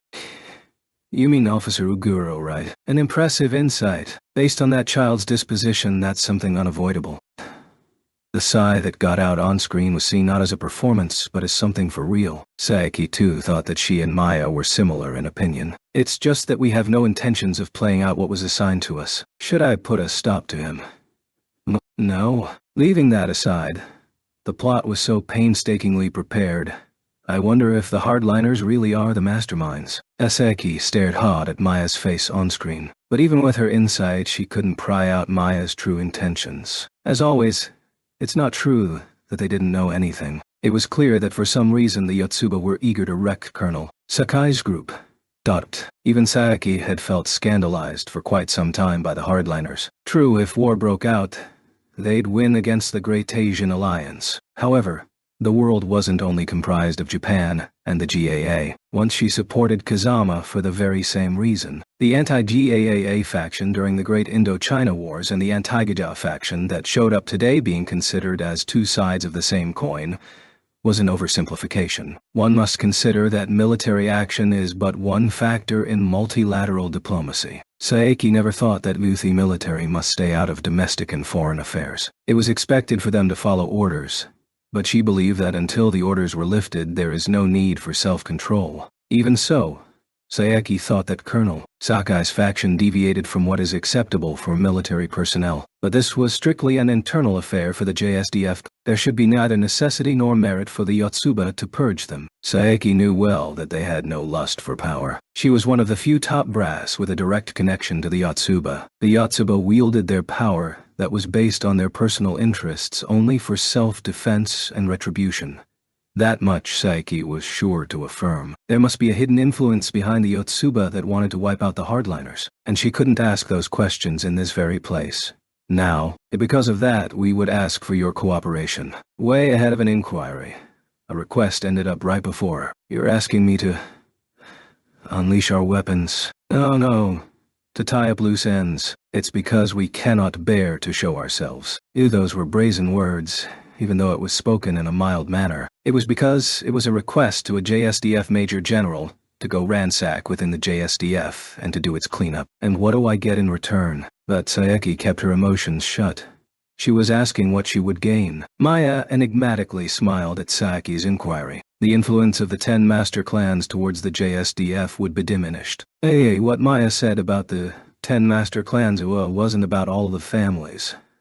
It was understood that it referred to Kururetsu himself. Saeki shut her eyes to get away from Maya's smile. After contemplating, she nodded. Was that wise, mistress? Hayama asked this to Maya after her negotiations with Saeki were completed. About what? Maya's answer was yet another question while she comprehended the question's aims. If it wasn't Hayama, he would have been shut down here and now. But such underhanded mouth-shutting tactic wouldn't work against the butler. Elder Kudu's hand still hasn't come out from the realm of speculation. And that's why I didn't bring up Sensei's name. And besides, after shamelessly boasting, Maya showed an evil smile. If that's the case, then we have nothing concrete against the hardliners' farce terror plot. Hayama, remaining expressionless, merely nodded. Perhaps those are false accusations. However, saying that much is unavoidable. After all, it was them that gave the order to purge the hardliners. At the butler's words, Maya nodded with her evil smile from before. Indeed, we cannot go against our sponsor's intentions. If it weren't for this,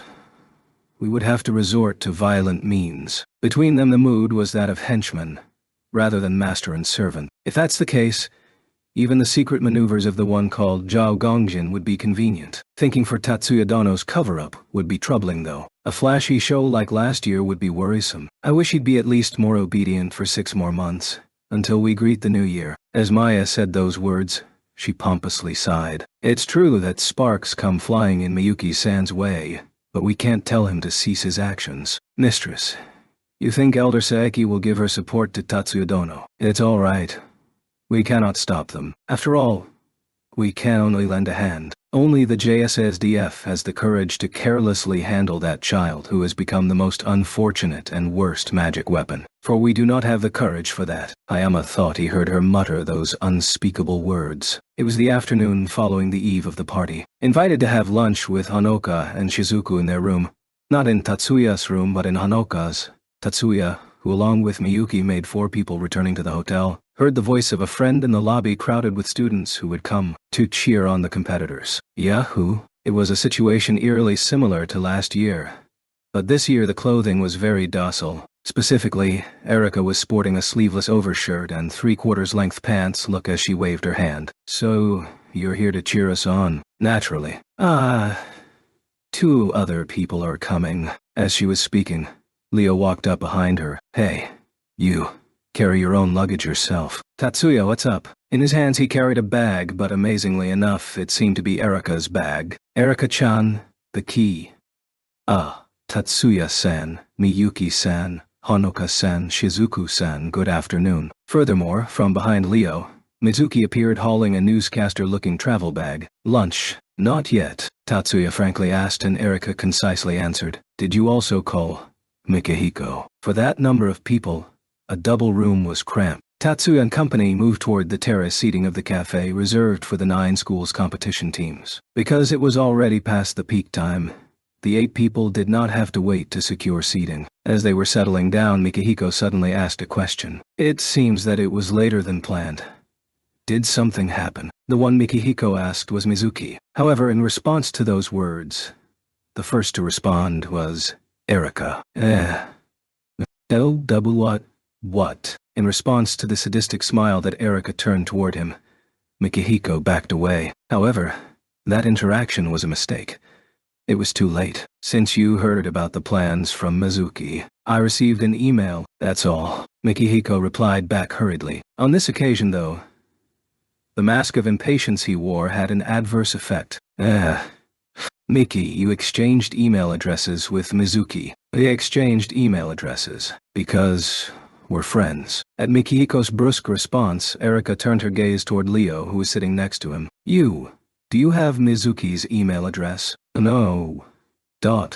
since it's not necessary. In the present day, thanks to video chat, group chat has become widespread. Therefore, in the case that one wanted to send character-based communication, using group-only accessible message boards was typical. Email superiority was in transmitting large amounts of data and the ability to send finely targeted secret messages. By the way, the fact is that Tatsuya knew Erika and Mizuki's email addresses, but Mihiko had not been informed of that.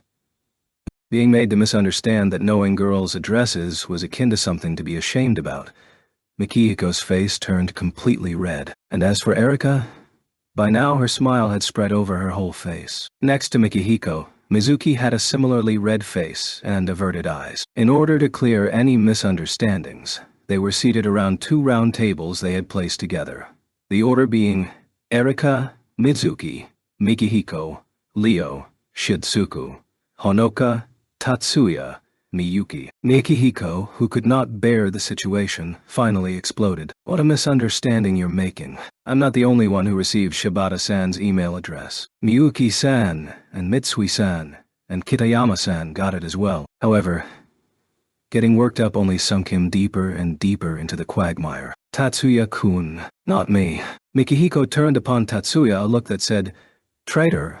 But such a false charge didn't perturb Tatsuya at all. By the way, Erika. However, it wasn't because of Mikihiko, but rather because he could see that Mizuki's limit appeared to be approaching, that Tatsuya changed the subject. Is it really correct to say you were late? At Tatsuya's question, Erika frowned. Yeah. Well, for the land transportation system nowadays, which had resolved the issue of structural congestion, to have exceeded the arrival time by more than a measurement error meant that along the way there must have been some trouble. Being unable to ignore trouble to that extent should have been an unpleasant thing. Erika's awareness turned away from Mikihiko. The bus encountered demonstrators at the entrance to the base. Seeing this chance of release, Mizuki immediately spoke up. Demonstration. It seems the reason Hanuka asked Mizuki was because the hotel was quite a distance from the base's entrance, so that they would not know even if a considerably loud racket occurred. Yeah, those humanists. Mizuki's response was for all present.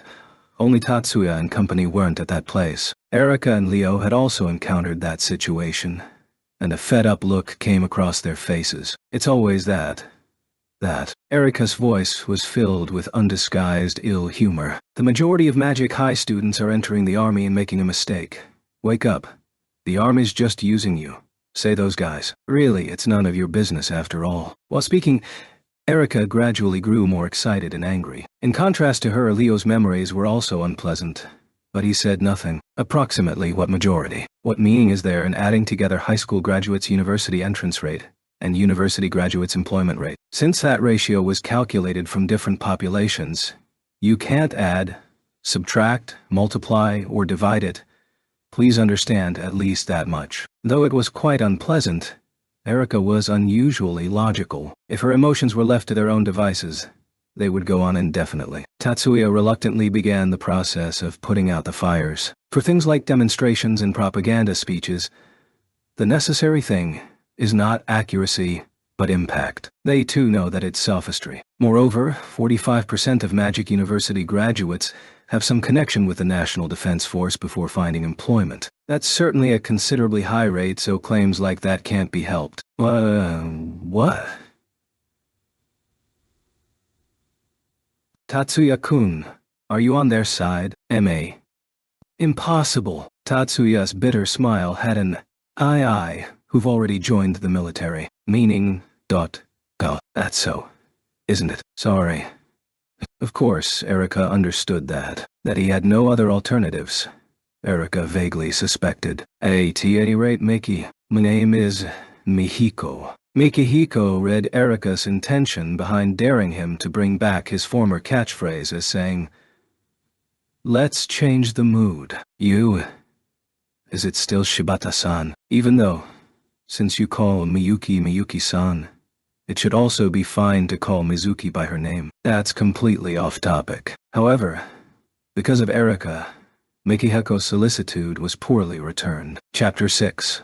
August 5th. The 2096 9 schools competition was finally starting. Not only had the events changed this year, but various procedures had as well. First, for hoist pillars break and e-shield down, there were 3 separate group preliminaries, each involving 9 contestants, or 9 pairs, who competed 3 times, 3 sets, with the winners of each bracket coming together for the finals. Rower and gunner would be decided by each pair making 1 run, with their score being based on number of targets hit and the amount of time taken. The event with the least rule changes, Mirage Bat, also had 27 contestants with 3 qualifiers from each school. The fixed 4 competitors per set had been changed to 3 rounds with 4 competitors and 3 rounds with 5. Which set a competitor would go into would be decided by lottery. Usage of sustained flight was restricted to 1-minute bursts. This meant that competitors were required to land within 1 minute. Monolith Code was changed from its irregular tournament format of qualifying league then finals to a round-robin league spanning 2 days. Using 5 stages, 4 matches could be staged at a time, meaning a school's 8 matches would take place over 10 rounds. Monolith Code competitors therefore compete in their 8 matches on the 9th and 10th.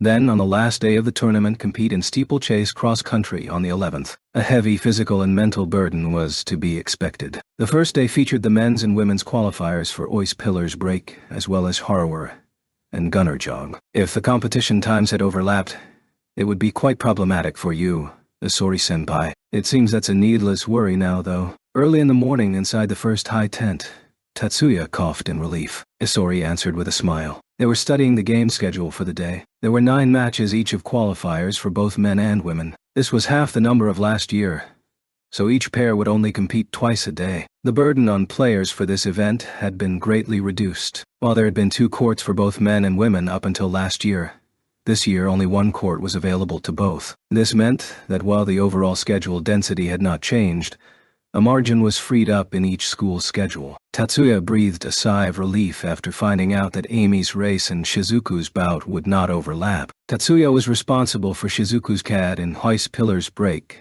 and Amy's CAD in rower and gunner. He had been strongly solicited by both, but if Amy's race and Shizuku's and Kanon's match had clashed, he would have had to leave Shizuku's and Kanon's follow-up to Isori. Besides, both pillars break and rower gun, the contraction for rower and gunner, had very little for the technical staff to do during the event. The only events requiring CAD exchange and fine-tuning during the match were shield break with 2 rounds and Yamaraj Bato over 3 periods. Therefore, even leaving a pair to 1 technician was technically not an issue.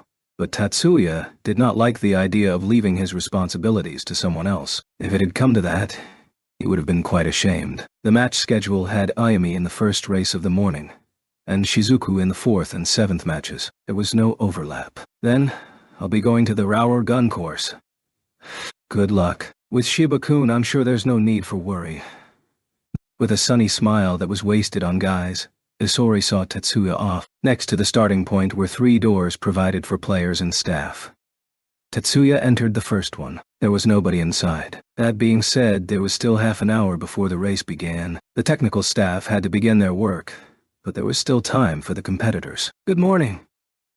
Immediately after that thought came to mind, he was greeted by the spirited voice of Azusa. Morning, Shiba-kun. Faster than he could return the greeting, Aimi poked out from behind. Caught a bit on the back foot, Tatsuya nonetheless replied in order. Good morning, President. Aimi, you came together. Together referred to the 3rd-year student who had entered with her. Due to her quiet personality, she simply bowed to Tatsuya, and Tatsuya, for his part, did likewise. Yeah, we had breakfast together. Did you have to wait? Amy asked Tatsuya, although she didn't seem overly concerned. It would only have troubled Tatsuya if she were, so he just shook his head normally. No, not at all. That's great. Clapping her hands together, Amy grinned. Although it would have seemed sly by anyone else, it suited Amy perfectly well. Then let's get the CAD adjustment started. As Tatsuya spoke to Amy, let's go over there. Azusa spoke to her player. The results of that first day were Amy's pair in first place, and the men's Shroragun team in 3rd. The Shizuku Kanon pair qualified for the finals,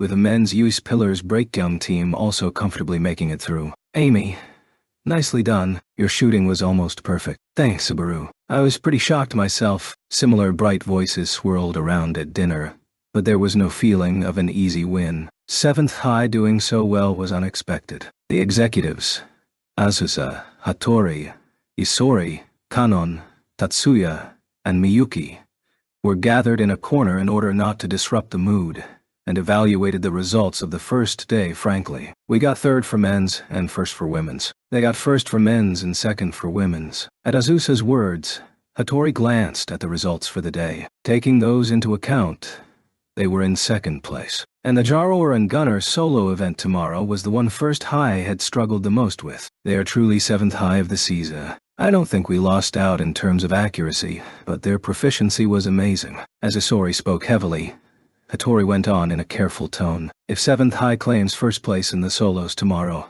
it may be advantageous later, because their point difference will be closer to 3rd High. It's something I'm reluctant about myself. Placing second in the men's and third in the women's division, 3rd High had earned 60 points. First High was ahead by 20 points. Although they had the lead, the prevailing thought was, this won't last. This was because they had no confidence whatsoever in the solos tomorrow. Maybe it would have been best for Shiba-kun to be in charge of the Arrower gun solo after all. If it were him, whoever we send out would be able to win. That sudden remark was from Kanon. Well, the theory was somewhat sound, but it was still pure recklessness to say the least. A chilling pressure descended upon the executive gathering. Kanon reflexively went on the defensive, but Tatsuya suppressed Miyuki, while Isori did the same for Kanon, and a confrontation was avoided. Changing engineers now is impossible, and even if it weren't, there's no guarantee that I could salvage the situation. At the first point, everyone,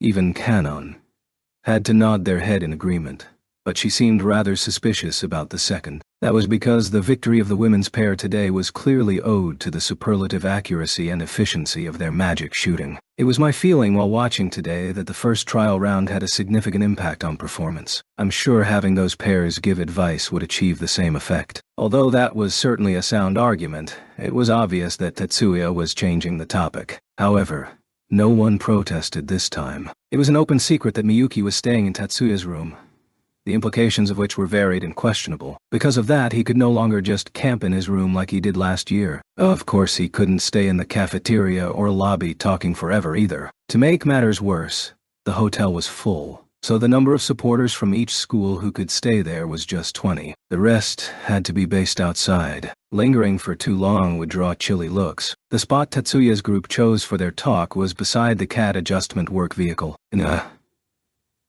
It somehow feels like a camping at a hotel. Honoka's impression was succumbed by Shizuku. That's why it's weird, don't you think? You're right. The exchange, however, ended somehow with Honoka's victory. They were sitting in collapsible chairs for camping. Before them was a foldable camping table. Overhead, an awning tent was stretched from the roof of a camper van. The work vehicle used by the technical staff of First High was a camper van with an overcab. Given that they only had a small wagon last year, it was a remarkable improvement, almost a luxury. Indeed, the students of other schools had been wide-eyed at First High's work vehicle. One may have thought that the mastermind behind this ridiculousness was clear, but it was actually Miyuki. Last year, she had been outraged her beloved brother had been forced to travel in such a piece of junk, and even 1 year later this dissatisfaction had not subsided. Rather, she had forcefully pushed through a decision to improve the conditions for the technical staff. Miyuki had intended for FLT, in other words, their father, to foot the bill. But in the end she had been unable to turn down the kindness of Shizuku's father. Even while doing so, she had pressed for a seat on the bus for him to sit together with as well. Miyuki was rather selfish when it came to her brother. Well, in the end, it had not been Tatsuya's transport environment which improved, but that of the rest of the technical staff. So maybe she was actually being fair after all. Although, that had only been an afterthought. Here, coffee. Thanks. This conversation was not between Miyuki and Tatsuya. Although very reluctantly on Miyuki's part, it was Pixie who served coffee to Tatsuya. Not just Tatsuya. Pixie was handing out coffee to everyone. Thank you. Neither Miyuki nor Minami hid their displeasure. However, Pixie was systematically integrated with the campervan kitchen. There was nothing for the two of them to do here. Oh, thanks. Kent thanked Pixie as naturally as if speaking to another human. He was Tatsuya's assistant this 9SC, having won his position admirably. Mizuki, Erika isn't actually unwell, is she? Perhaps to distract herself from her mood, Miyuki questioned Mizuki on the matter they had heard earlier. There were 8 people here. Tatsuya, Miyuki, Honoka, Shizuku, Mikihiko, Mizuki, Minami, and Kent. Pixie, technically not a person, served as their waitress. No, Eri-chan said she has something to take care of. It was late at night, and there were few students still out and about. That being said, it wasn't just First High that had parked next to the wall for their technical staff to perform CAD adjustment. The engineers of other schools had been passing by and staring at the impromptu tea gathering for some time. By tomorrow, this tea party would probably be known by the other contestants of First High. In that case, the number of participants would definitely go up for tomorrow night. In fact, Tatsuya and Miyuki were the only ones here who had not been called either directly or indirectly. The two had, of course, invited Leo and Erika as well. However, there was no sign of either of them. Leo said he would come. Mikihiko spoke as if apologizing. He had invited Leo over a voice communicator. He hadn't actually been in the same room with him. It thus couldn't be helped that he was unaware of Leo's movements. But Mikihiko was the sort of person who felt the need to apologize for that sort of thing. About Saiju Senpai. I saw him on the way here. Someone unexpectedly provided information. The one who spoke was Kent, smiling at Tatsuya. Both Hanuka and Miyuki sitting on either side of him tensed, although he remained facing forwards. He had been working here since after dinner, so had rushed back to his room when it was tea time to take a shower.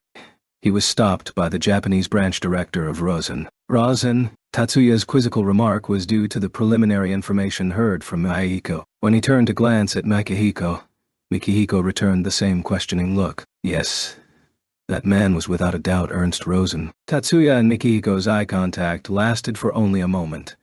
Tatsuya's eyes were back on Kent immediately. Kent appeared to be unaware of the exchange, and answered Tatsuya with a smile like a puppy running up, tail wagging. Saiju-senpai looked like he was quite troubled. Immediately after Kent spoke, "What about me?" As if waiting for the right timing, Leo entered on cue. Kent hadn't exactly been gossiping, but he was unable to escape the awkwardness of such banter about his senpai. He was talking about how he saw you in the lobby with Ernst Rosen. Before that could manifest, Tatsuya stepped in to talk to Leo. Well, that took a while. Sorry about that. It's not a problem. This isn't some formal gathering anyway. As Kent had felt, it seemed Rosen's talk with Leo had not been pleasant. Not prepared to pry any further than that, Tatsuya offered Leo a seat. The tea party adjourned at 10 p.m. Mikihiko, Leo, and Kent, technically a man, escorted Shizuku, Hanuka, and Mizuki back. Miyuki and Minami remained, ostensibly to help clean up. That Miyuki and Tatsuya were staying together in the same room was an open secret. That being said, Miyuki didn't have the courage to be seen going back to Tatsuya's room by Hanuka and the others. She was not yet that bold. On Hanuka's side, she likewise didn't want to see Miyuki and Tatsuya happily disappearing behind a door together. Miyuki was remaining there for both their sakes. Minami's reason for staying behind actually was to clean up, her maid mission senses being particularly high. Minami's pride was fully satisfied. This was because Pixie had been called to work on Tatsuya's behest, and did not participate in the cleanup. Pixie was sitting on a camping chair under Tatsuya's gaze. She had closed her eyes, and was blocking her ears with both hands. A 3H body received audio input not only from the ears, and even if she closed her eyelids, the optical sensors would still be capable of visualizing her surroundings. Cutting off external information could be accomplished just by shutting down the sensors anyway, so this was technically pointless behavior. The reason for Pixie undertaking such human actions was that she was exercising her non-mechanical senses. How is it? Can you detect anything? I cannot sense any of my brethren, Pixie answered Tatsuya, who was standing before her, with active telepathy. Immediately after the tea party ended, the parasite infused within the female robot had been directed by Tatsuya to search for the parasite dolls. According to the intel from the Kuroba,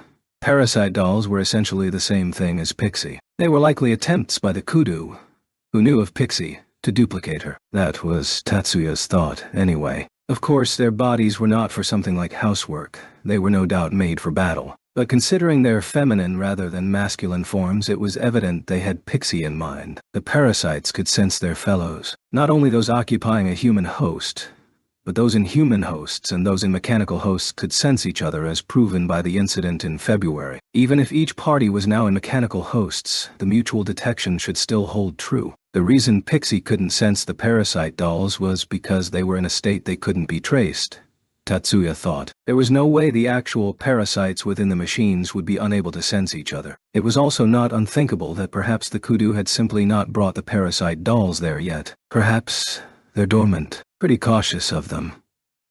Tatsuya had heard from Pixie that an inactive individual was harder to sense. Were the kudu engineers aware of that as well? What he had ascertained that night anyway was that searching for the parasite doll's storage location like this would be difficult, at least until they became active. When Minami came to stand next to Tatsuya, the cleanup had all been completed. There was nothing more, nothing productive to be gained from continuing. Tatsuya ordered Pixie to lock up the vehicle and enter a suspended state, before returning to the hotel with Miyuki and Minami. August 6th, the second day of the Nyaneskia. The summer morning dawned fast. Even so, the sky at the moment was dark, and had only begun to be tinged with blue. At that middling time, Miyuki was in a dim room sitting at the side of a bed. She was watching the sleeping face of her beloved brother. No doubt many would have been surprised if they knew, but Tatsuya slept soundly. Miyuki had left the room dark, but turning on the lights wouldn't have woken him. Even someone in the same room making noise wouldn't have woken him. As many would agree with,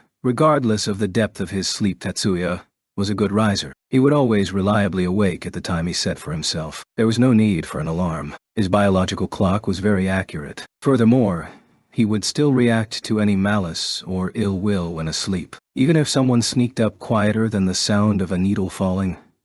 Had they the intent to harm him or Miyuki, he would immediately awaken. That being said, if someone came close enough, even without any ill intent, Tatsuya's awareness would still open his eyes. That boundary distance varied according to time and circumstance. Sometimes he wouldn't awake until close enough to breath on him.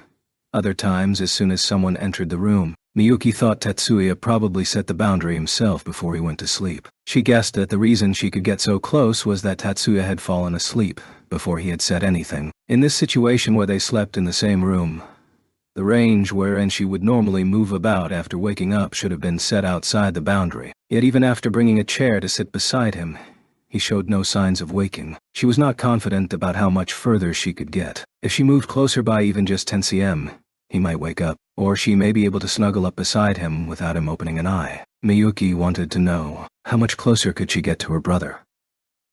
What was a distance he would consider with her present? Just how far would Anisama allow me go?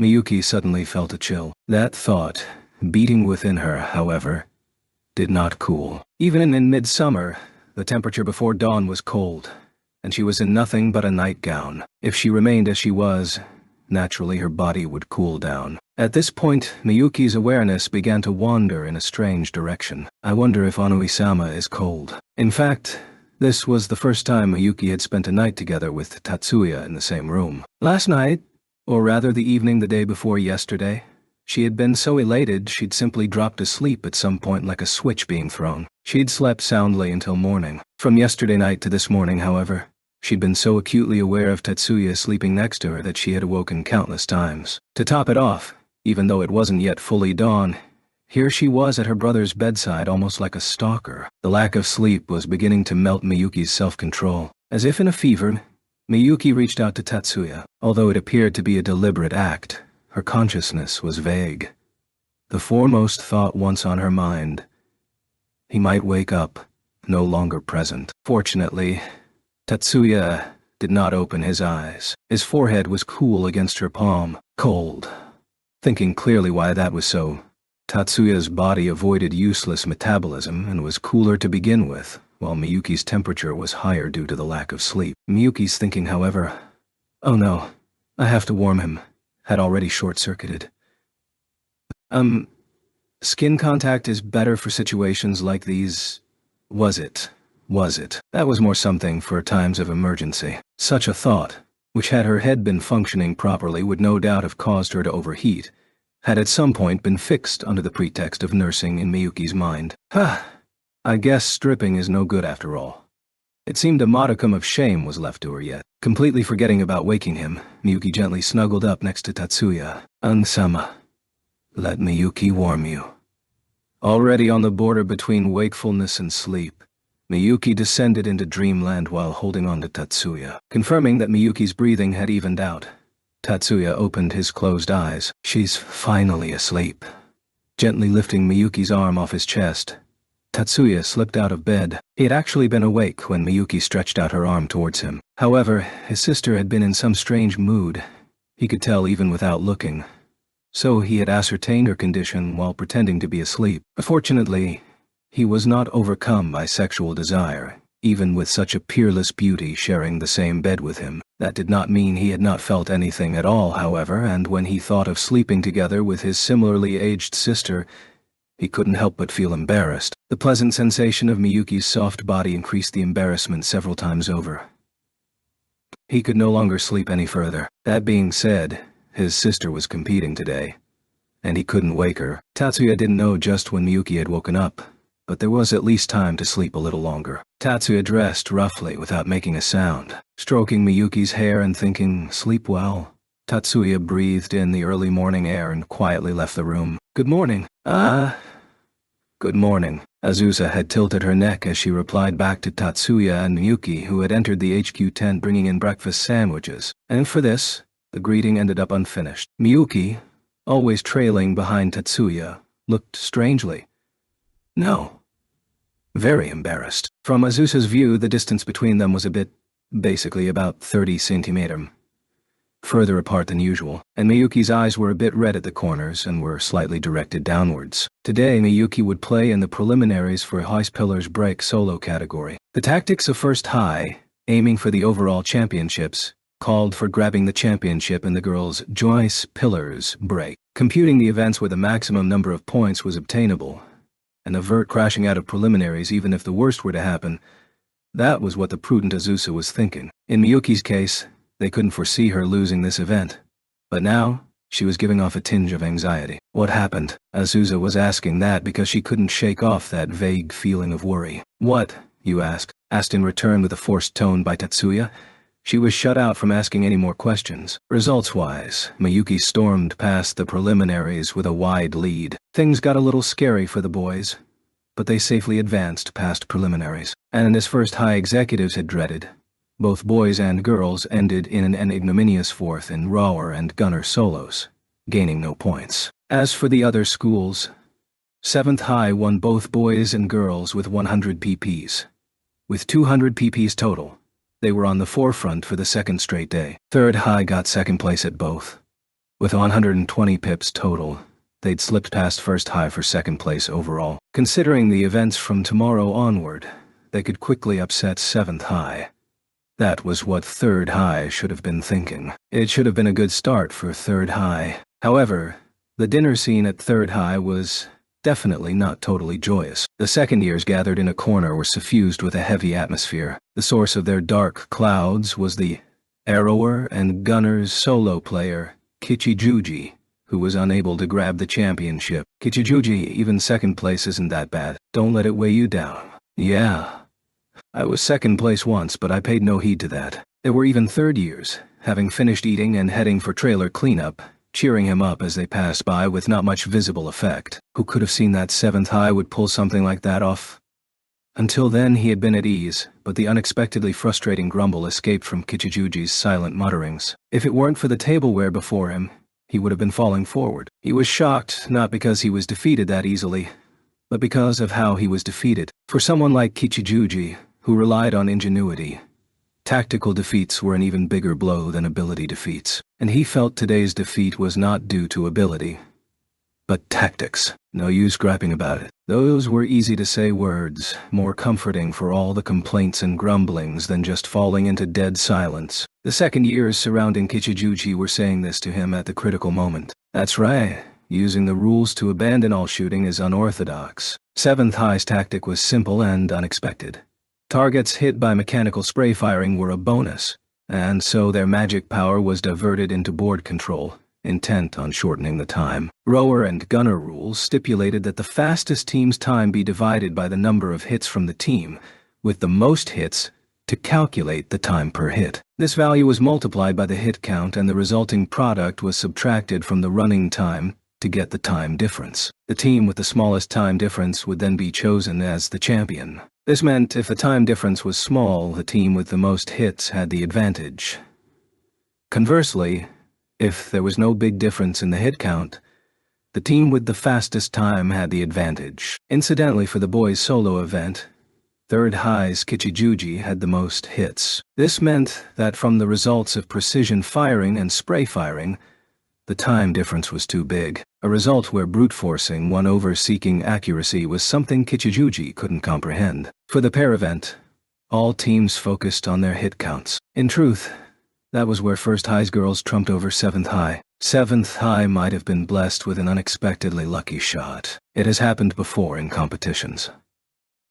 Don't you think so, Masaki? The second-year boys, in search for a consensus, brought the story to Masaki. There, all who were consoling Kichijuji noticed something strange. Looking back, up to now Masaki hadn't said even one comforting word to Kichijuji. On the contrary, he hadn't said a thing since dinner had started. He'd been eating all right, but he gave the impression that his mind was focused on a totally different matter. Masaki.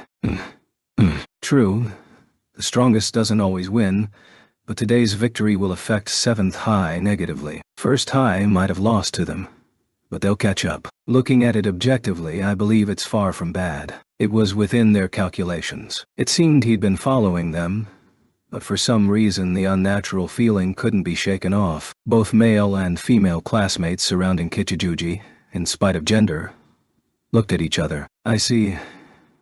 You're right. First high will catch up. Our final objective is the overall championship. We have our work cut out for us starting tomorrow. Dwelling on today's results is not the best action, you said. I understand, Masaki. However, it seemed that Kichijuji got over his shock due to Masaki's words. On that note, the dinner was concluded, and no one bothered asking about Masaki's unnatural behavior. Today's night tea party was scheduled because at the start various work, including CAD tuning, was coming to an end. Tomorrow morning would be shield down for the boys' pair, and the afternoon would be the finals for Ioi's Pillar's break for the girls' pair. Even though he was in charge of Shizuku, who charged past preliminaries, he was serving as engineer for Kirihara, of the Kirihara and Tomatsuka pair. What was more, the day after tomorrow he was taking care of Miyuki's Ice Pillar's break girls solo in the morning, and Sawaki's shield down boys solo in the afternoon. This was expected to be the busiest 2 days, especially for Tetsuya at the NSC. Shiba-senpai, voltage checks for Kirihara's CAD have been completed. Hook them up to the auto-debugger next. Okay. With Kent as his assistant, Shizuku's and Kirihara's CADs were tuned. This work had strong tinges of inspection rather than tuning, so making Kent the assistant had strong educational impact in guiding him in orthodox CAD tuning protocols. However, Kent was unexpectedly skilled and knowledgeable, and he was turning into a capable help for Tatsuya. Just as the pair's work appeared to be ending soon, a visitor came for Tatsuya. It's you, Ikiju. What's up? Coming to visit the operations van was Masaki. Sorry to visit you at this hour. Do you have a moment? We're running on schedule. If it's just for a moment, then it's fine. Kent. I'm taking a break. Okay, senpai. Tatsuya called out to Kent with this, then went along with Masaki to a spot unlit by the van's headlights. You're entrusting the engineering work to a freshman. Masaki, walking alongside and a bit surprised, asked him that. I was once a freshman last year. However, on hearing Tatsuya's slightly sarcastic answer, Masaki bitterly smiled, thinking that's way too rude. Well then, I believe you've come to me only for the steeplechase case. Ignoring Masaki's relatively friendly facade, Tatsuya went ahead and spilled out what the former would say. Masaki instantly hardened his expression, then changed his mind, figuring this was no time for idle chat. Yeah, it's as you said. Somehow, it's more suspicious than I thought. What did you find out? Tatsuya stopped walking and turned towards Masaki. The latter directly took on the former's inquiry. It's still far from the point where you can say that I've found them out. It's just that the JSDF hardliners appear to be involved with it. Hardliners? Tatsuya inquisitively asked back. Masaki immediately found out that Tatsuya didn't know what hardliners was simply referring to. Oh, sorry. It's the anti-GAA hardliners within the JSDF, and they are the ones maneuvering behind the NSC. With a little thinking, it was an easy-to-understand plan. The powers that desired a war victory were in a hurry to expand their battle strength by selecting combat-capable magicians. High school students may not be ready firepower, but even the hardliners wouldn't be wishing for a war outbreak in a day or two. Besides, if they were to see results in the NSC, It would be easy to guess that this method would be expanded into the university magicians' athletic meets. However, House Kudu, no, Kudu Retsu and the hardliners joining together. To consider it would be a troublesome combination. Tatsuya had heard that Kudu Retsu hated to see magicians used as weapons. It was all rumors, but it had high credibility. Just hearing it from Fujibayashi could be for the benefit of her relatives. Such was worth considering, but Kazama, critical of a 10-master clans organization, would say pretty much the same thing. Retsu hated the use of magicians as weapons, and yet he was not denying the use of them as soldiers. Paradoxical, yet that was the very reason there was no way for that old man to use high school students as guinea pigs for such a foul-looking method, for soldiers are not expendable, but are important resources. I heard Colonel Sakai wants us high school students to join up the JSDF, bypassing the Ministry of Defense in the process. With Masaki continuing to explain, Tatsuya sensed he was getting more and more confused. I see. If the hardliners' objective is to secure volunteers as ready firepower, then confrontations against Kudu Retsu cannot occur.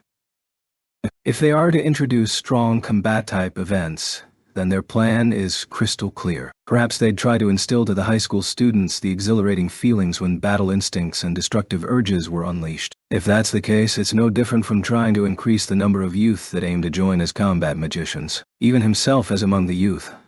On the contrary, in spite of not being on a youth's level, Tatsuya thought of it as someone else's problem. Motivating for combat instincts and destructive urges was a MO even used in Yotsuba training. Nevertheless, that did not explain the spell to make parasite dolls go on a rampage. The hardliners had to know how far the connections went. Either they were tied to the puppet master or they were mere minor actors. And then a small problem suddenly popped up within Tatsuya's mind. You got as far as finding out Colonel Sakai's name. Even the Ikijus probably had a channel of their own into the JSDF, but it should have been no easy task to thoroughly check out the ringleader's name in a short time. Since it was no public political party, there were no written registries going around about each faction. Masaki showed a bitter expression at Tatsuya's monologue on abrupt question. Colonel Sakai was my father's old acquaintance. As expected, even Tatsuya was astounded by this acknowledgement. Ichiju, I didn't expect that. No, that's way off. Don't take it for something else, Shiba. As expected, Ichiju openly denied the confusion, even when going as far as suggestively taking a stab at it. Even Tatsuya felt relief for the denial. Better that the enemies keep on increasing. If this situation deteriorates any further, he would turn the tables over with bothersome brute force. No. I'd rather end up destroying the steeplechase course. Doesn't matter what kind of action I have to take if I do that. That they were acquaintances was a matter for the past. Masaki was flustered over something else, totally unaware that Tatsuya was thinking of something far more dangerous. Colonel Sakai was the top commander in that area during the Sato invasions 4 years ago. From the start, I have nothing to do with the Kudu's objectives or with the JSEF predictions. Perhaps you knew about it, but a volunteer force with my father as the leader was formed to recover Sato. At the same time, father appealed to Colonel Sakai for whether a regiment-sized unit can be dispatched to Niigata, Hokuriku. That time both the Government and the JSDF were focused on Okinawa, so the JSDF had intended to send in a battalion once the volunteer army had recovered Sato. Having first high win the 9S ski is optional, or at least on the last day's steeplechase. Miyuki, or our Hanukkah, or Shizuku's championships will wait until after this is over. A premature 9SC termination would be a complete humiliation for the Magic Association well into the thesis competition.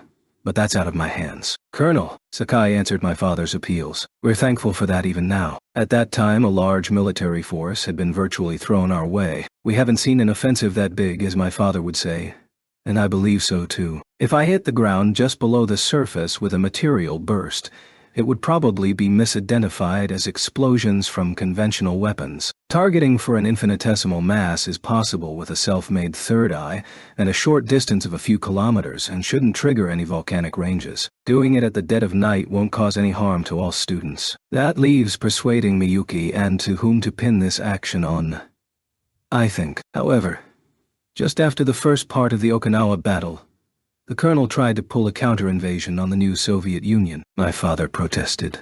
But the colonel would hear none of it. Of course, there's no way the HQ would approve such a venture. As a result, the counter-invasion didn't happen, but father was at loggerheads with the colonel until the regiment stood down. From there they quarreled and split up.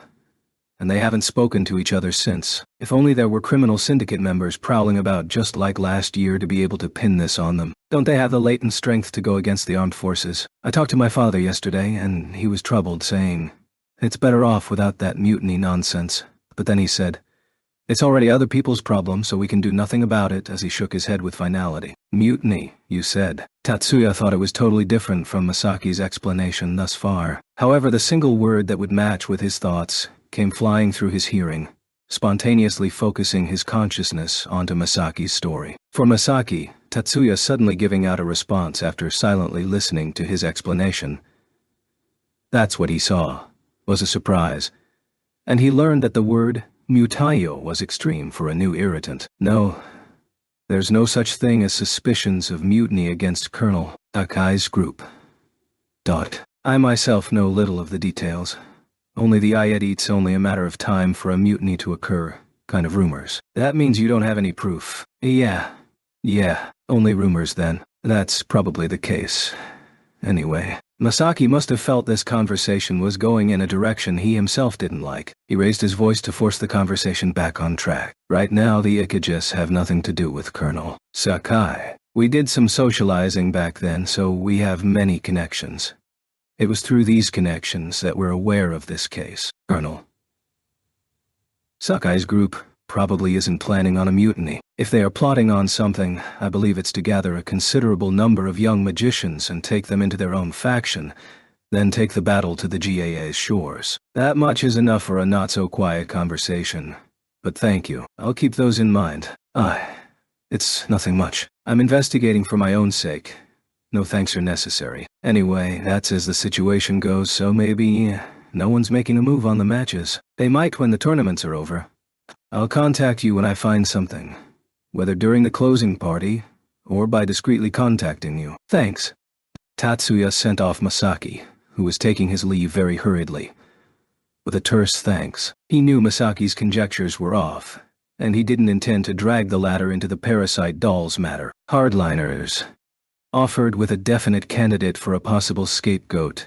Tatsuya instead regained his composure. There was clearly no time even if diversionary tactics were executed. It was less than 10 days until match day for steeplechase cross-country, where the parasite doll experiments would be performed. To complete an operation with such a short time interval would be difficult even with Yakumo's help. It might be possible with Yotsuba help, but it was highly unlikely that Maya would give her support to the partial explosion at Fuji training grounds from the onset. It's so unlike me to be too indecisive over this or that. With that, Tatsuya finally recognized that he was wearing out. For now. Tonight, Tatsuya ordered himself to drive out the parasite doll matter from his mind and relax in a tea session with his younger sister and friends. Day 3 of the 9SE. In the morning, the prelims and finals for Shield Down, Boys Pair, and the finals for Ice Pillars Break, Boys Pair, were carried out. And currently they were in the midst of the third finals match for Shield Down, Boys Pair. Both first and third high were tied for first in the finals, so the winner of this match would be the champion of Shield Down Boys Pair. Tamatsuka hoisted up his shield, then charged on. The third high players, aware from the matches thus far that the first high pair were both close-range types, always kept their distance from both Kirihara and Tamatsuka as they fought on. However, the immediately effective remote magic was a high-strength area interference, instead of the narrow one created by Tamatsuka.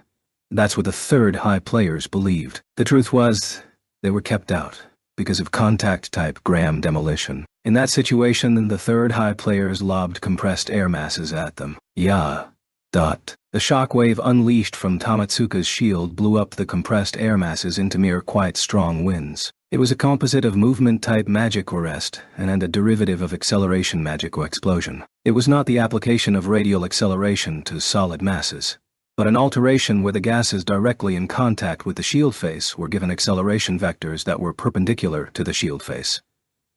The rest to here was meant to restrain against its backlash. Until 9SS key training had started, Tamatsuka was unable to learn the air-based attack magic that was popular among modern magic users. This magic type mostly required continuous state maintenance of the compressed air until it rushed towards or touched an opponent. For Tamatsuka, unable to control magic beyond the range of his limbs, there was no getting around the fact that there were things he knew he was not good at. However, being totally unable to learn this type of magic was really a problem of the consciousness. As long as one was on solid ground, air was everywhere. It existed where it is within one's reach. By only accelerating the air close at hand, long-range control was unnecessary. An example would be Sawaki's Mach Punch, where it was just a mass of solidified air surrounding the fist pushing out the air in contact with said mass. A spell to accelerate part of a body, no, the entire body into sonic speeds after moving solidified air through sonic speeds without any time lag was a tough proposition,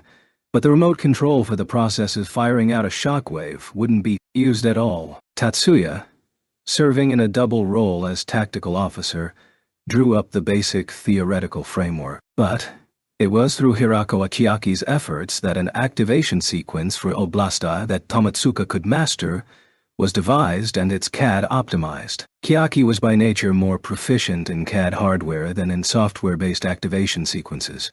She too was proficient in adjusting activation sequences, but she was bad at arranging them. But after hearing from Tamatsuka the concepts behind A0 Range Blasta, Chiaki, under Professor Jennifer Smith's daily guidance, grappled with her weakness that was activation sequence arranging, before she succeeded in a rearranged activation sequence for blast that Tamatsuka could easily handle. One could say that thanks to Chiaki, a zero-ranged Tamatsuka could use blast. Kirihara, taking his cue from Tamatsuka blowing away Third High's attacks, rushed forward. For the ring positions, Tamatsuka was in the middle.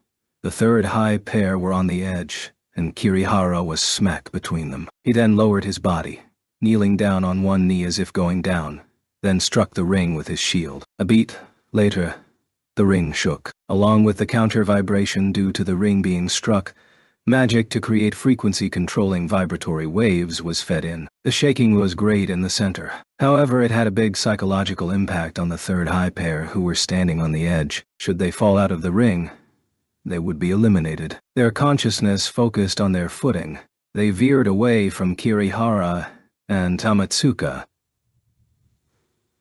The pair didn't let that opening slip through. Using self-acceleration magic, Tamatsuka rushed forward and past Kirihara, ramming one Third High player with his shield. This time, it was his specialty, an explosion that affected solid bodies. The other Third High player had no time to realize that his partner had fallen out of the ring as Kirihara had stabbed into that player's shield with his shield edge. It was a variant of Sonic Blade. The Third High's shield did not break. It was shattered, and without going for round two, the Shield Down Boys pair championship went to First High. Kirihara took Tamatsuka's hand and raised them up high. At the ringside staff chairs, Chiaki was clapping her hands with joy. She had an always sour look due to Tatsuya sitting beside her, but it appeared even that was forgotten. On the third day, First High took third for men's Ice Pillars break pairs, and first for the women's. The men's Shield Down pair took first, but the women's pair dropped out in the prelims. This was an unexpected result, but they had been grouped with Third High who ended up winning overall. If they had beaten Third High at that match, they likely could have ended up winning themselves. So intense was the fight. But what's done is done. Third High placed no lower than second for all their events today. The point gap, which had been 40 at the end of the second day, was now 100. At the dinner table, even the pairs who had won were in a somber mood. Instead, Shizuku, congratulations on your win. Well, with Shizuku's abilities that was a given. Yep. Congrats, Shizuku. At the evening tea party at Tatsuya's work vehicle, words of praise to Shizuku flew fast. Thanks, everyone. No matter how many times, it was still something to be happy for. Shizuku lightly inclined her head. Tomorrow is Miyuki's turn, huh? Slightly abashed but covering it magnificently as always, she turned the focus to Miyuki. Yes, I'll have to do my best too. Without jesting or subtlety, Miyuki replied with a determined smile. I think it'd be best if you didn't think like that. If you focus all your effort into that, you might make a pitfall when you least expect it. There's no way any sort of trap could defeat Miyuki, right? Rather, I think the most important thing is to take care not to make a false start. That's the biggest pitfall. Jeez. Subaru. Erika. Do you really think I would be that careless? The reason Subaru and Erika had framed their concerns as jokes was because they couldn't take the pure atmosphere radiating between Shizuku and Miyuki. With Miyuki's light protest, the air in the group relaxed again. No, it's not that, Subaru answered with a wry smile, and Miyuki likewise pursued no further. The breezy chatter of the girls melted into the night sky. The number of people attending the parties had increased steadily, and things were becoming livelier. Erika hadn't come the first day, saying she was busy, but had joined since last night, as if there were no more problems. Tonight, Satomi, Subaru, and Akechi Amy had also come along. The camping table would be full soon. If even more people came, they'd have to find another table and chairs. All the second-year girls were here now, however, so it was probably unlikely any more would turn up. The first tea party was known to all of the first high team by the next morning. The reason Amy and Subaru had joined tonight wasn't because they were reserved about staying the night. That said, Amy, it's good you're feeling better. Spending a night like that wouldn't have been very nice. I wasn't sulking. Not at all. It wasn't like she had pressed the issue because she thought it was that big a deal. But seeing Amy frantically refute it, Subaru heaved a sigh. Based on her attitude, it was questionable if she was really calm. But Subaru had been able to feel that Amy was troubled. Subaru and Amy shared a room. They weren't as close to Tatsuya's group as Anuka and Shizuku, and since coming to the Nyan Seas, outside of matches, they mainly spent their time together. So when Subaru felt that something was bothering Amy, she herself would feel affected, and as a friend, would feel the need to do something. What happened? Miyuki questioned not Amy herself, but rather Subaru. Nothing at all, her facing reddening. Amy tried to interfere, but something like that wasn't able to stop Subaru. It's about Tamatsuka. At that answer, which Subaru gave with one eye closed and a shrug, Miyuki, Hanoka, and Shizuku all breathed out with expressions of understanding. What did Tamatsuka-kun do? Mizuki turned to question Shizuku, who sat next to her. It was Erika who answered, however. He was probably flirting with that chick. That chick? Hirakawa. Chiaki. It seemed Mitsuki finally understood what Erika was driving at. Still looking unconvinced, however. They turned to Amy. Amy. It's Tamatsuka-kun. I'm sure he was just expressing his gratitude, talking about how Tamitsuka and Chiaki had been getting along well during dinner. Although Chiaki had her head down most of the time, Hanuka spoke words of comfort to Amy. I said there was no problem. Amy persisted in her denial, but it hadn't been only Anuka who had seen Tamitsuka with Chiaki. Shizuku and Miyuki had seen the same thing. Even if they hadn't, it was evident with a glance by comparing Subaru and Amy's expressions who was more trustworthy here. Amy, Tamitsuka-kun is hopeless. What was that? Displaying such a predictable reaction, it was questionable whether she was really holding something back. That said, though, Shizuku's words had been fairly confrontational, to put it lightly. Unlike Tatsuya-san, Tamitsuka-kun is honest-to-God dense. You'd have to clearly spell things out to him. After Shizuku elaborated, Amy was left with a delicate expression. It appeared she wouldn't go to his defense.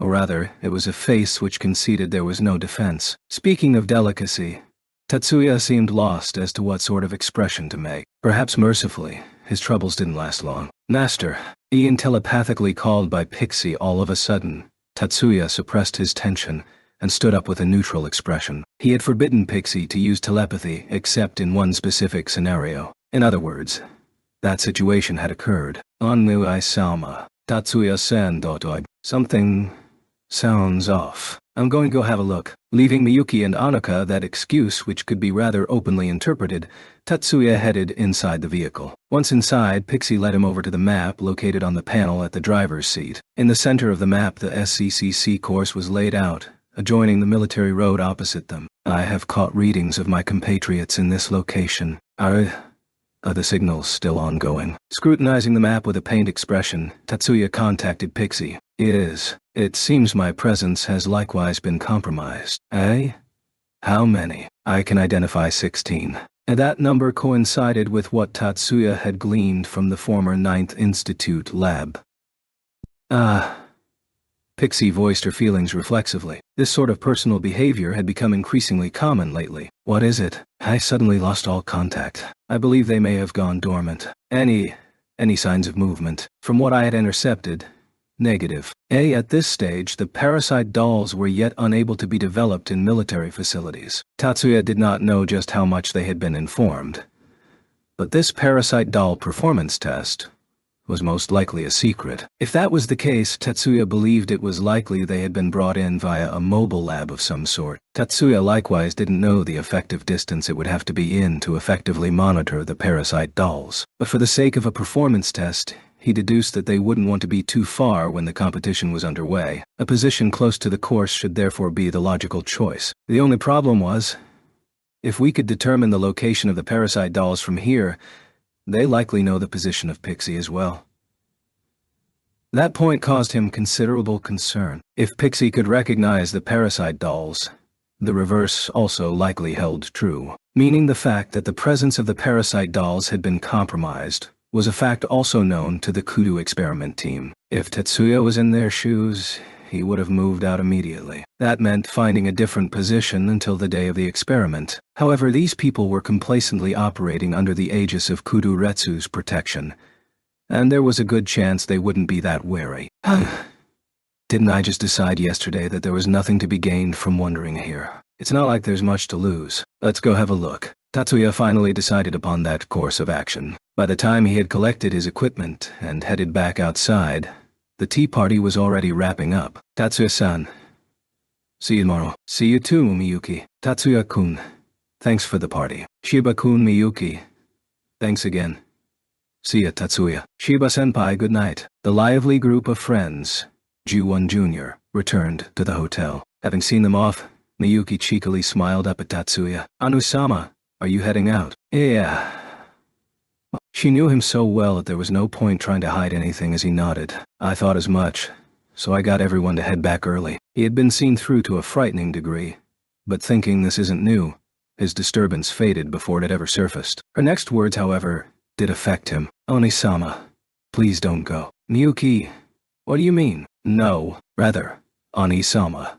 I won't let you go. There was no longer any trace of amusement in her eyes. Rather, they glinted with an unshakable will. Anu-sama, must you really go confront the enemy now? I personally don't think so. Pixie has detected the enemy's location. We finally have a lead. Before that, what I'm asking is, why must Anaoi-sama move to intervene with the experiment of the Kudu? It was one of those rare moments Tetsuya was lost for words. From the moment he had received the message from the unknown sender, he had taken that they must be stopped as a given. However, that was only something he had thought. This may be selfish of me. I haven't exactly assisted you in this case either, so this may be rather shameless of me as well. As she spoke, Miyuki was resolute. Whilst bearing her shame, she continued to stand before him. You may scold me as much as you like later, but Anu-sama, before that, please hear me out. Tatsuya's eyes never wavered from Miyuki's. After declaring he had intended to go face the enemy, he had not moved an inch from before her. There is not a single reason why Anu-sama should have to bear responsibility for the Kudu's plans. Anu-sama does not have any obligation to stop the parasite dolls at all. Tetsuya himself knew that all too well. He understood it fully. Neither should Anaoi-sama have to bear responsibility for all the competitors in the steeplechase cross-country. It was like being struck by a warning stick during meditation. Tatsuya dimly began to realize what his sister wanted to say, and where she was right while he was wrong. Naoi-sama, ... I'm about to say something extremely selfish, something I'm ashamed to even think of. There was not a trace of humility or pretentiousness in Miyuki's tone, not a single trace of hesitation either. All Anu-sama has to do is protect me. The only one Anu-sama has to be responsible for is me. Only her voice, even now, held a quaver close to tears. Whether they're from First High or another school altogether, Anu-sama does not have to concern himself with anyone except me. Miyuki audibly clenched her teeth. Her downcast bangs hid her tear-stained eyes. It's fine to leave the parasite dolls alone until the actual day. If you don't consider the fact the actual parasites would only be released, those creatures aren't even close to worthy of being Anu-sama's adversaries. It's fine to just destroy them all on the day. After the competition has ended, I will destroy the spirits themselves. Slowly, bit by bit, Miyuki raised her gaze to meet Tatsuya's. Her eyes were now dry. If you will insist on going even then,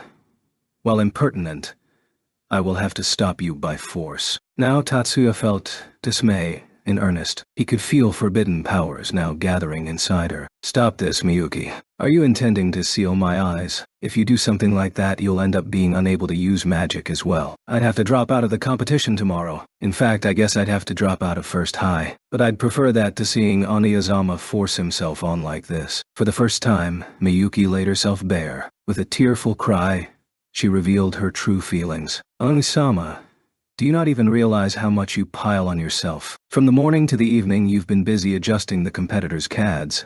Then after the matches, you consult with the other technical staff and give advice.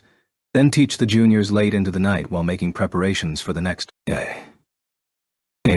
Taking on the military and the kudu on top of that, even for you, Onui-sama, it's far too much. You'll end up breaking. Tears spilled down from Miyuki's eyes. Tatsuya finally realized just how tired he was, and just how exhausted his sister had become worrying for him. The hesitation which had been clouding him cleared, and he found his heart was now lighter for it. There's no need for that. Miyuki looked up dumbfounded at Tatsuya, as if she had been struck. The frustration had disappeared from his voice, and in its place a kind gentleness had reappeared. I'll return to our room. Oni-sama?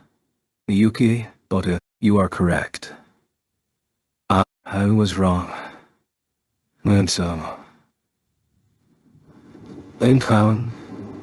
Miyuki hadn't thought she would be able to convince him. As a human being, she had known all along that her brother was in the right, so she wasn't able to believe that she would be able to change his mind. It's as you say, you're the only one I have to protect. As long as I can keep you safe, the rest is superfluous. You are all I need. Those were the words Miyuki had always wanted to hear, which now filled and bound her heart. As if her earlier eloquence had been a lie, she simply stood looking at Tatsuya in silence. Her gaze, as straightforward as it had been a while before, seemed to be staring into a dream. Let's go back. Gently pushing on her shoulders, he began walking the puppet-like Miyuki back to the hotel. Behind them, Minami, who had kept to the background during the one-man show, followed, keeping her head down to hide her twitching expression. The morning of the fourth day of competition. In the girls' ice pillars break solo, Miyuki won both matches of the finals in under 1 minute. Her victories were so decisive there was some worry that she might have traumatized her opponents.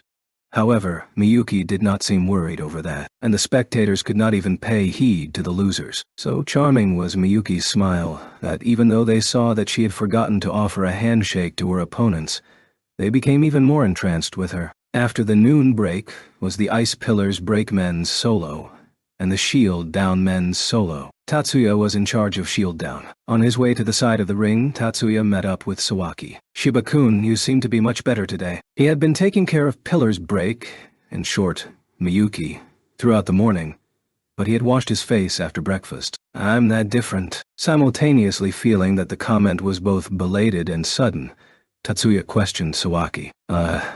The first day, the second day, the third day. I could somehow see that you weren't concentrating. I didn't intend to say anything because you were still doing your work properly. I thought you were gripped with worry about something. Tatsuya was privately astonished. He had not been gripped by worry but by hesitation. However, he had not intended to let it show in his face. Even now, his friends, Anaka, Shizuku, Mikihiko and the rest, as well as Isori and Azusa, who were closer to him than Sawaki, each and every one of them had not seemed aware that his condition was off. Perhaps it was because Sawaki wasn't with him all the time, so he was aware of a small change. Nevertheless, Sawaki's observation skills were terrifying. You look refreshed today, so I felt like mentioning it. Although I wasn't aware of it myself, fatigue might have been piling up on me. Yesterday, I had the first good night's sleep in a while that was enough to revive my constitution. As an excuse, it wasn't a clever one, but it wasn't an unnatural one. Thinking that he wouldn't have accepted it himself, Tatsuya made that answer to Sawaki. That's great. Keep yourself fired up, Shiba-kun. However, Sawaki didn't show any doubts. He was simply team-spirited. He didn't consider anything else, and remained focused on the upcoming match. The pace of Tatsuya's recovery and first high putting pressure on the leader was the same. Day 4. First high's results. Ice pillars break.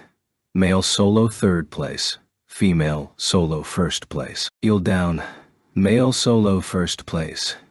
female, solo first place. Third high started the day with a 100-point lead that shrunk to 60 points. First high's advance continued even in the newcomers tournament. On the first day of the newcomers tournament, both male and female placed first in row and gunner. Tatsuya was the engineer in charge of the boys along with Kent. He guided his co-high pair to a victorious smashing of 7th high. The female winner Kasumi displayed a there-is-nothing-to-it victorious expression from the middle of the winner's podium. The second day of the newcomers tournament was the finals for Ice Pillars Break and Shield Down. The boys finished off in 3rd place in Shield Down, but the girls won magnificently. Tatsuya was the engineer in charge of Minami, but he really didn't have a lot to do that day. The boys got another 3rd in Ice Pillars Break and the girls were again victorious. Izumi had completely dominated Ice Pillars Break. When Izumi returned to First High's tent, her whole face somehow seemed to smile at Miyuki, drowning her with unwholesome desire.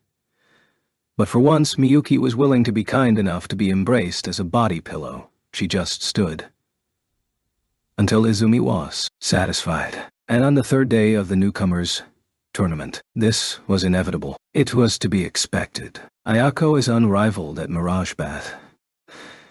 Even I would be no match for her. The finals for the main tournament's Mirage Bat were 2 days away.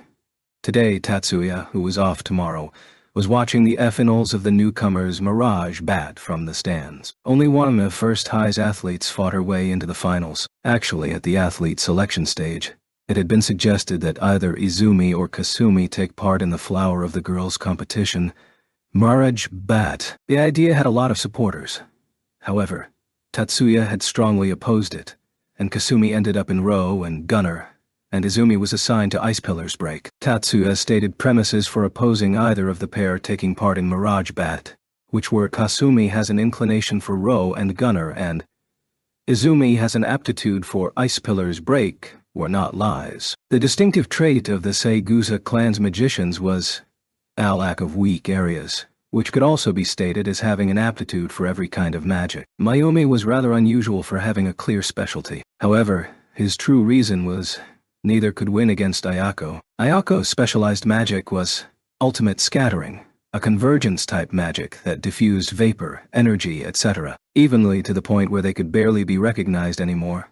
The ultimate scatter spell had no direct relationship with Mirage Bat. However, Ayako had another magic which was just as much a specialty of hers as ultimate scattering. That was mock teleportation. The magic consisted of cloaking herself, or perhaps a partner, in a cocoon of air, quelling inertia and moving instantly through a vacuum tube made of air. The vacuum tube would be viewed as an obstacle to other athletes in Mirage Bat, so she couldn't use it like that. However, if the sequences of mock teleportation were downgraded, then the magic allowed her to jump faster than the eye could follow by continually creating gusts of air. Even the use of flying magic could not compete with her speed. Mock teleportation was extremely inferior to flying magic in terms of potential movement distance. However, that did not pose a problem in Mirage Bat. The only possible way to win against Ayako in this event would be to cause the ball of light to disappear before she could find it. As Tatsuya and Miyuki expected,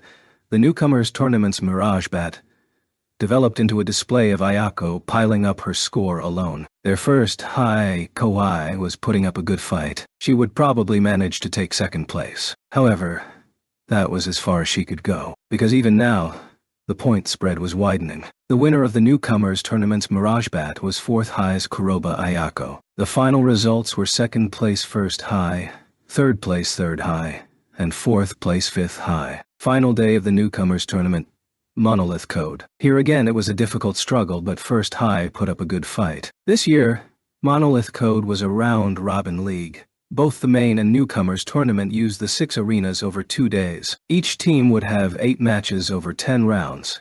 In short, each team would sit out and rest 2 times. Second day, 9th round. Led by Shippo Takuma, First High's team had won all of the 6 matches they had been in so far. They had narrowly defeated the team that they had regarded as their greatest rival before the competition started, 3rd High, in the match before their last match, so a victorious mood ran through the rookie team. However, they had seen 3rd High lose to 4th High before their eyes in the last match. This riveted Takuma, and the others' attention like their heads had been soaked in cold water. That guy is incredible. What the heck is his name? Leo asked Tatsuya, who was in the stands, not the support staff area. Kuroba. No. Kuroba? Fumiya? Kuroba, of course. Nikihiko, who was observing from the stands as well, mumbled as if hesitant to speak out. First High was facing Fourth High in the final match. Unfortunately, it looked like First High was in a pinch. Dotted with big rocks. The rock stage of Monolith Code imitated a karst-like area. The one defending First High's monolith, which was erected on a bridge, was Shippu Takuma. Unexpectedly, he had volunteered to take on defense. Until now, all the enemies had been repulsed. In their victory over Third High also, Takuma had annihilated the offense, which could be said to be one of the main reasons they won. Despite that, Takuma was being pressed by Fumiya. Like Minamoto and Yoshitsune, Fumiya jumped from boulder to boulder, not allowing Takuma to lock him in his sights. And Fumiya was taking aim at Takuma with his gun-shaped CAD in mid-air, assaulting Takuma with an intangible attack. The outer system magic. Phantom Blow. Ice. Tatsuya had used it in last year's newcomers tournament. But compared to Tatsuya's, this was much more powerful. It was not just that. Fumiya was using more than Phantom Blow. Under the cover of the flashier magic, another magic was being slipped in. Direct Pain, Fumiya's specialty. A magic he alone could use to imprint pain directly into his opponent's mind. He had stepped it down so that any magicians in the stands wouldn't notice. But even so, one blow was enough to take out Takuma's mind. As a result, people were unaware of direct pain and only saw a powerful phantom blow. Naturally, being mistaken about the source of such power did not change the effect. The accumulated effect of the pain in his mind was clearly keeping Takuma from concentrating. A decreased ability to concentrate decreased the force of one's magic. A decline in concentration decreased the force of the magic. There was a direct correlation between concentration and the success rate of magic. Takuma was trying to attack with Stone Shower, a magic that used herd control to spray an opponent with a concentration of pebbles in order to stop Fumiya's movements. Stones whirled in Takuma's vicinity. However, they did not attack Fumiya.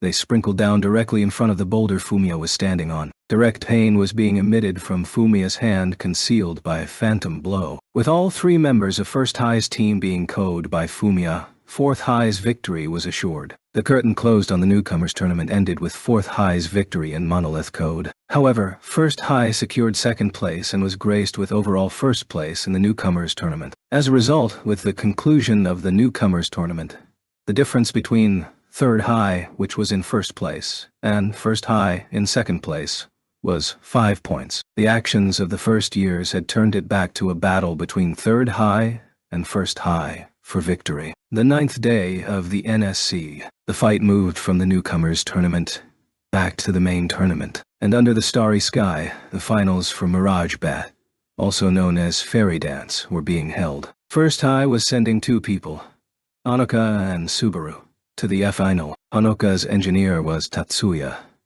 Subaru's engineer was Azusa. While both were second years, this was a calculated move to overcome Third High in one blow. With Third High only having one athlete advance to the final, the strategy had already half succeeded. In preparation of attaining the other half of the strategy's goal, Tatsuya and Azusa had gone all out. The rest was up to the athletes. Wearing a uniform that was fitted to her entire body that had a light lime-based tone, Honoka was a little embarrassed to be standing in front of Tatsuya. Even though she knew it was an athletic uniform, it was decidedly embarrassing to be exposed in this manner to a male in close quarters. Absolutely nothing wrong. Do you feel there is anything wrong with your own condition? It was inevitable that after checking on the CAD tuning, Tatsuya would slowly and thoroughly examine Honoka's body. One's eyes being more reliable than a machine at observation was something that was limited to him. No. Nothing. I'm fine. Honoka was so embarrassed she answered in a small voice. She had a greater reason to be embarrassed than simply being seen by a member of the opposite sex. Tatsuya understood that as well, but had to pretend nothing was wrong because he understood. Should I leave her alone for a while before the event so she can concentrate on the match? Tatsuya considered, and just as he was about to bring it up to Hanuka, "Excuse me, Shiba-kun." Subaru had entered from the next booth where Azusa was doing her final check. "Do you need something?" His words were unfriendly, but his tone of voice was not all that hostile. Tatsuya was only asking. After all, even though they were members of the same team, Mirage Bat was an individual match. To visit an athlete this close to the match, although it could not be called thoughtless, was not normal. "I thought I would give my regards to Shiba-kun." "Regards? To me?" "That's right. To you." Subaru agreed with an insolent air. Naturally, this was her usual manner. "Last year, well, it doesn't matter now. I will be victorious in this match. Sorry, Tatsuya, but the myth of your invincibility ends today." However, this arrogant speech wasn't like Subaru. The myth of his invincibility referred to the fact that last year, athletes in his charge had only lost to each other.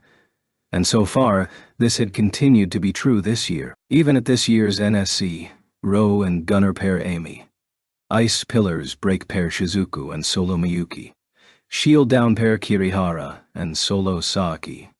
Newcomers, tournaments Row and Gunner. Male division and newcomers, tournaments Shield down.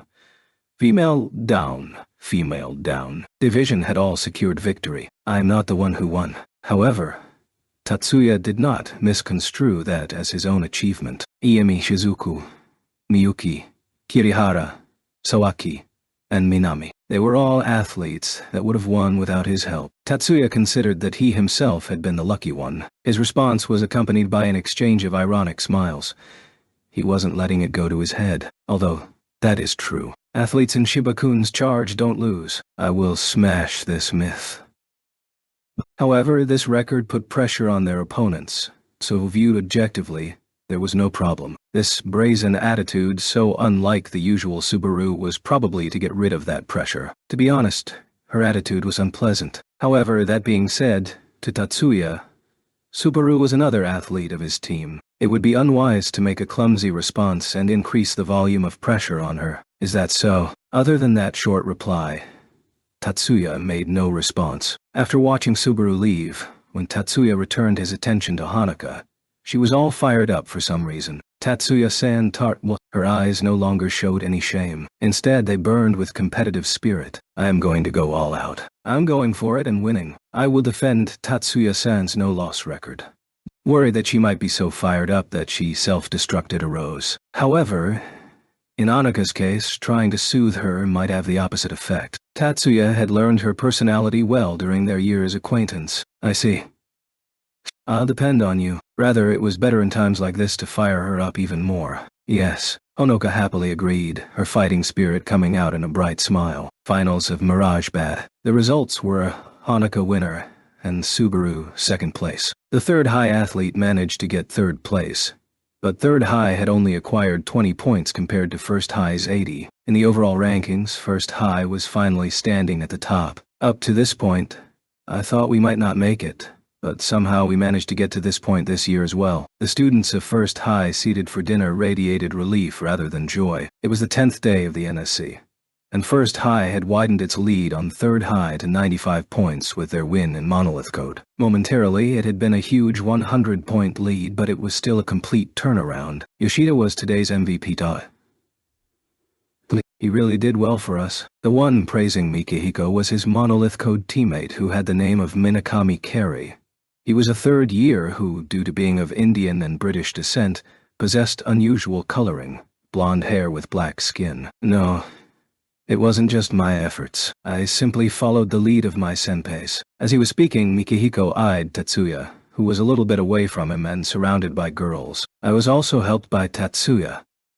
That's right. Shiba has made great efforts as an engineer for use again this year. Hey Shiba. Carey made multiple beckoning gestures to Tatsuya, who had looked up in their direction. Tatsuya stood up holding the tray he was eating from. As he watched Tatsuya leave the flowery group of girls that included his sister, Miyuki, to come to this table full of males, Mikihiko might have had the malicious thought, Hei's the only one making good memories. But no one could be sure. Well, sit. Those words were from the head of the men's table. Sawaki. Tatsuya did not dare to disobey. Well, since he had brought his tray, he probably never intended to disobey, and indicated his understanding by sitting down. Good work. Today. No, I wasn't able to do enough work yesterday, so since I was able to recover a little, Tatsuya had not hastily decided to take charge of Mikihiko. From the start, Tatsuya was supposed to be looking after Mikihiko's cat. Although it was from the start, there had been the possibility that the Mirage Bat and Monolith Code events would overlap. If it had come to that, Tatsuya would have had to choose between being the engineer in charge of Anoka or Mikihiko. Nothing could be done about yesterday. We're well aware of that. Everyone here understood that. But Hattori was the one who dared to speak up, demonstrating his honest but hard-headed personality. It's as he said. Besides, there were almost no problems with the work you showed us from you taking it a little easy yesterday. Make no mistake. You contributed to today's victory. With this, we should get the combined total victory, so you can show your face to your senpais. After Sawaki, Kerry spoke up with a relieved look. This, his third year, was the first time he had been chosen as a representative, so the traditions were probably putting a lot of unnecessary pressure on him. From Tatsuya's point of view, this was a very hasty pronouncement. There was still the possibility of a huge reversal in the point spread with tomorrow's steeplechase cross-country. However, Tatsuya didn't point that out. It would be correct to say it was because he didn't care about the rankings, number of points, or the overall victory. He wanted to make tomorrow's event end safely. No, he would crush anything that interfered with tomorrow's event publicly finishing safely. That was what he was thinking as he made an inoffensive reply. After dinner, Tatsuya went to the hotel's observation lounge. The moon hadn't yet risen, but the sky was clear. The outline of Mount Fuji was carelessly displayed by the starlight. From this viewpoint, the darkness resembled that of hell. From the balcony, he looked down on the course for tomorrow's steeplechase event, which was a man-made forest with violent traps concealed within. How is it going? He questioned the doll, in the shape of a girl right next to him. No response. I surmise that they are kept in a sleep-like state. The one that answered was the entity housed within the doll. A London conference had assigned it the name of Parasite. Tatsuya and his friends called the Push-in Information Entity Pixie. I expected. There's nothing to be done but wait for tomorrow. Despair oozed from Tatsuya's monologue part, but no sign of depression was etched on his face. Tatsuya genuinely wished to know the whereabouts of the main actor in tomorrow's planned experiment. The gynoids with parasites implanted in them, the parasite dolls, make no mistake. However, when he had Pixie accompany him here, he had not actually expected her to be able to find them. In the first place, if all he intended Pixie to do was find the parasite dolls, then it would not have been necessary to climb to a high place. After all, since Pixie and the parasite dolls were essentially the same type of existence, if both were active, then they both would be aware of each other. Since the night Miyuki had persuaded him to let her bet her own existence as a magician, Tatsuya had thrown away the notion of stopping the Kudu clan's experiment that might add to the danger to the magic high school students himself. As the mysterious informer might have expected, he would decide what to do on the actual day then and there. In short, tomorrow. That the mysterious informer had not expected him to stop the experiment before it started was clear from the lack of a delivery of supplemental information. Tatsuya's coming to look at the site of tomorrow's drama, which was submerged in darkness, was nothing more than a whim. The daring might say he came up here to divert himself a little from the anger he felt over being pushed this way and that by the Kudu clan and the mysterious informer. Watch tomorrow. For that reason, it was simple to take advantage of Pixie's ability to detect the parasite dolls. Tatsuya-kun. The observation lounge did not have a do not enter sign. However, so close to midnight he had not expected anyone other than himself to be weird enough to come the topmost balcony, which had neither lighting nor effective air conditioning. Master, have you come to cool off? Naturally, in terms of being weird, Yakumo was at a much higher level than he was, thought Tatsuya. When he had been thinking as weird as himself, he hadn't been thinking of Yakumo. Well, something like that. The night wind does feel better than air conditioning. But doesn't that young lady over there need you for something? I think it's about time you speak with her. As Yakumo spoke, he didn't go as far as shrugging his shoulders, but somehow he conveyed the impression that he had to Tatsuya on the balcony. He could see a shadow within the darkness. The woman was older than him, but she was still regarded by the world as young. She was giving off a different aura than she usually did. Her beautiful face wasn't wearing its usual amusement, probably due to the stern at the end of her rope. Look she was wearing instead. As I thought, The message was from you, Lieutenant. Without a preamble, just as if they had already been in the middle of a conversation, Tatsuya spoke to her, making Fujibayashi's face lighten a bit. How did you know? It was a matter of probability. If I consider who among my acquaintances has that kind of high-level technical skill, your name heads the list. What if it was someone you didn't know? It's futile to consider that possibility. Oh, no. Even though she relaxed slightly, Fujibayashi's face was still stiff. Was it from tension, or was it from guilt? Or was it due to a completely different reason? Tatsuya was not yet equipped with the discernment to determine. First, he had to ask about the things he didn't know. There was no other way to a resolution. Therefore, Tatsuya asked without reserve or hesitation, "Did you give me that warning on the road to the former Lab 9? What were you trying to get me to do?" "What? I wonder what it was that I wanted you to do, Tatsuya-kun." Tatsuya held her eyes with a piercing gaze, but he found nothing he could use to determine that she was trying to fool him. "Tatsuya-kun, shouldn't we change venues?" Without magic to prevent eavesdropping or watching, they couldn't speak about it safely. The information was surely on that level. "You're right." In this matter, it was not completely clear whether either Fujibayashi or the independent magic-equipped battalion were allies. There was no sign of it being a trap. But he did not think the matter was as serious as that. "You won't mind if Master sits in?" Okay. Hey, I don't care. Understood. I'll leave it to you." After securing the two's agreement, Tatsuya gave his approval to Fujibayashi's plan. The place that Fujibayashi took Tatsuya and Yakumo was inside an RV that was similar to the one Tatsuya was using as a work van. The parking lot was different from the one allotted for use by the 9 schools competition. It was a little apart from the other unoccupied parked cars in the lot. "Master, I can't sense any wireless transmission waves." "Yeah, with the help of Ushiyama and the rest." Pixie's sensors had been stretched to the limits they could go without impairing her 3H body. "Tatsuya-kun, here, sensei. Please take a seat as well." After the pair took the offered seat on the simple sofa, Fujibayashi gave Pixie a slightly pensive look, but nevertheless, she went to the RV's kitchen without saying anything. She probably hadn't intended to waste any time from the beginning.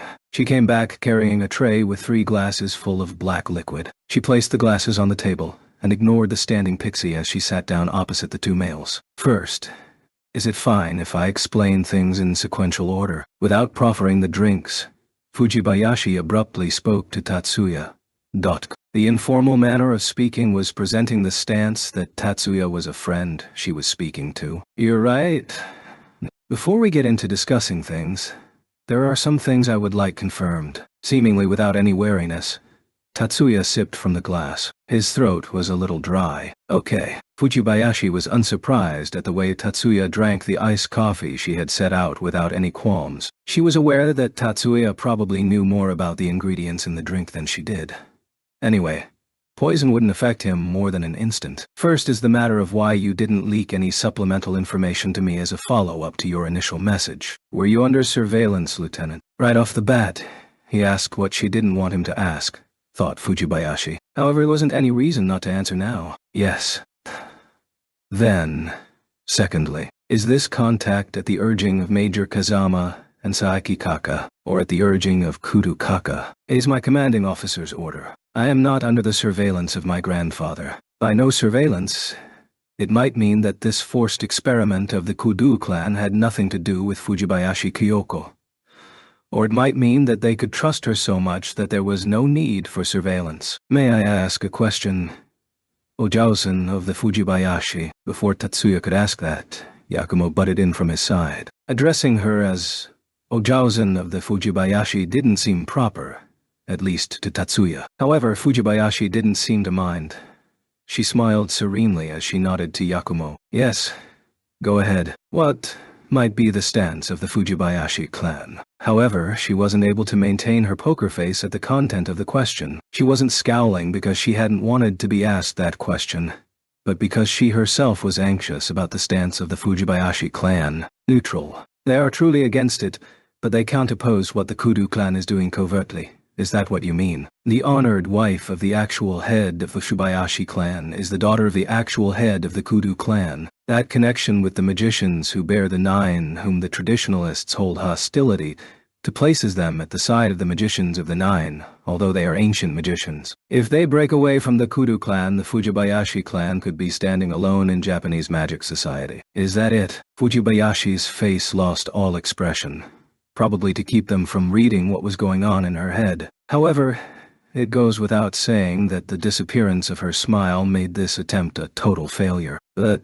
that is not what I wish you to tell me. What does the Fujibayashi clan feel about the usage of the occultists from the continent? Yakumo's eyes did not reflect his usual amusement. Instead, they bore a sharp gleam. If they did such a thing, I believe the Fujibayashi clan wouldn't like it. Regarding the refugees Makoto Ojue welcomed into the former Lab 9, Father has repeatedly urged him to change his mind. The gleam in Yakumo's eyes faltered as Fujibayashi gave a clear reply to the query. Certainly, the Fujibayashi clan and the Kudu clan had become allies with the marriage. Nevertheless, both those who had chosen to take the path of bridging the gap between those who bore the number 9 and the traditionalists who clung to the antagonism felt welcoming that another nation's occultists, who were searching for cracks in their defenses, was dangerous. Certainly, the refugee occultists possessed useful spells. By using the spells they provided, the volume of scion consumption by the parasite dolls slightly. However,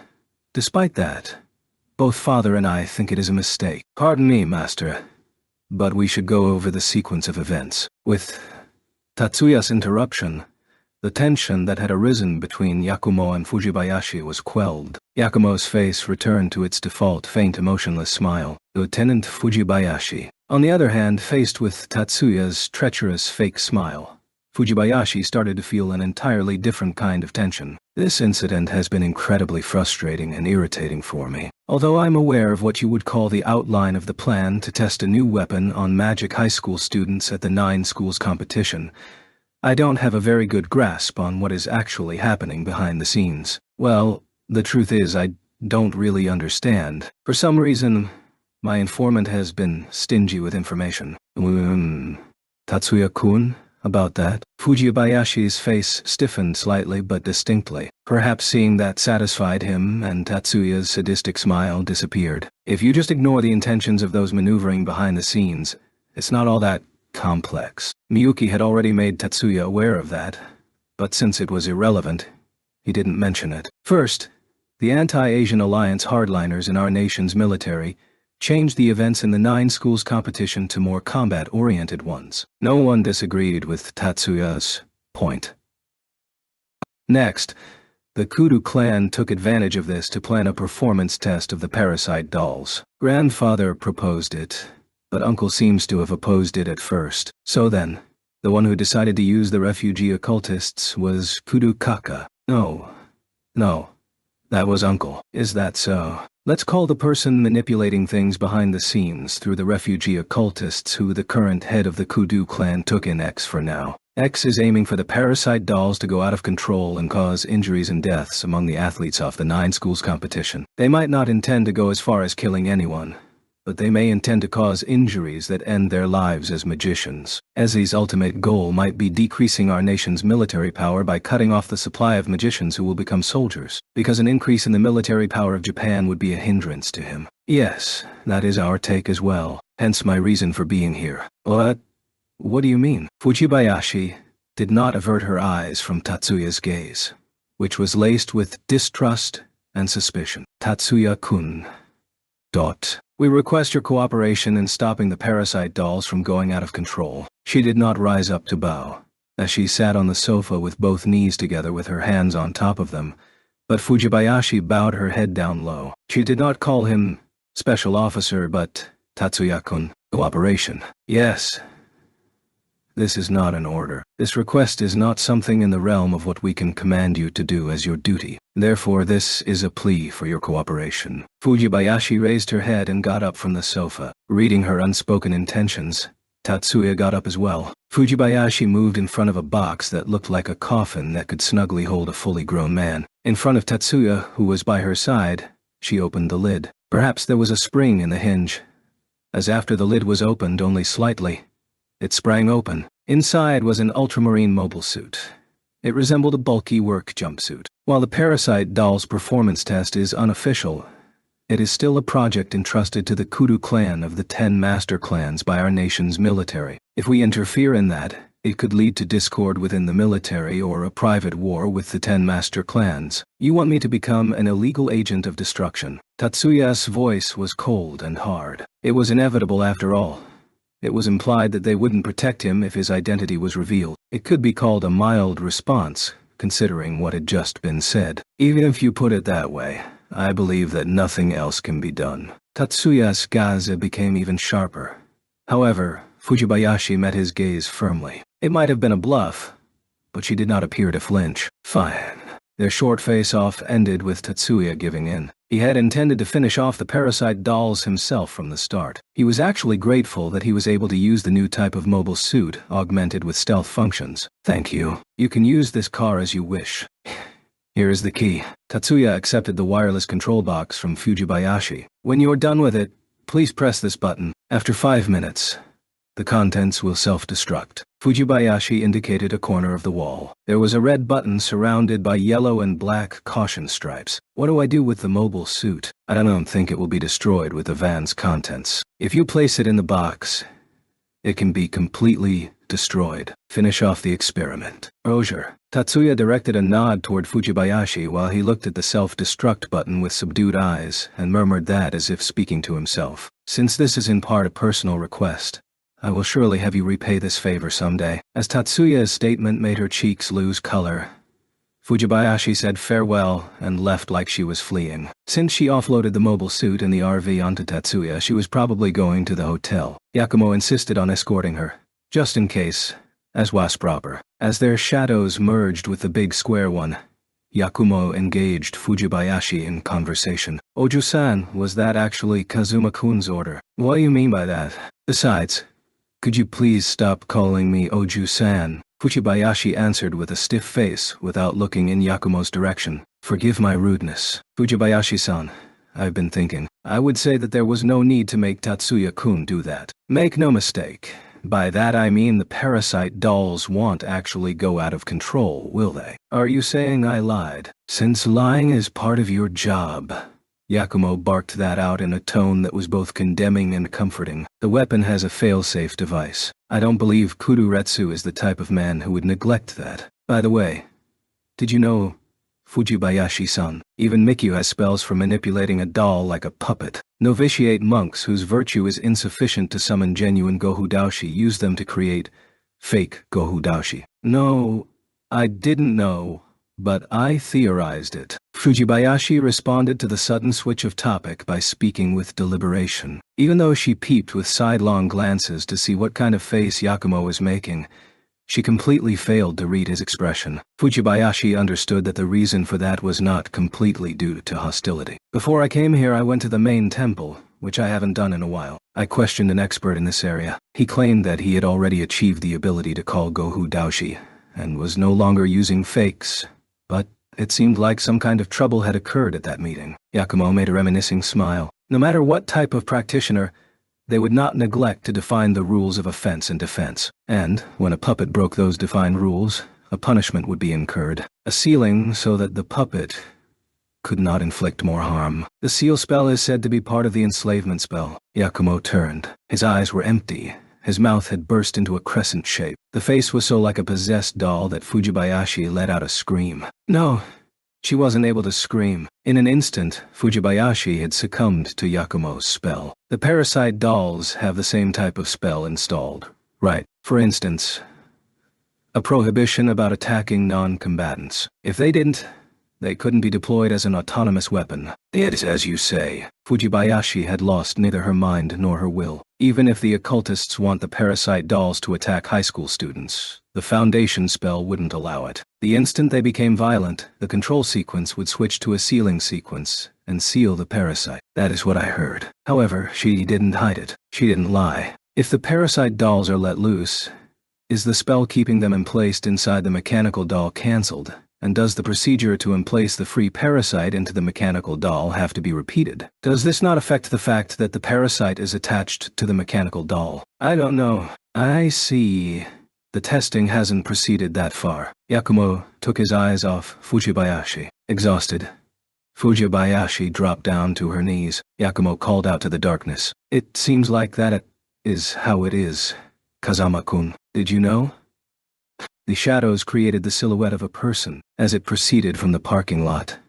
Under the scattered lights of the hotel, the form of Kazama appeared. Why are you here? You say that there wasn't a need for Tatsuya-kun to cross that dangerous bridge. No, I don't know that. Perhaps he didn't think his monitoring had been directly observed. Kazama paid no attention to Fujibayashi, who was looking up at his own face with terror, and answered his teacher's question with a visibly pensive look. You didn't hear it from this Oju-san? Yes. Kazama was also one of the users of ancient magic. He should also have general knowledge of puppet spells. There should be no way that he wasn't aware of the embedded failsafes. For him not to have asked about that. Apparently there's a reason you want Tatsuya-kun to run amok. You didn't tell Tatsuya-kun either, master, right? By answering the question with a question, he indirectly agreed with Yakumo's words. I have no reason to defend the decision, but the commander of the brigade is unaware of this. Although the major general is well informed in how to use magic, this is only regarding modern magic. She is the same as any amateur regarding ancient magic. I thought you were her advisor. Why didn't you stop us, master? Apparently this policy of not answering was inconvenient for Kazama, because it would be unpleasant to stop him. That didn't particularly matter to Yakumo. He hadn't intended to condemn Kazama from the start. Fujibayashi-san, about our earlier conversation, if he thought there was no danger he would have told Tatsuya that. That is the truth in general. There is a possibility that it will not work so well in this matter. Yakumo, who had decided to divorce himself from the world, was seeing this incident to the end because he feared the impact this incident would have on the world. For what reason? Kudo Uretsu is probably locked in the same mindset. Not just him. All the old guys at the former Lab 9 are assured by this bit of common sense. He himself was just about the age to be called an old guy, but Yakumo referred to the retired generation of 9 as old guys. You should have received a detailed report from Tatsuya-kun regarding the nature of parasites. Kazama and Fujibayashi nodded in answer to the question without a word. Parasites came to our world from a different direction via a small hole in the dimension wall, and they are overwhelmed by strong pure thought. They fuse with the owner of that strong pure thought, and that strong pure thought serves as an impetus. Yakumo repeated the phrase, strong pure thought, many times. Fujibayashi was quicker to catch his meaning. Good grief. What is Kokonoe-sensei trying to say? Strong, pure thought. It would be strange if the grounds were not soaked in the desire to win the NSC on the final day of competition. Right. If the binding spell on the parasite malfunctions, Kazama groaned out the question. Maybe they go out of control. Maybe they don't go out of control. I believe that we should at least decide that we cannot let them go out of control. Yakumo's reply was terribly irresponsible and sincere, and when the out-of-control parasite doll is ultimately destroyed, the released parasite might possess a youth emitting a pure thought. Neither Kazama nor Fujibayashi could deny the possibility of the worst-case scenario Yakumo outlined. If Kudoretsu himself were here, he probably would have turned pale and been unable to refute it. Therefore, I think it is correct to let Tatsuya-kun have that battlesuit. Tatsuya can deal a unilateral defeat to the parasite dolls. The military might also give up the foolish plan of using demons as you are thinking, Kazama-kun. So I will keep this matter under wraps for you. I want you to repay me by telling me something. In repayment for not informing Saeki that Kazama was concealing information from her, Yakumo wanted information. About what? Who sent those mainland occultists to the Kudo clan? Even though he was asked, Kazama didn't know. Fujibayashi was the one who answered Yakumo's question. A Chinese merchant of Yokohama, a young man named Zhou Gongjin of Yokohama. I have been hearing that name a lot lately. You know of him, master. Yakumo did not answer Kazama's question. Well, I asked about what I wanted to know, so I'll go. As promised, I will keep quiet about your concealment of information and covert actions. Yakumo took a single step off the lighted path. That was all it took for him to disappear. After Yakumo left, Fujibayashi finally got up. Major, well, go, Lieutenant. We do not want Tatsuya to see us. After cutting off whatever Fujibayashi had started to say, Kazama walked to the hotel. Perhaps she thought If they followed Yakumo, it would become obvious to Tatsuya. Fujibayashi obediently trailed after Kazama, who hadn't punished her. Lieutenant. Without turning around to confirm she was there, Kazama spoke to Fujibayashi. Yes, Major. Were you deceived by Kudu Kaka as well, Lieutenant? Although she continued walking for a moment, she seemed about to trip. About the possibility of the parasite dolls going out of control. However, you thought it was an impossibility, Lieutenant. Right. Yes. She didn't immediately understand what Kazama wanted to say, so she had to make a guess. I did not confirm the information myself, sir. I was in a situation where I couldn't report immediately. I only brought in false information. Consequently, I prevented the giving of mistaken orders. Kazama was offering to overlook Fujibayashi cleaving to Kudu's side. Good work, Lieutenant. Thank you. Don't mention it. Fujibayashi stopped and bowed deeply to Kazama's back as he continued on without stopping. Chapter 7. August 15th. The 11th day of the 9 schools competition. As with the 10 days prior, Tatsuya rose from bed at the same time, had breakfast within First High's tent as usual, and commenced the final inspections on the contestants he was responsible for, like always. Today's schedule included the women's steeplechase starting at 9:30 a.m., with the men's steeplechase scheduled for 2:00 p.m. The registration deadline was set for 5:00 p.m. the previous day. Originally, the assumption was that schools that scored too low on the hierarchy would not attend, but the end result was such that most of the male and female contestants in their second year or beyond had all registered to attend. Tatsuya was responsible for all the female students in Year 2 as well as Mikihiko for a total of 6 individuals. Working for 6 may sound strenuous, but setting aside the technicians from Year 1, it was originally intended for 6 people to cover the CADs for 24 people. It just so happened that everything was concentrated in the morning, as the average workload was not especially great. He started working at 7:30 a.m. and was finished with maintenance by 9:00 p.m. Furthermore, during this time, he was not continuously working since there was sufficient time for rest in between, though he may appear taxed in the eyes of any bystander. Hattori and Asori occasionally asked him,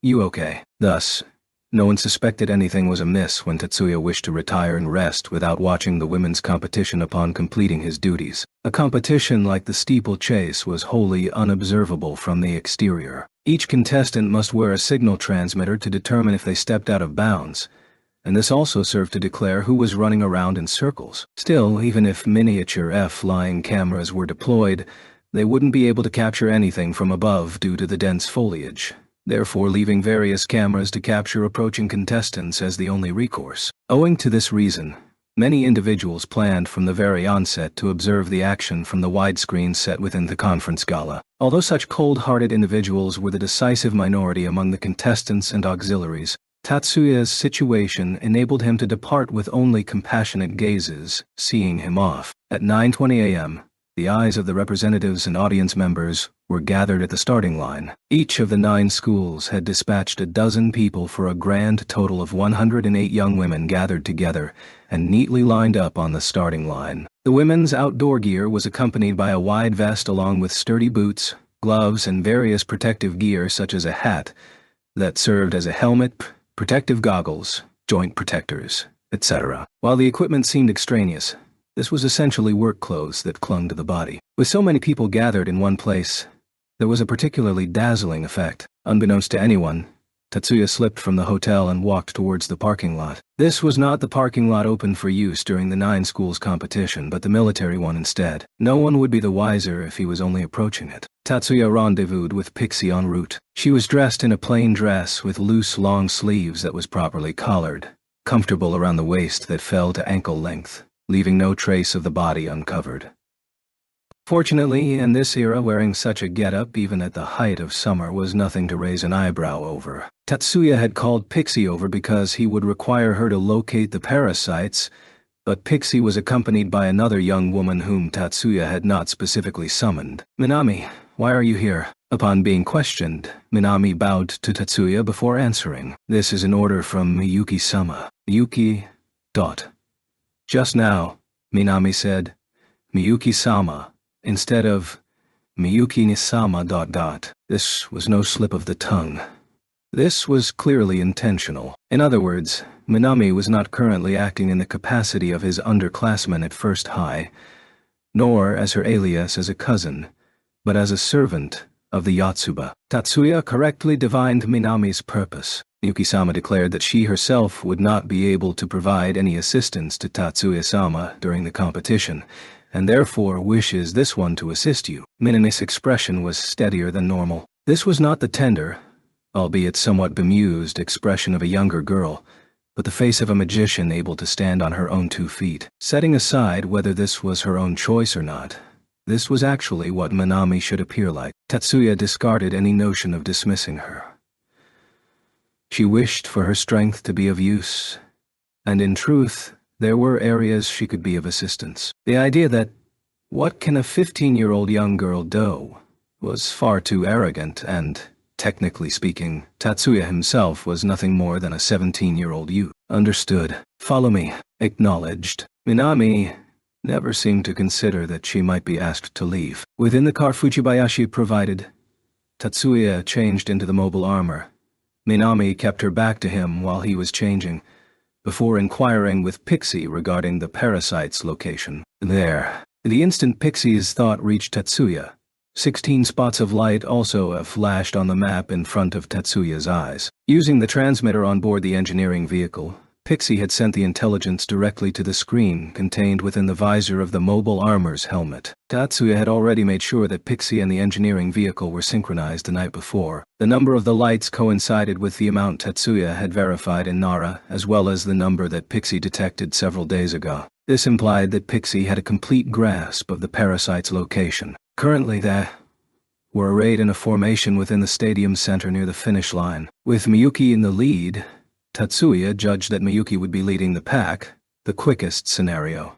Or likely the worst scenario would have her encountering the first parasite. In that event, the first parasite must be defeated within 8 minutes and the entire troop eradicated within 20 minutes. Tatsuya allotted this much buffer time before turning to Minami. Minami, remain here and prevent outside interference. Understood. Minami obediently inclined her head when receiving Tatsuya's order. That being said, her eyes betrayed her own opinions on that order. Minami was likely assuming Tatsuya desired for her to stay beyond the line of fire. This was a dangerous misunderstanding. Minami, Pixie has the vital role of locking onto the parasite's location. Yes.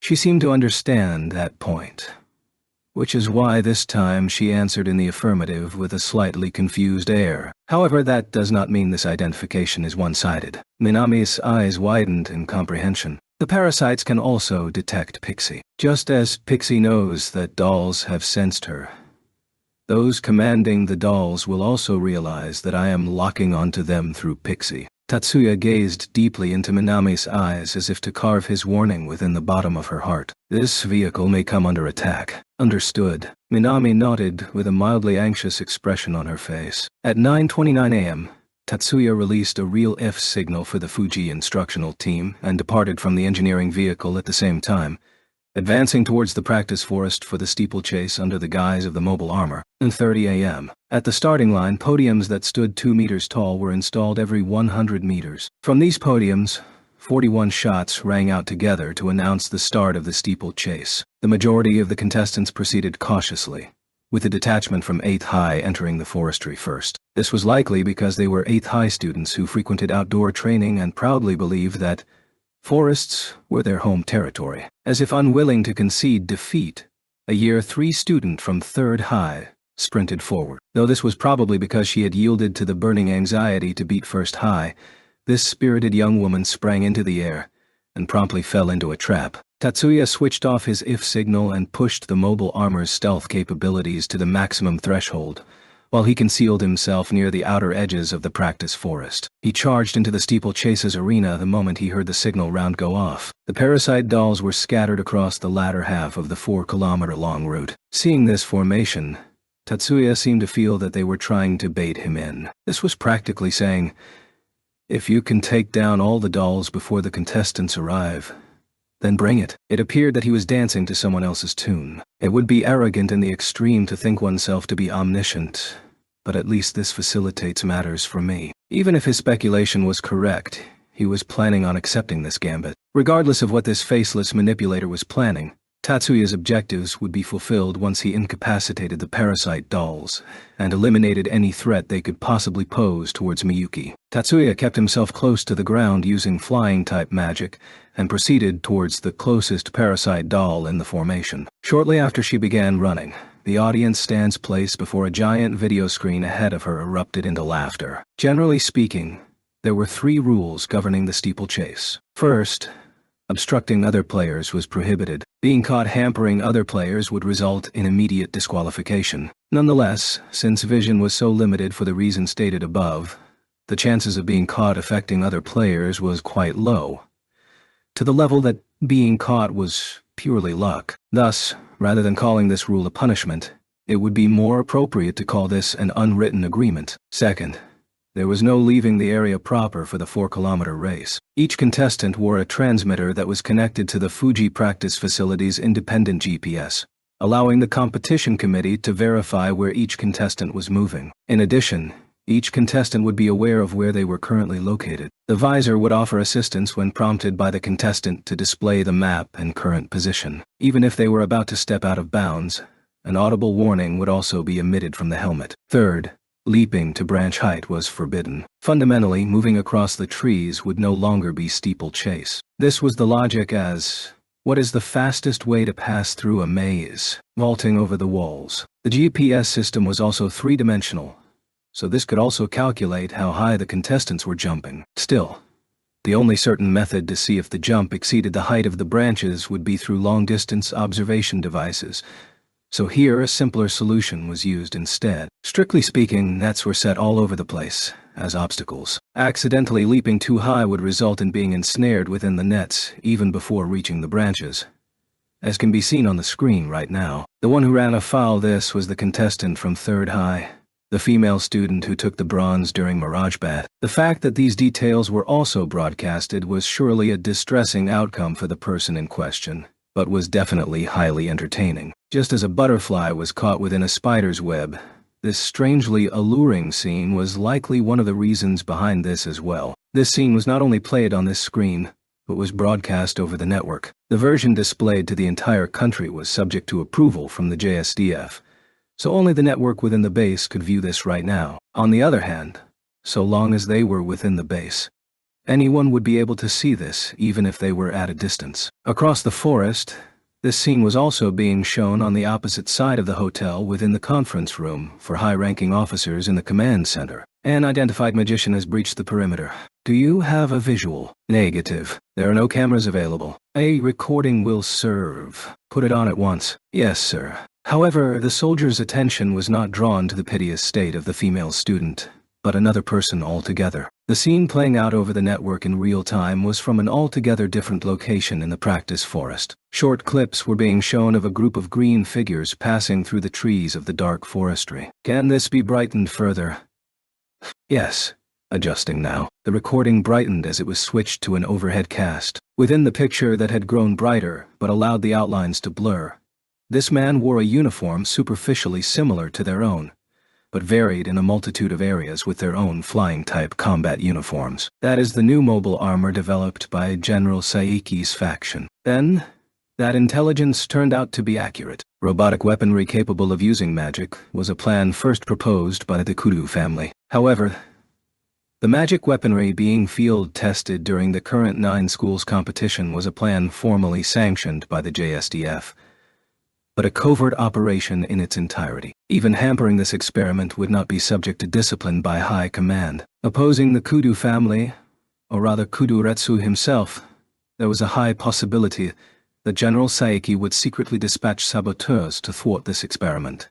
So there were very few individuals within this unit who honestly harbored doubts regarding this intelligence. That being said, their shock at witnessing an incident where the Japanese military risked internal strife could be excused given their perspective. These were no selfish men. Had their goal been mere prosperity, these men had far eclectic methods. Clearly knowing that this would only do them a disservice, that is, hampering their advancement, They stuck to their guns in an act of pure patriotism. They believed that peace for Japan demanded a decisive victory over the Great Asian Alliance. And for this, they needed to convince the droves. They solemnly vowed that should persuasion fail, they would be forced into silence. Nevertheless, this process ultimately needed to be realized through peaceful methods. The JSDF was there to protect Japanese interests, so inciting internal conflict was damaging national interests and hereby betraying their oaths. Thus, they had decided that regardless of the outcome, they would never resort to weaponry. They were hawkish towards the Great Asian Alliance and not towards their own countrymen. That was their stance. From their perspective, that General Saeki was willing to commit magical assets to obstruct the opposing faction was utterly astounding. This experiment carried a certain degree of danger, so there were elements within their group who felt that they should avoid the women's competition at the very least, and only conduct the experiment during the men's competition. Yet, faced with their rivals' uncompromising stance at ruining this experiment, they could not help but feel that this was unacceptable even if no one was injured here, though the reverse was also true. Contact Kudu's engineer. Allow them to retaliate, but be careful not to kill the saboteur. Understood. I will order them to avoid dealing lethal injuries. Colonel Sakai, leader of the Hawks, was concerned for the safety of the magician who was being used as a pawn. Although they stood in opposition to one another, he still gave the order to prevent the loss of a valuable asset to this country's future. Kudu Makoto, head of the Kudu family, frowned when he received the message coming from the experiment site. Forbidden from killing the saboteur. He had no objection to the order, do not kill the magician. However, when the time came, these people would use "You are all magicians" as a reason to push magicians to the brink of extinction. Clearly, innovating parasite dolls was to avoid this coming to pass. Yet here was a magician trying to obstruct this plan. Makoto could not suppress the boiling rage he felt towards this magician. Which the dolls target to the invader and order them to act in concert to subdue the invader. Allow them to use any attack so long as they do not endanger human lives. Makoto vented his irritation on the chief developer standing on the opposite side of the line, though in actuality he was ranting at the magician who was seeking to hamper them. Makoto-sama appears to be in a rage. The chief developer, who had just been chewed out, wore an impatient expression as he turned to his assistant. However, it's true that he is getting in the way. The screen showed a magician wearing a teal-colored flying-type combat uniform, leisurely avoiding the trees as he sped directly towards the parasite dolls. It appeared that this magician possessed some sort of ability to accurately pinpoint the location of the parasite dolls, set the invader as the target, and set the objective to capture. In addition, the dolls had detected something. Correct, that must be this guy's assistant, so send someone to bring them in. The chief developer ordered the parasite dolls to capture Tatsuya, while also giving orders to the private militia of the Kudu family temporarily under his command to capture Pixie. Tatsuya stamped the group as he came rushing through the trees to stand before the parasite doll and aimed his cat at the body. Nevertheless, in the next second, Tatsuya was flung backwards by a powerful force before he could use any magic. This guy is very fast. Without crashing to the ground, he unexpectedly swam through the air for a moment. Using this brief moment that was rendered longer due to accelerated cognition, Tatsuya began analyzing the reason why his opponent got the jump on him. During the exchange earlier, the parasite doll's reaction was noticeably higher than Tatsuya's own. From detecting the idol's silhouette to beginning to move, this speed was beyond human capability. This gave the impression that this was not only the superb information processing speed of an electronic brain, but a machine built specifically for combat. At first glance, the slender body boasted little in way of power. Yet, in Tatsuya's recollection, this body garbed in female combat fatigues contained both might and agility that belied its outer appearance. There was no helmet or cap, because the short strands of hair were sensory devices for air and water currents. There were no goggles or protective visors, because the eyes were designed to protect the light sensory devices within. The skin was composed of bulletproof composite material. The joints were rotors capable of swift motion, all coupled with a cooler beauty than even Pixie. This feminine robot was female combat servitors, so those were still being developed. Combat servitors were designed to be combat weaponry to replace infantry. Prototypes were already capable of using infantry weapons and researching was ongoing. although their primary utilization was for security missions in high-risk areas. Tatsuya, however, had heard that development had ground to a halt. The reason being that rather than adhering to the human form, it was far more efficient to succumb to non-humanoid automatic gun turrets with more fluid mechanics. Female combat servitors crafted for military use specialized in processing intelligence during combat. Nevertheless, this still should not result in Tatsuya being hit before activating his own magic. There was no specific reaction point. The entire body was pushed away by pressure exerted evenly everywhere. This was the familiar feeling of being subjected to an attack through acceleration-type magic. Also, this acute speed and coarse Eido's design. Single systematic acceleration type. No, this is telekinesis. Tatsuya adjusted his posture in mid-air to brace for impact. His back collided solidly with a tree trunk. The shock was less than expected, though that was probably the armor cushioning the blow. This level of damage did not necessitate the use of restoration. Tatsuya slid down the tree trunk to the floor and immediately adopted a fighting stance. Acceding to his own instincts, Tatsuya sprang off the floor. There was no chance to use magic, no time even for flash cast. So he could only use scions to enhance his muscles to explode away from his original position. His assessment was rewarded by successfully avoiding the attack. A crater appeared at his earlier position as if a gigantic mallet had hammered home. This is also gravity-type magic. This sort of primitive magic sequence is definitely telekinesis. The parasite he fought against last winter also possessed similar inclinations. That entity did not use magic, but relied on Espest. Magicians abandoned Espest and received magic in exchange. Overwhelming speed was sacrificed for versatility, accuracy, and stability. Tatsuya felt that the opponent before him took this to the logical extreme. So, the parasites rely on ESP as weapons. Maybe this was the entity's specialty, but optimism was something to be wary of. Tatsuya operated the keys to his beloved trident and set gram dispersal for loop casting. Decomposition magic, gram dispersal, could destroy the structure of the magic sequence and reduce it to the original state of scion noise. The CAD activated and wrote the Eidos that differed from typical magic sequences into Tatsuya's specialized magic calculation area.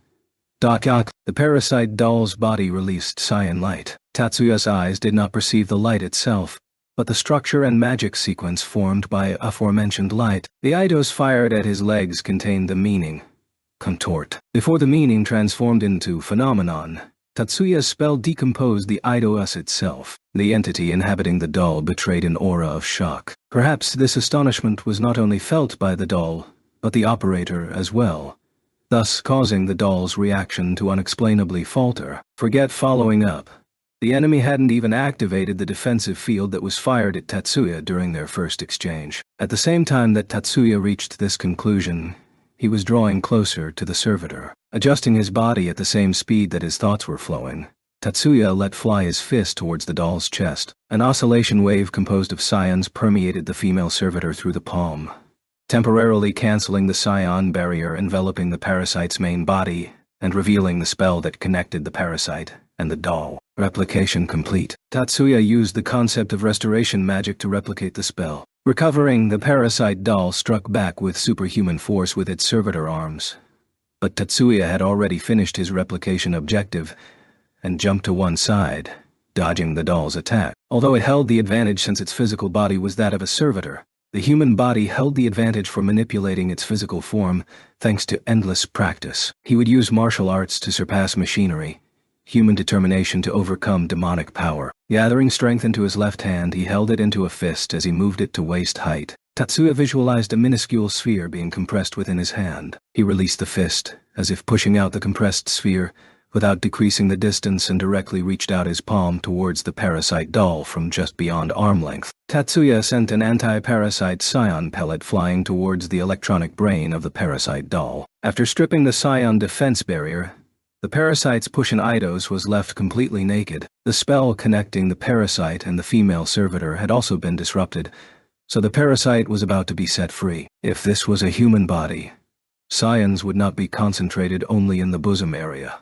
Furthermore, the human body shuts down the moment all scions are lost and could no longer sustain the parasite as a host. However, the female servitor was a machine whose performance would not be affected by scion loss, and could continue acting as the parasite's host if psi scions were replenished. Tatsuya used restoration magic. This magic replicated a previous eidos and imprinted the replicated eidos onto the current one. This was not restricted to physical properties of the eidos. So long as this eidos was crafted with scions, this method could be used to replicate and imprint. Tatsuya pumped a minute amount of scions into the female servitor, and used the replicated loyalty spell to once again reconnect the parasite and the female servitor. The recording of the magic sequence was a perfect replication, so theoretically it would remain loyal to the Kudu family. Nevertheless, the parasite's compatibility values would not change, so there needed to be enough scions in order to move. Tatsuya's assessment was right on the money. After receiving the minimal amount of scions instead of turning into a composite of scions and pushins and flying away,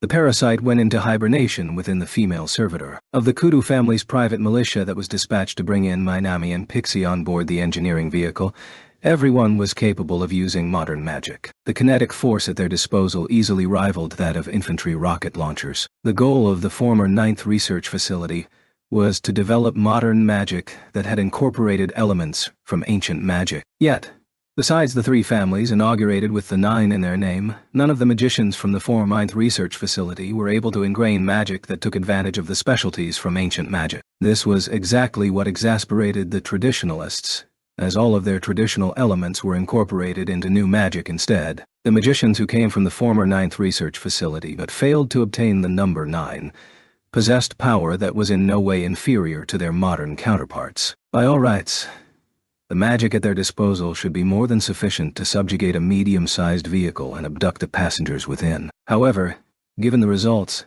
they never even touched the engineering vehicle Pixie was on. From the very onset, 1 second after they consciously prepared to attack, the engineering vehicle seemed to recognize the harbingers of their magic through the active scions and was enveloped within a powerful magic barrier. Reading the signs of magic invocation prior to the actual casting was a high-level skill only wielded by well-trained magicians. However, the strength and accuracy of the magic barrier that extended along the vehicle was even more astounding. Simply touching the barrier would not result in pain, numbness, or injury. They would only be pushed back with equal and opposite force. Trying to alter the phenomena surrounding the car would also be rejected by the strength of the interference emanating from the barrier. Attempts to heat, shake, or apply pressure to the vehicle along with the barrier were met with no success. Even when they enhanced their bodies with fortification and acceleration type magic and charged, the vehicle remained stolid. As a last gasp, they opened fire even knowing that this would bring security down on their heads,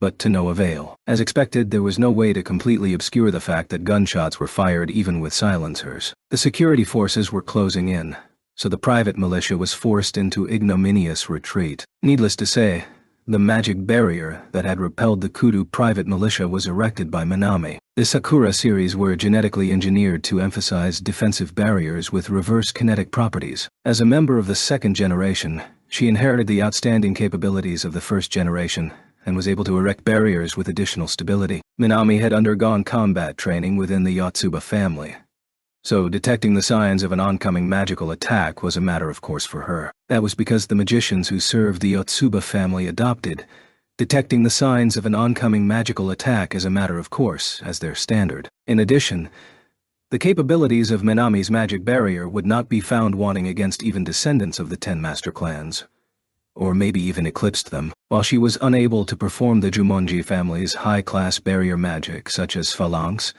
as a single layer of defense, her magic barrier was the equal of Katsudo's own barrier. Her defensive barrier was proof against impact from tank shells or the heat from missiles, so mere bullets from handguns or automatic rifles stood no chance. Tatsuya prudently used his eyes to examine the servitor that had fallen to the ground and verified that it had entered hibernation. He had stumbled upon this method last night. After overhearing Yakumo, Kazama, and Fushibayashi's conversation, he came up with the idea of taking full advantage of Kudu's spell work. His information detection ability could also be used on sound. Words would also be recorded as eidos within the idea dimension. Maybe Yakumo had sought this outcome from the very beginning, but even if it were otherwise, in other words, even if this was completely eavesdropping, Tatsuya did not give a fig. His personality was not adorable enough to feel guilty over something like this. The spells to create these dolls would obviously contain the spells to restrain these dolls. In short, the spells that created these dolls were one and the same with the spells restraining these dolls. Through Pixie, Tatsuya found out where on the dolls the parasites were hosted. Since they utilized the female form for both combat and household chores, emulating real human beings to be precise, their fundamental design should be roughly similar. 4 limbs, motors installed at the waist and neck, sensory devices plugged into the head, fuel batteries set within the torso, and the electronic brain sitting where the human heart would be. Given that the parasite dwelt in the electronic brain, it stood to reason the spell linking the parasite and the female servitor would also be there. At least that was the conjecture, with no chance to test this hypothesis before taking to the field. Still, Tatsuya seemed to have come out ahead on this gamble. Pixie, how far is the closest parasite doll? 2 parasite dolls are on approach vectors from your 4 o'clock and 7 o'clock positions. Master, please be careful. The last part of that almost caused Tatsuya to chuckle. This was not out of shock, but rather out of warmth. Somehow, Pixie seemed to be growing more lifelike. Though perhaps it could be said that she was becoming more and more like Hanukkah. Parasites, independent eidos from humans. Perhaps they held the key to unlocking true understanding of the spirit.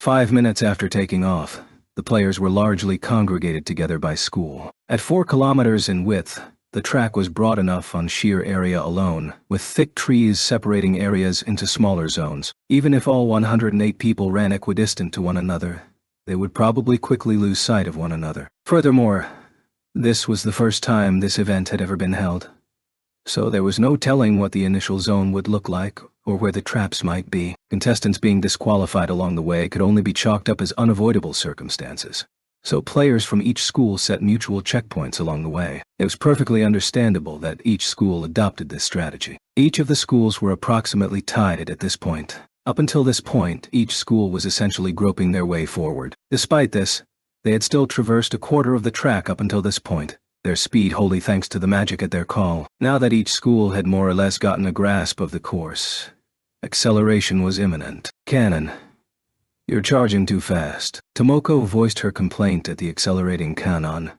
but Kanon never slowed down her footsteps. I've gotten a rough grasp for the feel of this course. My guess is that the other schools are about the same, Kanon shouted without bothering to turn her head. Her unstated rebuttal was, we don't have a chance if we don't pick up the pace. Everyone, it's okay. Don't push yourselves too hard. She added that phrase before continuing to speed up, repeatedly using leaping magic to avoid the tree roots, landing in areas with sparse grass and immediately following up with a tiny version of Mind Genesis. The ground sank before her eyes, with precipitous amounts of dirt falling into the hole from the trees. Holes and dirt showers. This was a trap that most likely intended to bury the unfortunate prey alive. Cannon smirked proudly before jumping over the hole. Her right foot immediately sank into the soft mud upon landing. Oh, damn it. Cannon hurriedly tried to reactivate the recently terminated leaping magic a multitude of times. Her left leg kicked off in midair, allowing the right foot to spring free of the mud,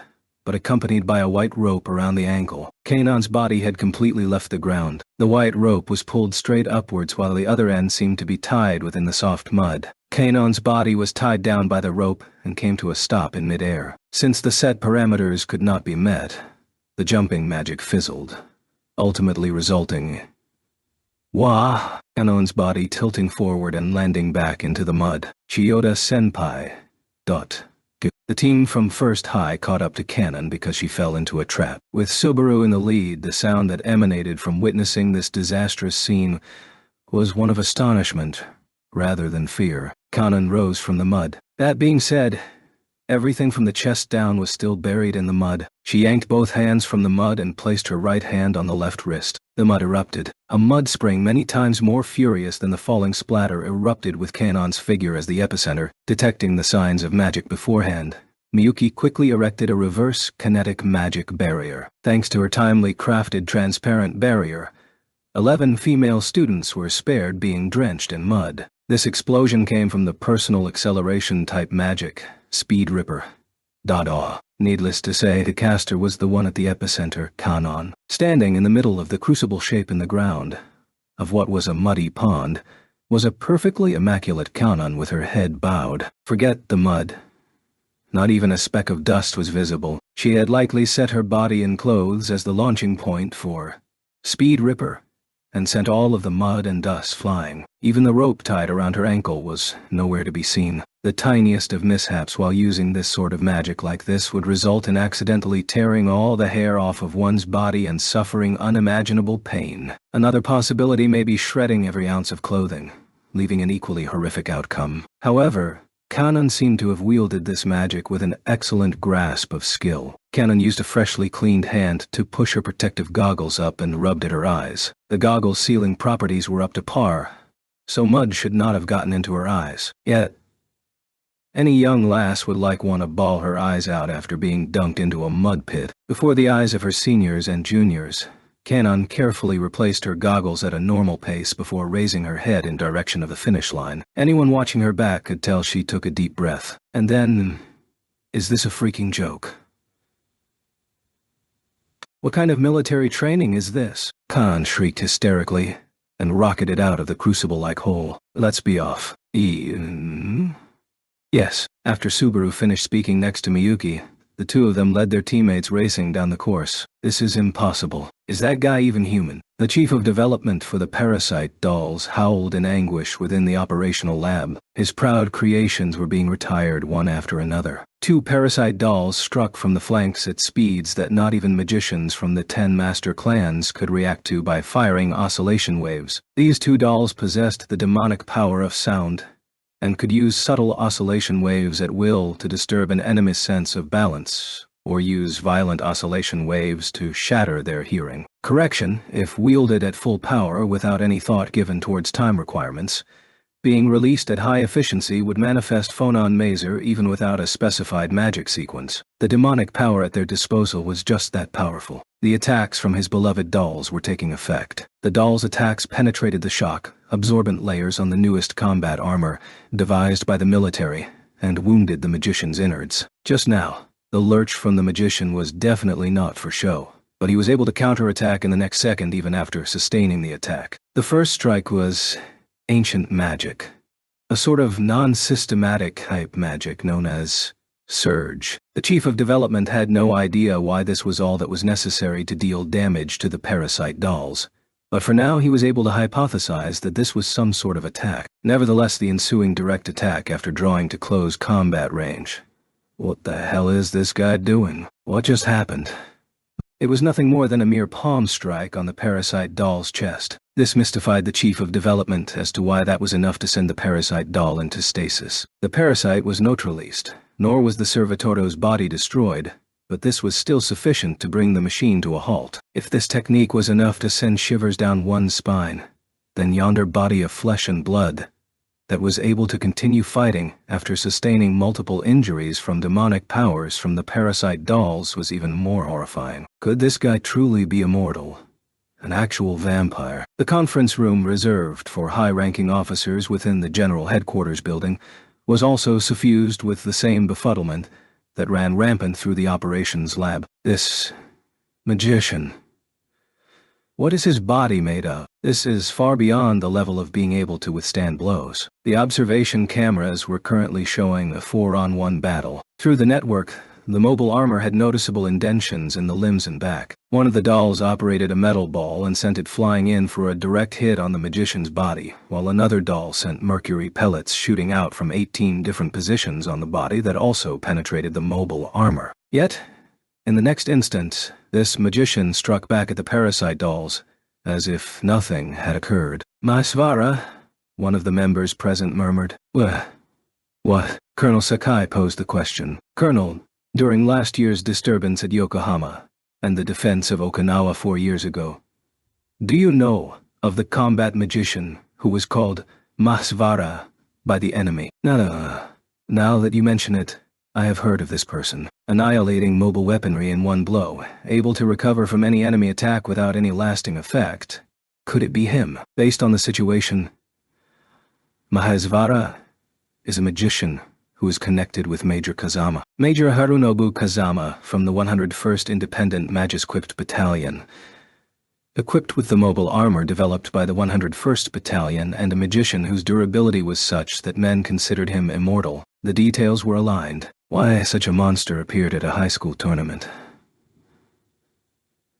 The 9 schools competition was a highly important event for magicians, but this was nothing more than academic entertainment for the JSDF. Even if the experiment went awry, at most, there would only be 4 or 5 injuries among the students. Colonel Sakai did not believe that Saiki or Kazama were really concerned about the loss of life. Unable to divine General Saiki's true purpose, Colonel Sakai felt a chill crawl up his spine in warning. The engineering vehicle that Minami and Pixie were on was currently in a tight spot. The private militia from the Kudu family, not that Minami was aware of their identities, had been scattered by the security forces that had appeared from the base. However, this time it was the security forces from base clamoring to get inside. From security's perspective, this was a logical demand. This was because, given the events of the previous year, another unidentified organization had infiltrated the JSDF's base and even opened fire. Though the group they wanted to arrest and detain were the ones who had opened fire,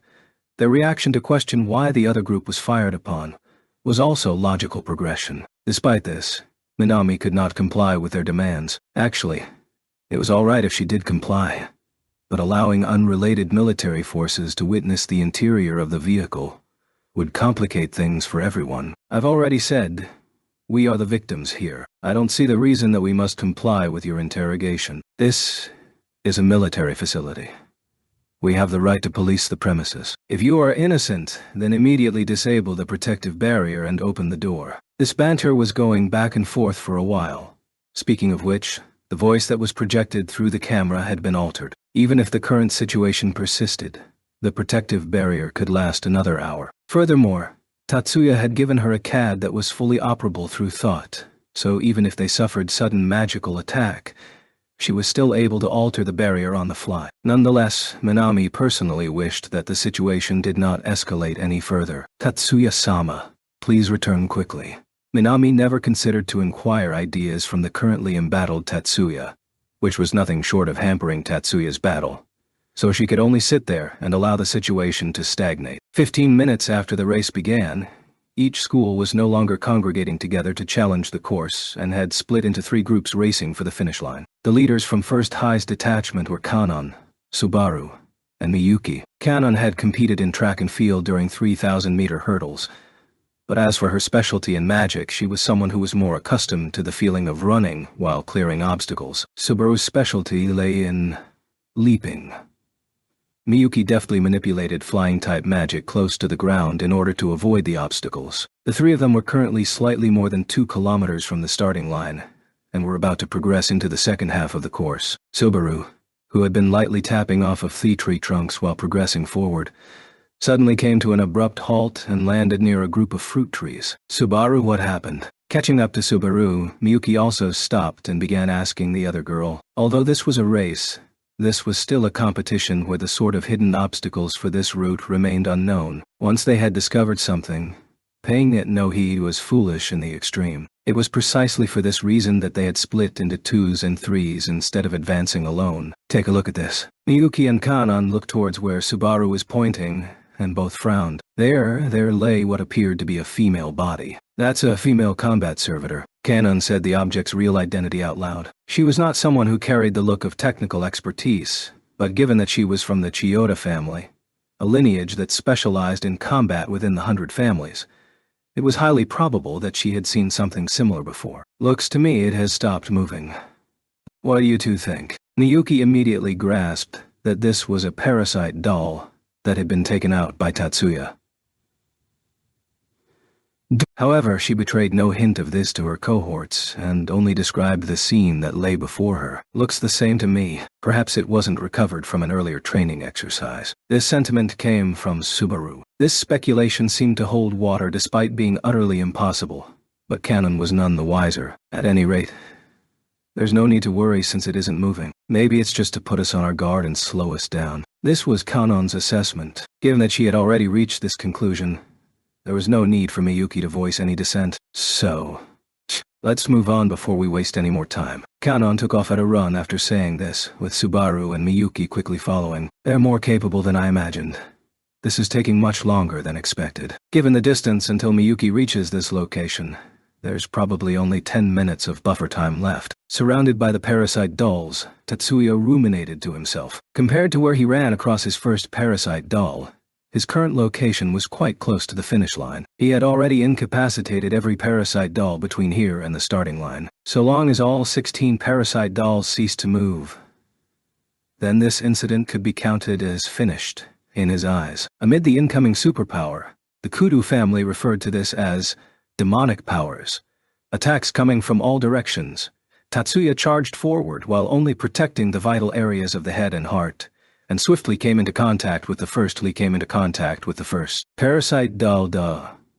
The high-speed movement from the servitor sliced Tatsuya's arm practically to the bone, but his other hand directly retaliated against the doll. Instantly, the process that shut down the parasite began to take effect. Supported by the purely cognitive CAD, Tatsuya called forth the supporting activation sequence for gram dispersal from the trident still sitting in its holster, and dispelled the magic being directed towards his head. Next, he jumped over the fallen parasite doll before him and temporarily escaped the enclosure before using Restoration to recover his arm to its original state. His restoration was a magic that caused the enemy to scream, "Cheater," but this did not mean it was omnipotent or invincible. Restoration was accompanied by pain. This was an important element that could affect concentration and prevent magic invocation. He had already grown accustomed to pain, but even he was not able to avoid the temporary hesitation brought on by pain. Utilizing a full backup of restoration could block the pain, but under those circumstances, restoration would temporarily monopolize the entire magic calculation area,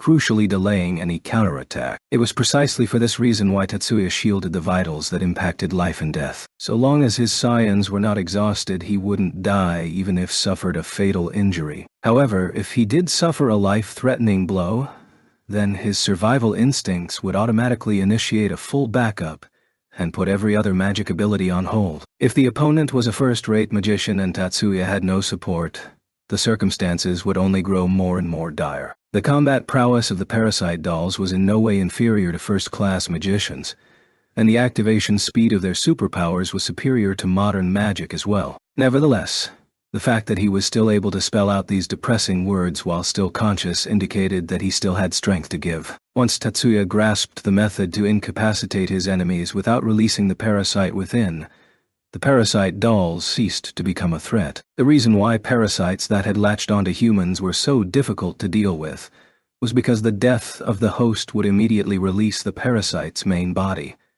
and Tatsuya had no method of directly harming the main body. That being said, if the parasite's host was a female combat servitor, then being damaged was a far cry from death. Furthermore, so long as there remained a minute amount of scions within the frame, the parasite would enter hibernation as to avoid harming the main body. Tatsuya was exposed before the crossfire of superpower attacks and suffered tremendously. Overcoming his own blood and pain, he forced the 12th parasite doll into hibernation. The last 4 are over there. Only 4 parasite dolls left. The horrified reports shouted by his subordinates caused the chief of development for the parasite doll experimental team to almost bite down on his lips hard enough to draw blood. He had no idea what Mahesvara was assessed as. Yet, what the chief of development did know was that if a single magician was able to crush 16 parasite dolls, this would undeniably leave a mark of failure upon the parasite doll development project. However,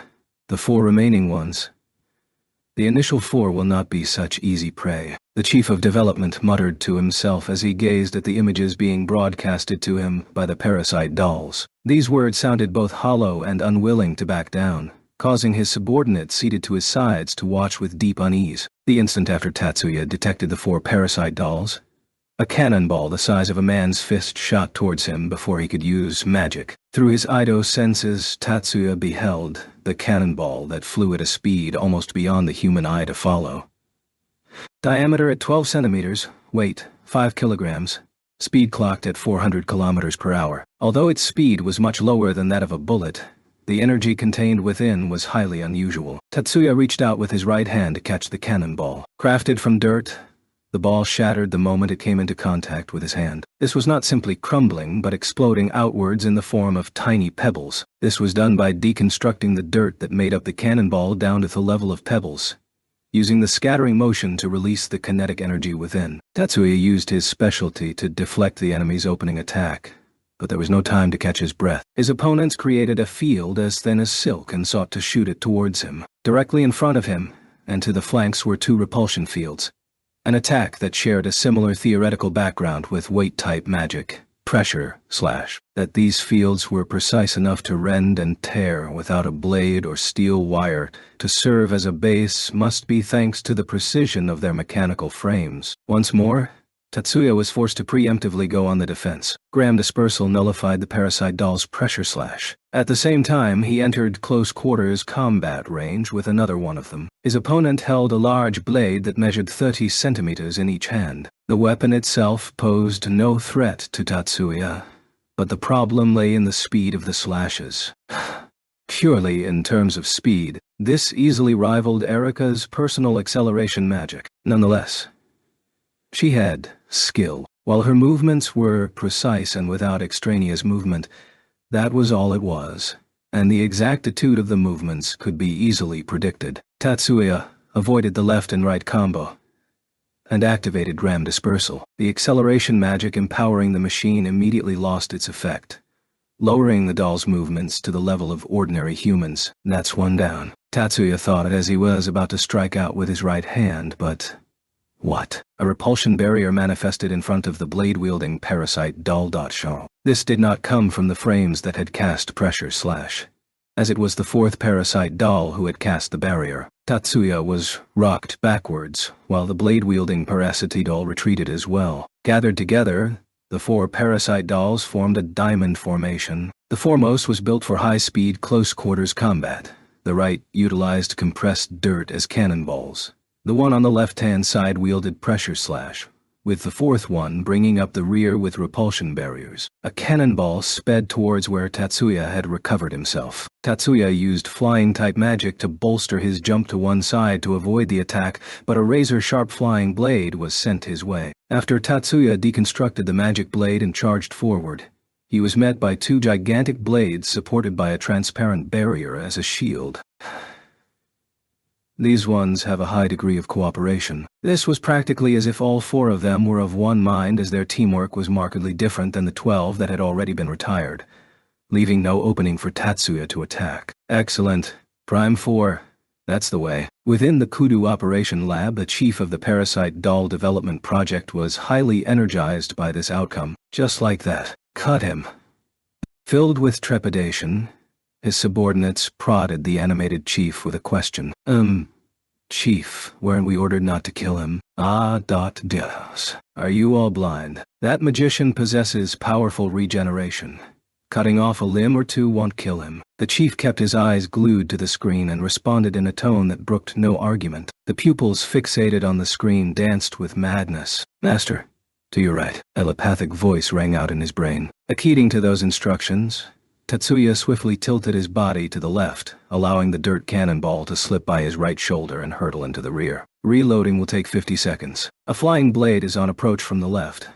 Please avoid by stepping 1 meter to the right. Tatsuya followed these avoidance instructions, and the flying blade formed by pressure slash indeed passed 30 centimeters to Tatsuya's left. Pixie, can you tell how the enemy will attack? Tatsuya used the armor concealed within his glove to deflect the mobile parasite doll's blade, and asked Pixie over the transmitter. Incoming cannonball aimed for the head. Correct, Master. I can hear them speaking to one another. Speaking. Are you telling me that they are not acting on their personal judgment? Using concepts from fisticuffs, Tatsuya lowered his head to avoid the cannonball while diffusing the enemy's personal acceleration spell at the same time. The right hand holding the spell that disabled the enemy servitors was a hair away from making contact, but was blocked by the enemy barrier at the last second. Those four are constantly exchanging thoughts while acting. As Tatsuya was being blown back by the repulsion barrier, Pixie's answer to his earlier question was passed to his ears. This answer gave him a deeper insight into the situation. This was not one brain controlling all four limbs, but more like one mind was controlling the four of them, by splitting into 4 partitions. Additionally, Pixie was able to intercept the parasite doll's conversation. In that case, they were much easier to deal with. Pixie, transmit enemy chatter. Acknowledge. How did it suddenly turn out like this? The chief shouted in confusion, though this time his subordinates shared his sentiment. The attacks coming from the first 4 parasite dolls crafted by the former 9th Research Lab, the Prime 4, were no longer leaving their mark. The dirt cannonball was being blocked by the enemy's hand just as he was avoiding the attacks from the gravity dagger. They also referred to the pressure blade's flying edge as the G-dagger. The highly mobile parasite doll's attacks were being dodged, as if her blows had been telegraphed to the enemy, who also voluntarily retreated just as the repulsion barrier began to manifest. While their side had not reported any major damage, it was plain that their enemy was now clued in to the movements of the Prime 4. For the first time, the magician wearing the mobile armor seized the initiative on offense. The dolls altered their combat pattern by leading with 2 shots from the G-dagger towards the legs, but they were immediately dispersed shortly after being fired. The chief and his minions were wholly unaware of what happened. But even if they stopped to think, the parasite dolls would not cease their activities. Once an autonomous weapon received its orders, they would continue their mission until receiving fresh commands or ordered to desist. On the screen, the agile model was assaulting the enemy and the artillery model cupped its hands in preparation. The blade was a feint, as the real blow would come from the shot. Yet, the magician in the mobile armor seemed to know this from the very get-go and passed to the side of the blade-wielding servitor. The eidos of the repulsion barrier began to form, and abruptly vanished with the information seize. The magician in the mobile armor appeared before the artillery model and laid his right hand on the cannonball. The cannonball turned into dust and slipped through the parasite doll's fingers. Like a human being, the artillery model stood stock still in amazement. The left hand of the magician in the mobile armor had already landed on her chest. How can this be possible? The researchers screamed in disbelief, or were perhaps unwilling to believe, as the devices monitoring the artillery model within the Prime 4 indicated that the servitor had shut down. The 4 parasite dolls possessed flawless coordination on the attack. This was precisely thanks to their superb compatibility, made all the weaker when one of them was removed from the equation. Slashing. Right hand, right leg, left leg. Even without Pixie's guidance, Tatsuya had already recognized this attack pattern. The artillery model's responsibility was to restrain the enemy with long-range attacks. So now Tatsuya could concentrate on dealing with the enemy's magic once that restraint was no longer in place. After Tatsuya used Gram Dispersal to deconstruct Pressure Slash, he rushed the sword-wielding parasite doll. He abolished the protective barrier in front of him and stretched his hand towards the blade. For the parasite doll, this should be beyond their anticipation. This must not have been programmed into their electronic brains. There was no way of telling whether the delay arose from the machine or the demon within. Tatsuya seized hold on the blade. New Damascus alloy, a compound created from nanometer-long silicon tubes, abruptly crumbled into sand. Not only did this apply to the blade he caught hold of, but the other blade he had not touched also suffered the same fate. Since magic was used to disintegrate the weapon, there was no need to lay hands on the weapon in the first place, but this did serve to be a more shocking scene to bear witness to. As he was the instigator, Tatsuya naturally felt no astonishment at this turnout. Rather than approaching the disarmed servitor, he instead stepped towards the parasite doll in charge of the defenses stationed to the rear. Without taking advantage of the mobile armor's abilities, Tatsuya needed only one step to close the 5-yard gap between them. The repulsion field that served as the protective barrier spread out again. Without paying any heed to variety, the speed at which this superpower could deploy the protective barrier was much swifter than Tatsuya. Yet, the magic at Tatsuya's fingertips was not restricted to only disrupting magic being invoked, but also abolishing magic that had already been completed. So an ability that could merely erect a barrier held little meaning against him. Without any accompaniment offense, just this alone was not going to constitute a threat against Tatsuya. The defensive servitor fell into hibernation. The remaining servitors were the agile model used for close-quarters combat, and the frame built for close-range fire support. Right now they were nothing more than prey dancing in Tatsuya's palm. Master, congratulations. Pixie suddenly released a loud cry over their telepathic connection, almost causing Minami to accidentally disable her magic barrier. Here, too, this passionate outburst seemed wholly incompatible with an alien creature, and thus Minami only mumbled to herself. Not that she was aware of this, of course. She has Tatsuya-sama defeated all the parasite dolls. Rather than being concerned for Tatsuya's well-being, her follow-up question seemed to be a verification that contained no hint of worry. Correct? Master has caused my kin to all enter hibernation. It was only now that Pixie returned to vocal communication, but Minami paid that detail no heed. While I really wish he could come back quickly, but at this point, Minami realized that even if Tatsuya suddenly returned now, that may only serve to pour oil on the fire. The security troops were still deployed outside around their car. Under these circumstances, if a masked soldier in full combat regalia with an unknown affiliation appeared, this may result in a fiery outcome just then. Minami's portable terminal emitted a ping to alert her about an incoming call. Who could this be? Minami thought as she glanced at the sender. Originally, she held low expectations as she surmised this must be an anonymous call, but the screen betrayed her expectations as the name Kuroba Fumiya appeared on the screen. Hello? How does he know my phone number? Minami thought in bemusement as she answered the phone. The barrier continued to persist. This is Kuroba Fumiya. Are you Sakurai Minami-san? I am. Thank goodness I got through to you. I sincerely apologize for looking up your phone number without your permission. Setting that aside, I would like to double-check something. No, I don't mind at all if Kuroba-sama knows my phone number. What did you need to check? Currently, is the car covered by the protective barrier and surrounded by security? Yours, Sakurai-san. Please call me Minami. Your assessment is correct. A somewhat confusing air came across from the other side of the terminal, but the conversation continued unabated. Minami-san, you're not acting as a decoy, are you? In short, is there a need to keep security here? Not only do I not want them here, they were causing me tremendous hassle. Furthermore, Fumiya-sama, please do not call me Minami-san. A simple Minami will suffice. We discuss that part another day. Setting that aside, I will knock out all the security forces over there. Please sustain the protective barrier until then. Understood, we're counting on you.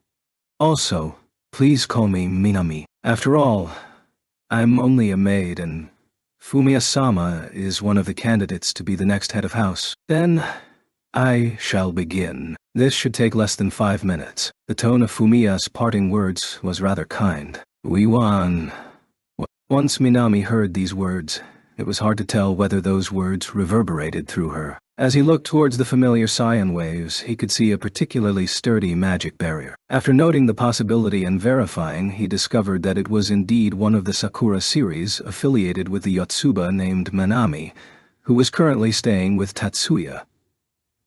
Fumiya could roughly estimate what had occurred. That vehicle likely belonged to his esteemed Tatsuya Onfuai-san, and served a purpose in the experiment to destroy the parasite dolls. In that case, the security forces must be barred from access and they could not add on to Tatsuya's burden. All of you certainly are terribly unlucky. Fumiya pulled out a glove-shaped CAD. Currently, he had the appearance of a typical male student in high school, but chose not to appear before others. He persuaded himself that any disguise would be unnecessary. Fumiya was currently 20 meters from the vehicle. In truth, direct pain could easily hit the targets at this range, but he had crawled to extreme close range to prevent overdoing his attack. All of you are seriously unlucky, Fumiya internally said to the security guards before mercilessly applying direct pain to the security guards crowded around the vehicle. By the time Tatsuya returned to the engineering vehicle, he was struck speechless by the security guards lying haphazardly around the car. Fumiya had alerted his subordinates from the Kuroda family to clean up the mess,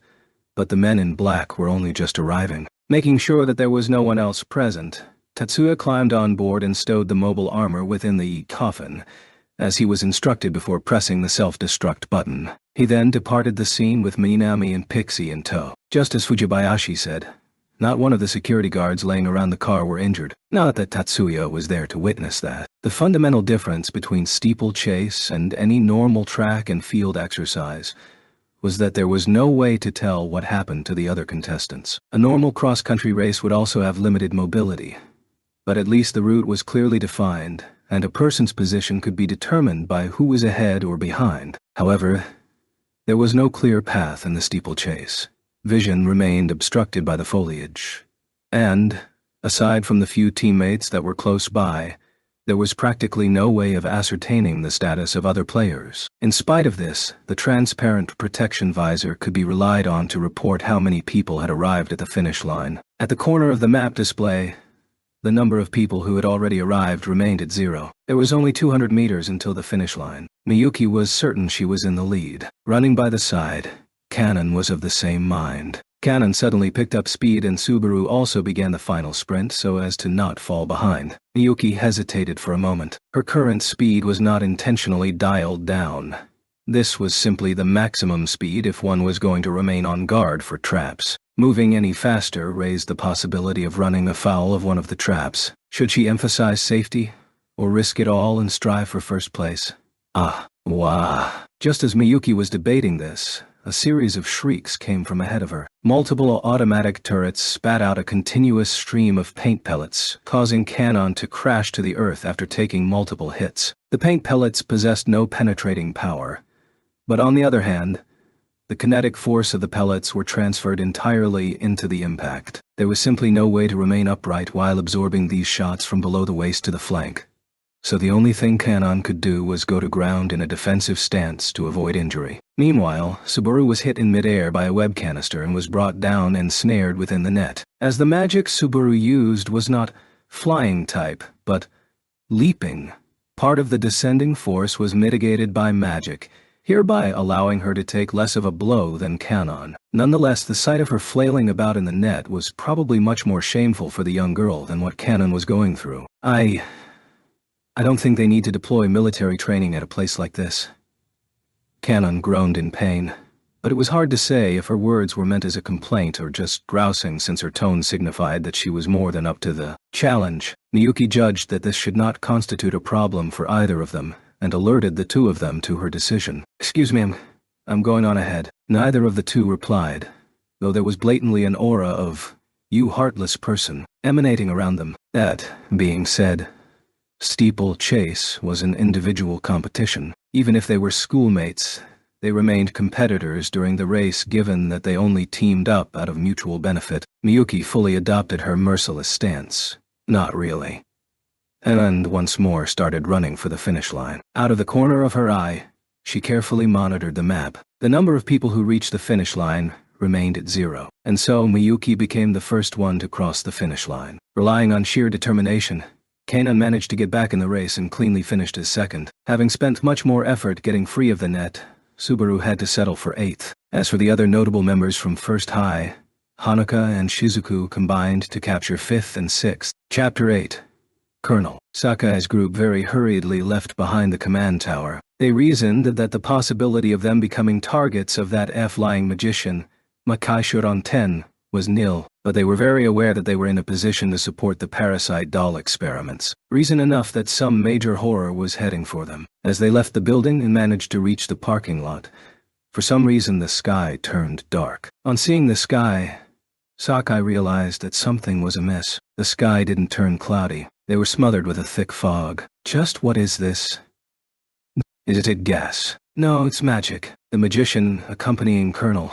Sakai managed to get right what was behind the thick fog. However, they only knew that it was magic. Without knowing its effects, they could not make it disappear. "You have been invited, Colonel." Sakai and staff, as they shifted their focus onto the playful voice, they saw a man in his prime, dressed in a suit in spite of midsummer and wearing diagonally a soft hat, bowing smartly before them. "I invite you to the world of dreams." After that, Sakai's consciousness slipped into the darkness. The steeplechase cross-country concluded with Miyuki taking the girl's crown and Masaki taking the boy's crown, and this year's overall went to First High. Though it was a tough fight all the way, the morale of Team First High was even higher than last year. Although at the very end Masaki didn't manage to grab the overall title, Third High somehow showed up at the night after party with satisfied expressions. It's possible that they may have felt Masaki's next time for sure reaction in his efforts. For other schools it was Fourth High that stood out for winning the championship in Rookies Monolith Code and Mirage Bat. The lovely twins responsible for them,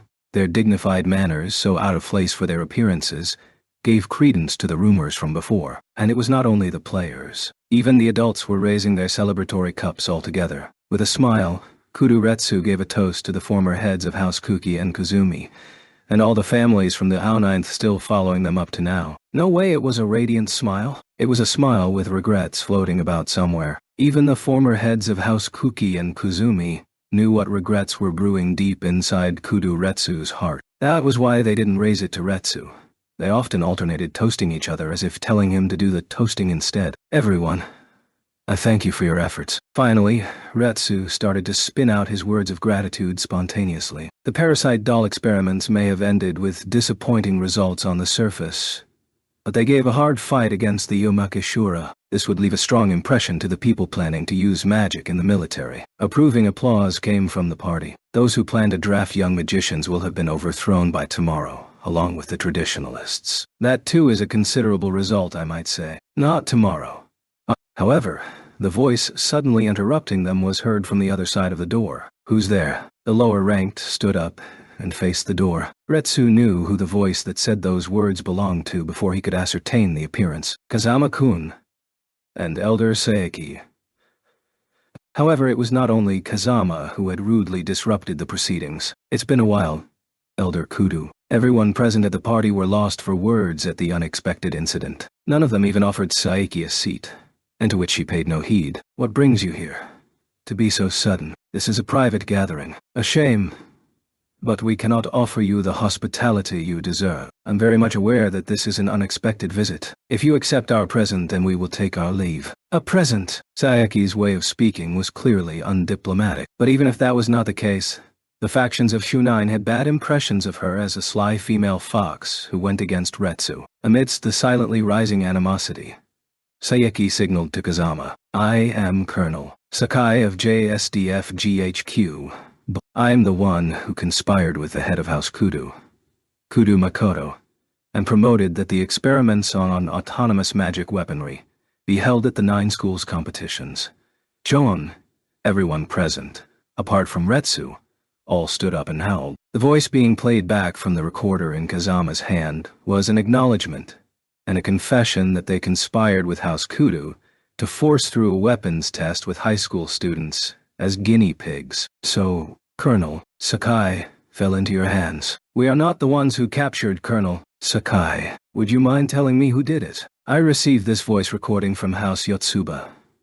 All those who stood up and were gathering about had gasped. Maya. As I thought, the Yotsuba would never let away those who made a move on their kin. Retsu nodded, his way of speaking strangely consenting. That would not be the case. However, Saeki repudiated those words. And what do you mean by that? When I received the voice recording, Yotsuba Dono added a condition that this recording should not be announced publicly. Retsu inquisitively raised his own eyebrows, unable to comprehend Maya's true intentions. Yotsuba Dono's objectives were to purge Sakai's group, known as the Anti-GAA Hardliners. I received this voice recording from Yotsuba Dono on the conditions that I do the cleanup after the purge and not to open its contents to the public. I see. Sakai-kun has earned the wrath of that person, Retsu muttered in agreement. However, he was still unable to understand all of it. Well then, what will you do with the data you have? Elder Kudu, the JSDF will no longer treat magicians as weapons. If you so wish, I will even stake my own head for this. Magicians will no longer be compelled to stand in battle against their wishes. That goes for your grandson, and for Hiham too. You want to tell me that I retire? It's true that the parasite dolls make for a beneficial weapon, as long as there are no mistakes on how it was used. Had you done it 10 years earlier, misguided uses like this time wouldn't be done. You're speaking out of turn, Major General. Enough. Retsu followed it with a gesture to calm down Kuki Mamoru, who had snapped out of his astonishment and was getting enraged. You performed magic weapon experiments on immature magicians. No matter how you gloss it over, I cannot say this was the right way to do it. Kazama, from Saki's side, butted in. His voice was filled with magma-like anger. Restrain yourself, Major Kazama. Sir? I apologize for my impudence. This time it was Saeki who rebuked Kazama. She looked at Retsu squarely in the eye. Please leave the magician's rights to us currently in active duty. We will not stand for any action that will put you, Elder Kudu, in fear. Towards Saeki, who had made that simple declaration, Very well. As his shoulders dropped, Reitsu answered back, somehow seemingly happy. August 16th, 2096. Night. Yokohama Chinatown was wrapped up in a silent tumult. Target is heading for the west gate. We have an advantage in location on the other side. Make sure you corner him with no less than 3 people. The group rushing about in the dark and exchanging only faint whispers at each other was a hit squad spearheaded by Kuroba Mitsugu. Target spotted. Guawa. What's wrong? Some kind of a hound-like being has... Everyone watch out. Zhou Gongjin uses magic different from even what the Dahan and Jia use. The confidant standing beside Mitsugu raised an inquiry as if muttering, "He's tougher than expected, boss. He's a big game who had thoroughly messed up with domestic affairs. It's very unlikely that he's weak in personal capabilities," Mitsugu answered in a composed voice, with even no hints of trembling. The confidant continued on with a relieved tone. "But the mistress obliged to deploy Shiba Tatsuya Dono? We will secure Zhou Gongjin before he arrives." However, on hearing his confidant's words, Mitsugu abruptly laid bare his irritation, as if to make his composure unbelievable. "Will it be okay not to wait for the arrival of Fumiya-sama and Shiba Tatsuya Dono? What the hell is Maya-san thinking?" Having totally lost his self-control, Mitsugu ended up calling Maya as Sumaya-san, in spite of his confidant standing in front of him. That person shouldn't be used in this situation. That person shouldn't be even let outside in the first place. That person is the manifestation of the Yotsuba's sins. Just locking him up within the Yotsuba is enough for our atonement. Mitsugu, after noticing his confidant's dumbfounded look, coughed loudly. "I'm going in. You take charge." "Yes, boss." Mitsugu's figure dissolved into the darkness. "This will be brought to an end without even waiting for Tatsuya," the confidant thought. End of the line. Zhou Gongjin ought. A few minutes later, Mitsugu was standing in front of Zhou. "My goodness. It's Yotsuba's darker side, the head of House Kuroba, showing himself for a lowly servant like me. Looks like you have overestimated me. Don't think we underestimated you. Blanche's uprisings, no head dragon's secret maneuvers, guiding the GAA Special Forces, arranging to smuggle in parasites. You sure have the nerve to do them by yourself. I assure you, I only gave a helping hand. They would have happened sooner or later without my assistance. You're a bother for sure. For making later into now. Can't you see that postponing wouldn't solve anything? Can't see the reason why postponing is a bad thing." Mitsugu slowly closed the distance. "At this distance you can't get away with your specialty Ghostwalker 11. Give it up, Joe." "Indeed. To get up close and personal means my divination is useless." Joe didn't lose his composure as he judged that his special spells were sealed up. "Therefore this will hurt a little bit." A12 Mitsugu didn't have the time to say what the... For a 4-legged shadow descended from the night sky. A silhouette of a giant hound rushed on Mitsugu and bit off one of his arms. Gah! Struck silent, Mitsugu crumpled down. The black hound had already disappeared without a trace. Good grief. That took me 10 years to prepare it. Oh well, it would do in exchange for Kuroba Mitsugu's arm. Muttering those words, Zhou Gongjin's figure slipped into the shadows. "Father, Dot." After having gone to fetch Tatsuya, Fumiya, as soon as he saw Mitsugu's figure, pushed his way through the wall of men in black suits and ran up to him, his expression visibly changing. Just who did this? Oh yeah, Tatsuya Nizan. Fumiya had remembered the unusual power of his esteemed second cousin he took along, and gave out a longing look. In response, Tatsuya used his left hand to draw out a pistol-shaped cad. "No.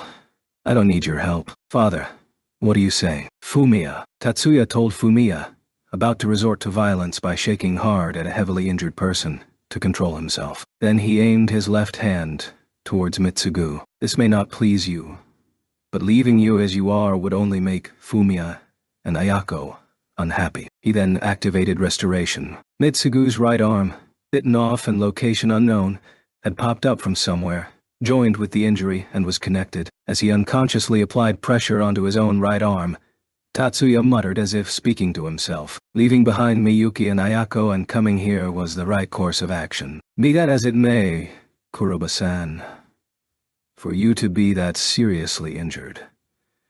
Just what kind of magic did Zhou Gongjin use?" Mitsugu, looking annoyed at his own right arm, shook his head as he avoided looking Tatsuya in the eye. "I don't know." Zhou Gongjin said something like, "Howling celestial hound," But it's impossible that there's a spell with that name. That's fictitious then. It must be a class of transforming bodies magic. He's a worrying opponent. Tatsuya didn't ask where Joe ran off to. All he knew was that from here on, they would have to locate this person at all costs. To be continued in next volume.